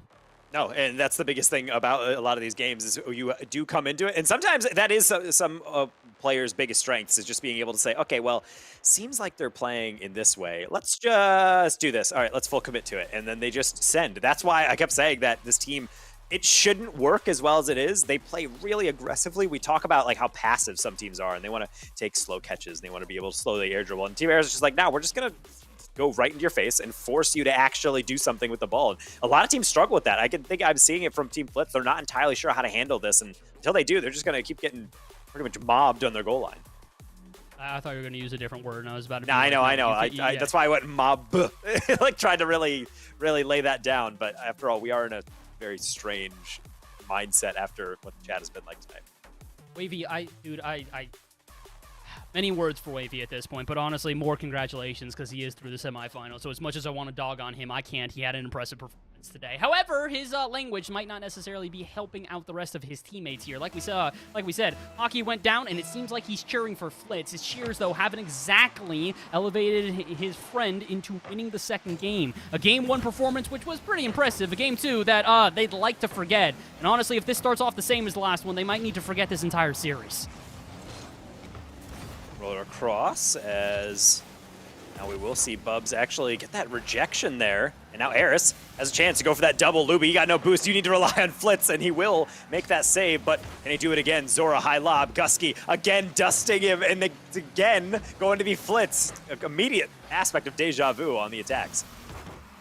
Kind of feels like we're just seeing the same approaches over and over again. These heavy touches through midfield, and while neither team is doing too much with them, it's only a matter of time before somebody finds the space to stunt. Bub's going to try here. He's going up for it. Not going to be able to find any other touch. He didn't have a ton of boost to work with, so it's understandable. Luby, definitely not going to find another touch. He gets bumped off the ball, so Bubs will rotate in. So far, it's not been a bad game here out of Flitz in comparison to the last, but they are still struggling to find shots on target. 1 registered from Luby. There's a second out of Bubs. It's not on target, though. And instead, oh my goodness, it's a double demo from Luby. I thought that would be the end of the offense. I am sorely mistaken. If that turned into a goal, I want that to be a snapshot play of the day because it's been a while since I've seen a 2-for-1 combo on the demos. Unfortunately, the bounce is just so awkward, they couldn't do anything with it. Flitz can't also do anything there as he's too late to the challenge. Bubs isn't. That's a fantastic touch. How about a recovery? How about a double tap from Bubs? The crossbar. So cruel to turn that away. Bubs, my guy, you deserve more goals than what you've been given so far. You might still find another off the ceiling. Not in! Gusky the save, the follow will make it! That's why you always have to be ready on defense. Yes, this save might come in, but who has the follow-through? Luby able to not only get on top of that, but recognize that's not an ordinary shot. You have to put that to the back post. And he does. That's a huge goal for his team and a great way to break the momentum of 7 goals against you in the last one. It's not exactly going to erase that deficit nor give you enough confidence to completely swing the tide, but oh my goodness, Flitz doing this might be able to. They have found a way to break through this defense. This is a whirlwind of a difference between the last game. Flitz catch and carry. And he will try to carry, but I think Luby might have the better angle. You bet he does. Bar down, bang, bang, right back to back. What a turnaround from Team Flitz. This has been such a better game from them, and honestly, I feel like they're only getting started at this point. You know, I thought we might have avoided the chaos here in our final series today. I thought we might have finally escaped it. Taco, I'm starting to believe we might be wrong. From a Brazil in the last game to 2 goals to the good, both of which have been pretty high caliber in this one, we might just have the pendulum continue to swing until this night is over.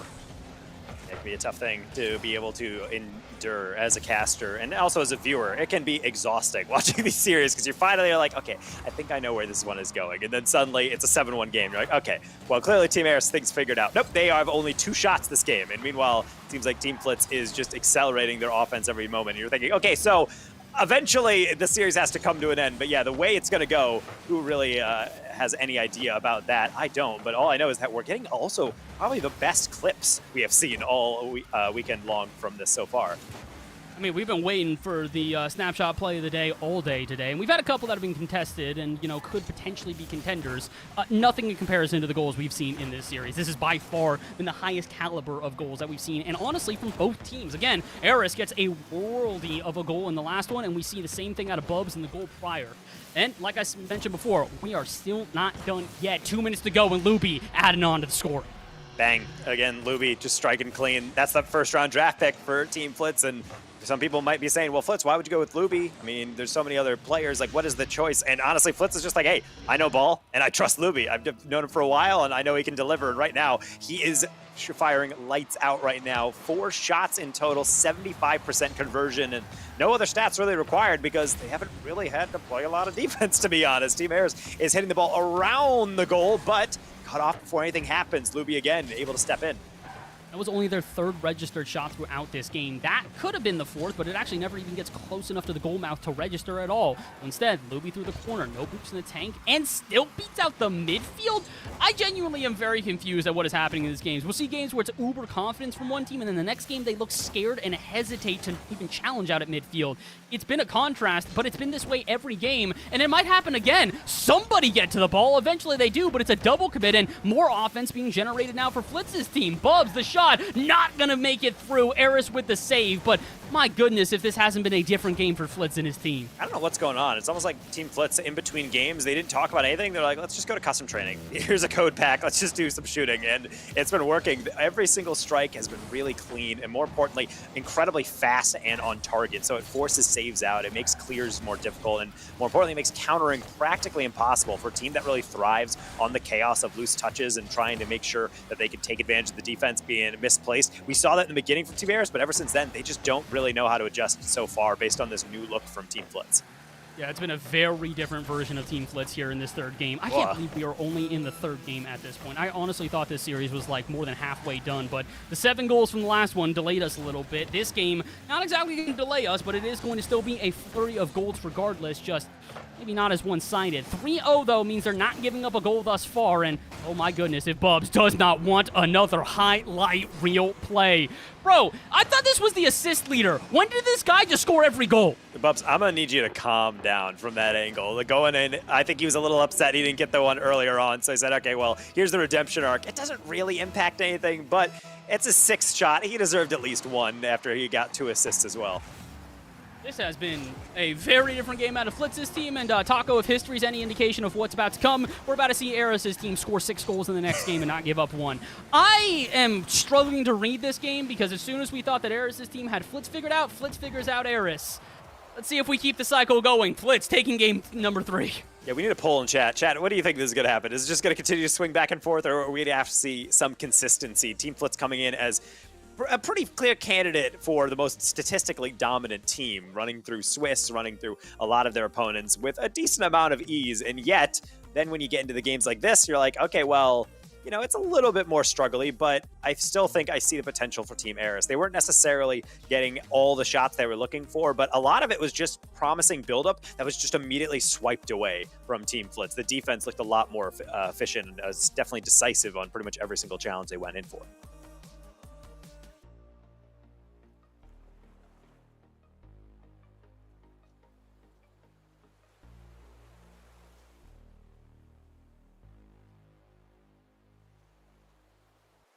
I turns out I was muted. Regardless, I really do believe that Eris's team, it's the same thing that we just saw from Flitz's team here. Both teams, when they hesitate, that's when it all falls apart. And you can't afford to do that. For Eris's team, I need more confidence. You cannot be getting outshot 12-3. That can't happen. Not for a team that just scored 7 goals in the game prior. Even if you hit every shot in that game, you still wouldn't even gotten half the goals you had in the previous game. I'm struggling to figure out how to read this series. And honestly, I don't think Game 4 is going to help us at all. I got a Magic 8 Ball. I'll probably just consult that and figure out how that's what's going to work out. Just be like, hey, is Team Eris going to strike back on Utopia Dusk? I think so. I think they're definitely going to be able to take a deep breath and just figure something out. But if you keep allowing Luby those open shots in front, you keep allowing Bubs those air dribbles off the sidewall, you're not going to have a good time. Well, let's see. Is anybody going to have a good time here in Game 4, or are we going to finally get a game that goes back and forth? Oh, I don't love that. That is a very aggressive challenge that I don't believe anybody on Eris's team was prepared for. Or at least prepared to go on the offensive on the other end here. Gusky, a shot on target. That is not going to be enough. But, hey, I'm at least happy to see them with some offense early. Gusky able to pop it high for Eris to chase. Flitz wants to make sure he shuts that down. He's not able to, which doesn't allow Zora to get something that will roll across. Not a lot of boost, but just enough that Flitz is not trusting in this one. He will trust in Bubs to send it on the sideline. Gusky saw the danger, and again, nicely cut out. Some cerebral play from both sides, both on offense and defense. It's a pass out. Is anybody downfield? I was going to say, I did see Luby there. Can he do anything with it? He tries to leave it for a teammate, but nobody prepared. Bubs prepared for this one. Not the touch off the ceiling he was hoping for. This feels like we've found some calm within the storm for at least the first minute here of game number 4. That might be due in part to the fact that Flitz's team has at least a read of how to get past Eris, and Eris's team is trying not to give up as many goals easily. We might need... Oh.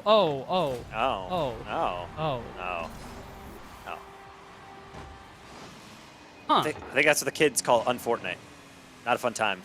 Zora will try to go for this one, and Bubs is going for the block, and then everyone just kind of pass like ships in the night, and we're not going to be able to actually capture that one. But either way, that's going to be the first goal, and Bubs, whether we like it or not, is just going to have to deal with the fact that that is not going to be another highlight reel goal. That is the 4th game in a row where Bubs has scored at least a goal. And Flitz is not going to join him. He has not had as many goals throughout this series, but they might join them in the same result as the last game. What is going on? Yeah, being able to get a freebie, I mean, this is the difficult one. You give up a silly goal, that's fine. This one is just so rough. It gets hit right into the worst possible position. You have to backflip because at the last second you realize I am not reaching any of this. So this is something you need to stem incredibly quickly. We've talked about how these games have swung back and forth. The last thing you want is Team Flitz getting a lead and then just being able to sit on it for the rest of the game. Eris, you have something to say about that? A double flip reset. He's trying to get back in the middle. Zora rushes around. It's going to go into the near post and out.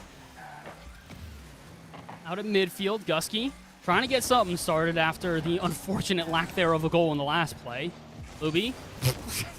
How many challenges are we going to see where neither player makes contact? I don't know why. We hadn't seen that through the first handful of games, and in this one, I guess it is. I'm very confused what is going... That can't be a goal. Okay, it's not. Only due to Eris's save, but my goodness, the amount of space being afforded to Flitz's team right now is baffling. Well, it's tough because they're trying to get their boost and try to get position, but by the time they actually get in position, the ball changes, it ricochets, it's off the bar, it's in the net, not through Gusky, but maybe through Luby. No, Eris psychically able to predict that angle and gets that one out to the corner yet again, but as you can tell, it's just a whirlwind. All of Team Flitz is within the same 10-foot radius of each other, and yet it's not out of position because they're all just reacting to each other's touches. In the corner, Gusky trying to get something going for his team, and they desperately need him to. Honestly, they need somebody to get something going here. That is 6 unanswered goals in a row, which is crazy because those 6 goals are basically erasing the deficit that they were put down by in game number 2 for Flitz's team. We said, you know, the momentum would continue to swing back and forth here. I guess it's staying in favor of Flitz's team, though. They show no signs of slowing down, and with 2 minutes to go, would not be surprised to see them find another goal. Or maybe they get scored on here. Finally, some offense. Eris a good 50. Luby to interrupt, though, and Gusky will not find the follow-up. Zora, that's a 50. Bubs nearly caught out as that was going directly between the sticks as Eris will rescue it. Double tap. How about a fake underneath? Zora into the corner. 2-person passing play. Nearly actually works. Zora the handoff to Gusky. Rate of build-up, but I think after a while, you can only play so much small ball until it becomes pretty clear what you're trying to accomplish. I mean, they're reading them so well right now. Flitz's team are just muscling through 50s and really reading the plays out afterwards as well. For example, here, Bubs is not even going to challenge, and I don't even think he's going to go for the follow-up. He's not. He knows Eris doesn't even have the angle there. They didn't really know what to do there, though. That's a bit of confusion, and honestly, the first moment of vulnerability for Flitz's team in a hot moment. Really a heavy hit across poor Bubs. He's actually reading it pretty well on low boost. The problem is that front tire just barely falls off the crossbar, impacts his grip. He's going to fall off and just going to have that one sit right in front. Granted, not the biggest deal because he's still got a 1-goal lead, but you know how fragile that can be if they're not careful. Maybe Luby can just add it right back, dance it back, everyone, except for the post. Good demos, though, are going to keep the offense going, and I don't think anybody's back for this. Zoro off the respawn is going to have to dive immediately, but it's not going to end the pressure quite yet. That might, though. Good couple passing plays in a row and a demo, causing confusion. Gusky with some boost and gets it off the ceiling. Can he get a pass out? Absolutely, but the shot goes off target. That's probably the best coordinated play we have seen. Oh, no, out of the team in a hot moment. This is open on the other end. Bub just needs to get it center, but my goodness, the save from Gusky. Solid touch from Eris. He might be able to carry that one more time. Flitz is trying to make sure he cuts in, but won't still be out. High lob, Bubs should have enough to control this one, and I really do like that play. Don't need to clear it out, bait in the challenge, and then be able to try to get some help on the extension. Luby helps out first. Now Flitz just going for the backboard. Way too low for a double tap, but does force Gusky into action, and potentially there's a chance to lock down on offense for Flitz and waste down this clock. In the corner, trying to get something started. The march down pitch necessary to avoid series point. And that's a freebie out to the corner. Flitz is there and so is Bubs. And they're just waiting for the challenge. Nobody gets there. And what could have been an opportunity through the corner is left at the table. Flitz's team, maybe not dominant fashion, but still, they move on to series point regardless. And Gusky's going to leave for a car change, but I think it's going to take a different set, more than a different set of wheels to really impact this game. 9 shots coming in from Team Flitz. Again, all spread out evenly. Everyone is getting involved. Granted, some of those goals a little clunky, but hey, at least one team is putting it in dangerous position, making mistakes happen, and then completely taking advantage of it. At the end of the day, it's about winning. It doesn't matter how you get there. And it's been a little bit awkward in some moments, but overall, again, like we said, when the goals do come through, they're usually of a high caliber or at least executed well enough to where they find themselves some solid goals. I'm not really sure what to say at this point, Taco, because we've tried to break down why Eris' team is struggling against Flitz's team multiple times throughout this series, and we thought it might be hesitation, lack of confidence, lack of X, Y, or Z.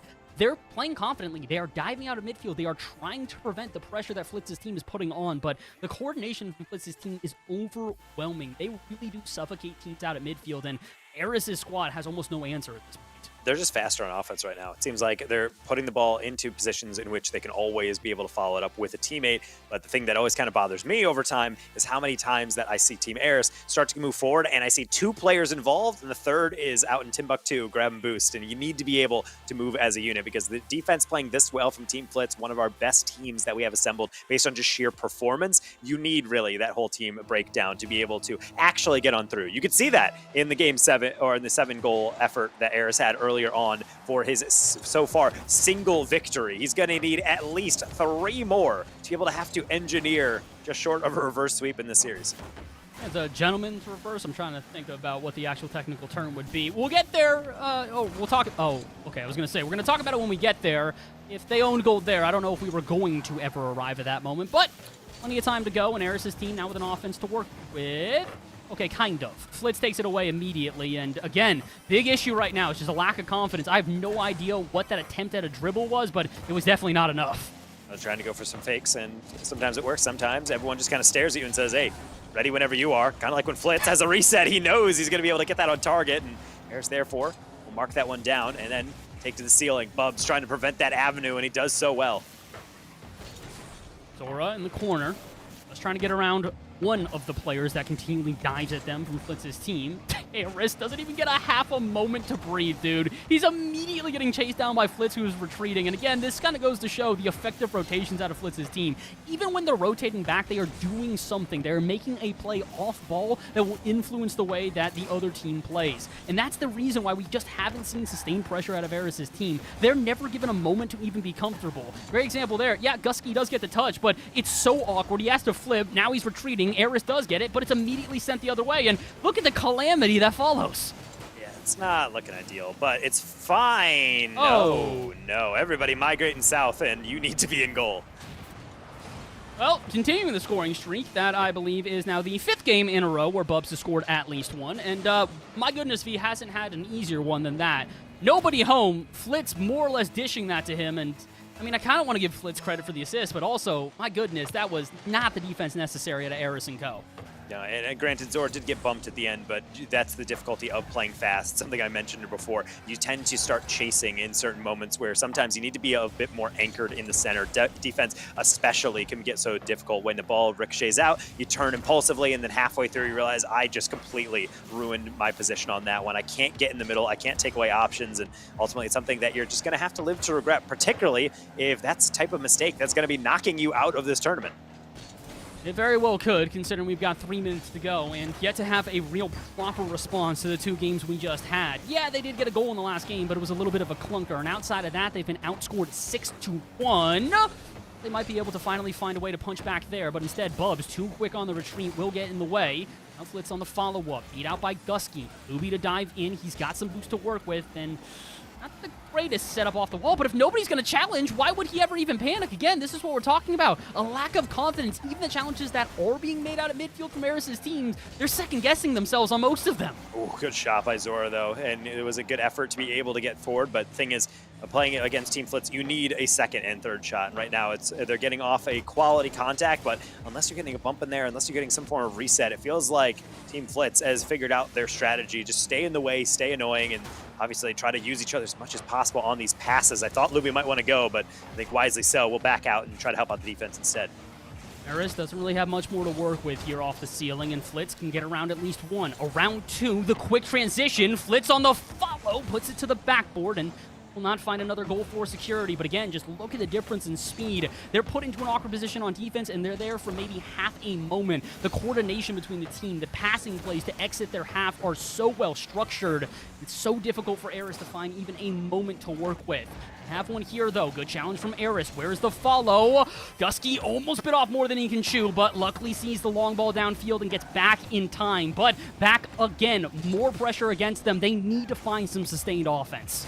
Eris with absolutely nothing in the tank. He's going to have to ask for some help. He does grab that 100 boost, so now he's in the middle. He is an option, and if he can use this, if he can get there quick, but Bubs is going to beat it out. That might just be wide open yet again from Bubs. Pickpocketing everyone. That's his second, and 2 to the good with a minute remaining. Not looking good. First game where he finally gets 2 goals, and it might be the game to decide the entire thing. My goodness, what a performance out of Bubs in particular. He's been stepping up big, and for a player that came into this one the assist leader, he might walk away the goals leader here. He's averaging over a goal a game in this series. And it's not as if his teammates haven't been doing their fair share of work as well. What a setup from Bubs, though. No follow-up shot, but with a minute to go, they got to start replicating this on the other end. The offense has not been nearly as lethal, and unfortunately, with a shutout so far, they haven't shown any signs of changing that quite yet, especially as Bubs trying to assist. What a shot, what a pass, what a play!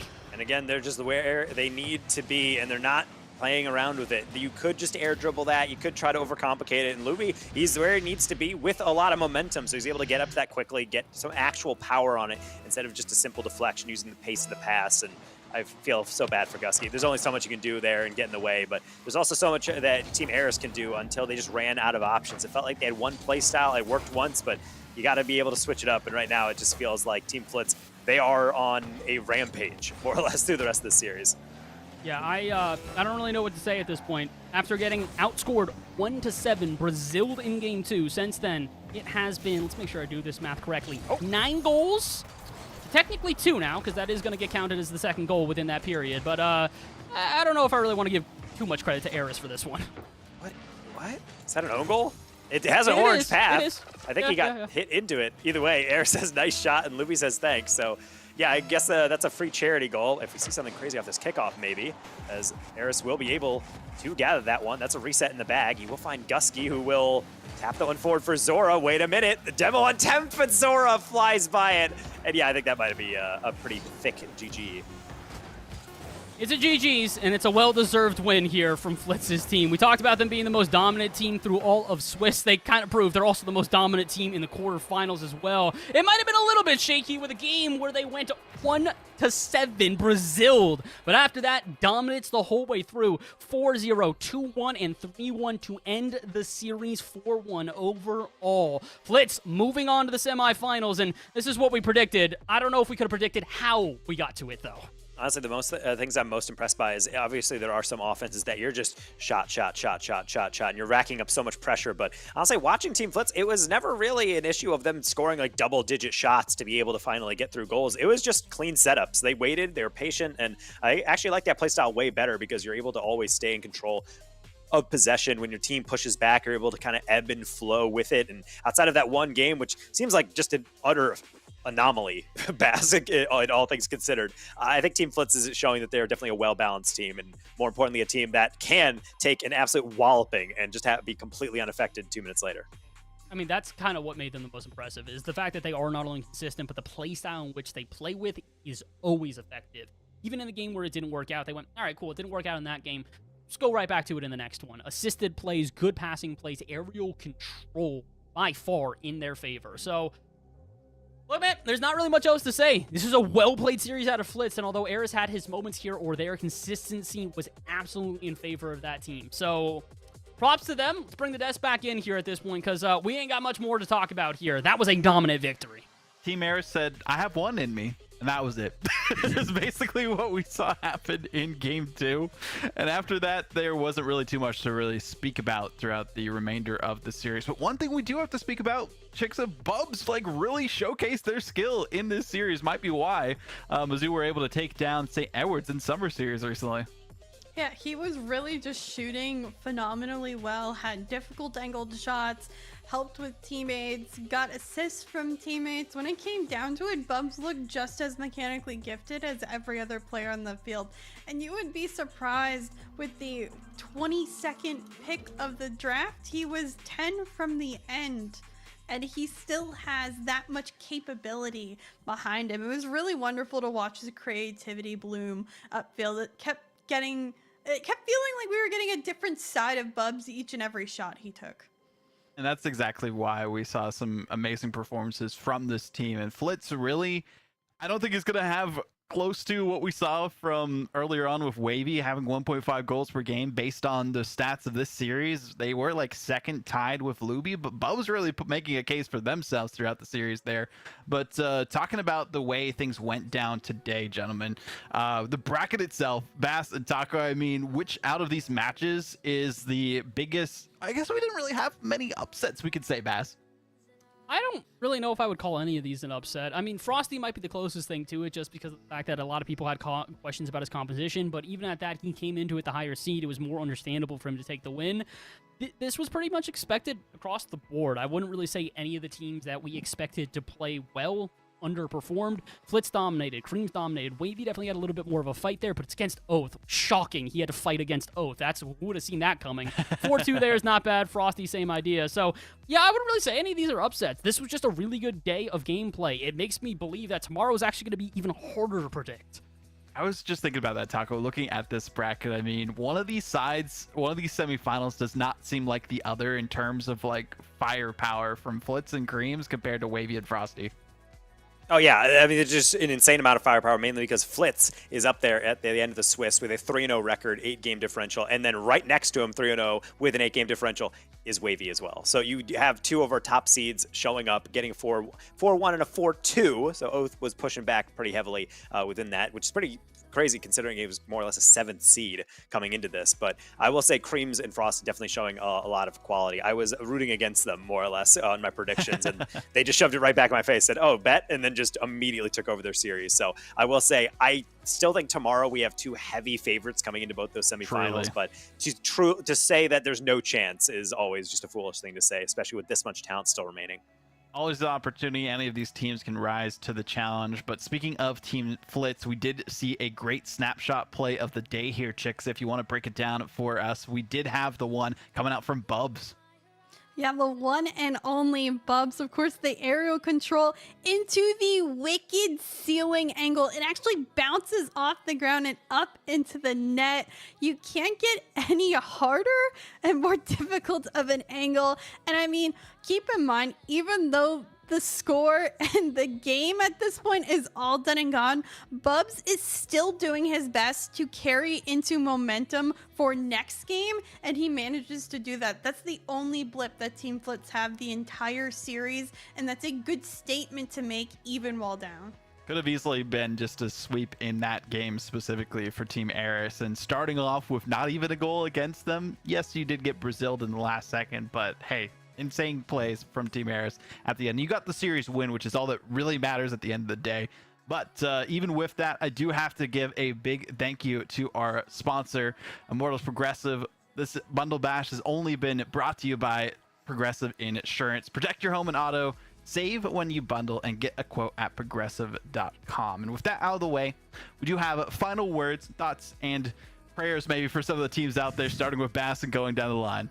I mean, I do have a prayer. I pray that somebody figures out Flitz at this point, because Eris was able to do it for one game, and that is the most anybody's been able to figure them out at this point. Honestly, if Flitz continues in the way that he did today, I have even more confidence than I did in the Wavy team, and I did not think that was possible. Wavy dominated, had a really solid performance individually, but I think that's where I look at Flitz's team and I am the most impressed.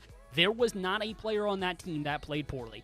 Luby played well. Bubs, I think that it speaks for itself.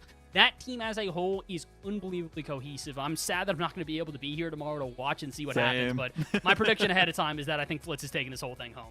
Okay. What about you, Taco?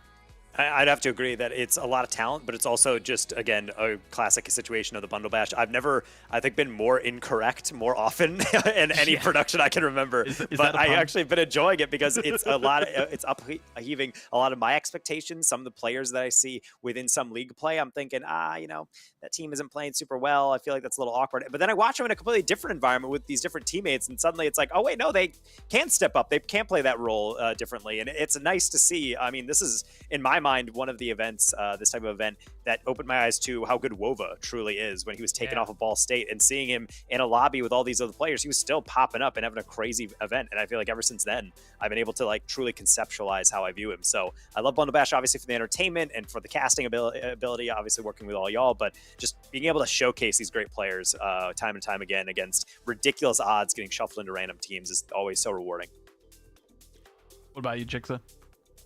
I was perfect on predictions today. I'm pretty W in this this Bunny Bash so far, so huge dubs there. Really excited, honestly, with the competition. I love the teams, the captains, and everything, and I'm really excited to just cast tomorrow. I'll be there with Kendo and Taco. You'll be hosting, so it's been a little minute since that. Spoiler alert there for everyone still watching. So really excited to do that tomorrow. And a small shout out for me. Thanks to my family and my brother for watching today. It is my brother's 21st birthday. So happy birthday, bro. Hey. There we go. Also got to shout out the current safest driver, still undisputed, Super Big Steve, 1,408.22 Unreal units. Gavilon still right underneath that, then Random Shide, then Noli, then Gababy. So Luigi and Process both avoided being in that top 5 for safest driver, but hey, maybe they could get better rates if they do drive more safely. With that, though, my final prediction is going to be Wavy taking it all, because the confidence I saw from that guy throughout the draft and going into this final day of competition, I think he's got it in him, but we'll see who comes out on top at the end of the day tomorrow. 7 p.m. Eastern time, yet again, for the final 3 matches of Bundle Bash. Event number 3 of the year. We still have another one to go in October. It's going to be a great time. Regardless, though, make sure you tune in. Make sure you follow the channel. Shout out again to our lovely production crew in the background, Zodic, Theo as well, and we have Bulby on the social media side of things. Thank you for tuning in, and we'll see you tomorrow. Hey, look at this. What? Saved nearly $750. With that kind of money, we could fly south. Except we don't migrate. No, I'm talking actually fly. Sit back, relax, maybe work on my novel, and I won't forget the little birds out there. Actually, yes, I will. Wow, money changed you. Just keeping it real. People still say that. Switch to Progressive and you could save hundreds to spend on whatever you dream up. Flicking the ball is a very important fundamental skill within Rocket League. It allows you to quickly move the ball past your opponents at high speed without having to hit the ball with your car moving quickly. There are many ways to flick the ball, and it's useful especially in 1v1 situations. From side flip flicks to the classic musty flick, certain flicks range in different levels of difficulty. Here are the basics to have you flicking the ball in no time. Get the ball on top of your car. You want to be comfortable dribbling and moving with the ball in your car before learning flicks. Make sure that the car and the ball are moving at the same speed. Position the ball on the front third of your car, right around the windshield area, so you can maintain speed without losing the ball. Jump while tilting forward, then do a forward front flip. This will launch the ball off the top of your car in the direction you flip. Once you have the basic forward flicks down, you can begin to learn side flicks and other useful flicks to pass defenders and send the ball downfield. Fake flicks are also very useful to juke defenders in 1v1 situations. The possibilities are endless, which makes the flick one of the most important mechanics in Rocket League. So load up a free play and get to work.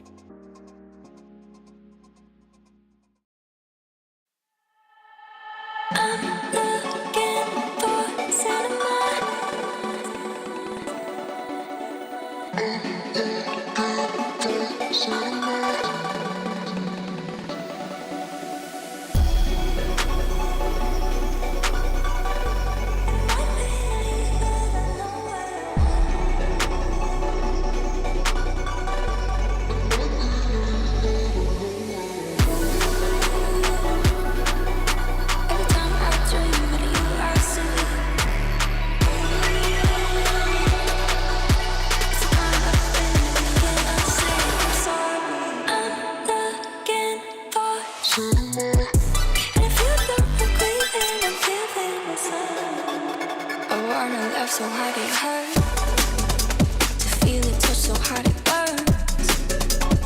Isn't something you could learn, it's natural. And I might not feel that for you, but someday you'll find someone who sees you in a crowded home sensation now. Every time I dream of you, I see. Kind of thing that you can't unsee. I'm sorry. Every time I dream of you, I see. It's the kind of thing that you can't unsee. I'm sorry.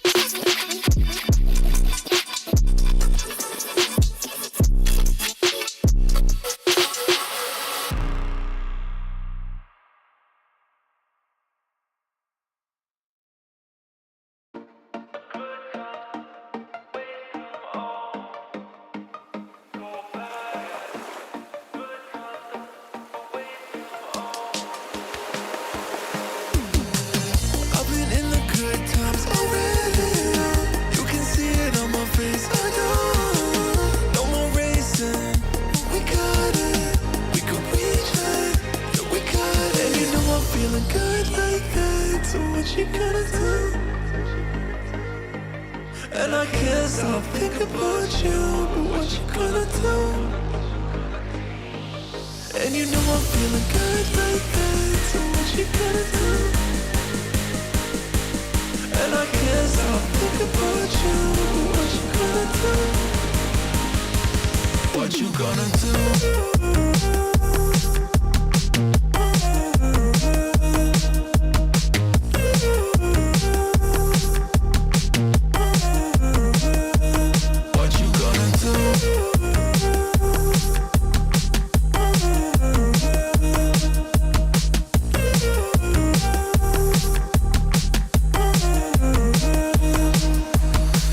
I've been in the good times already. You can see it on my face.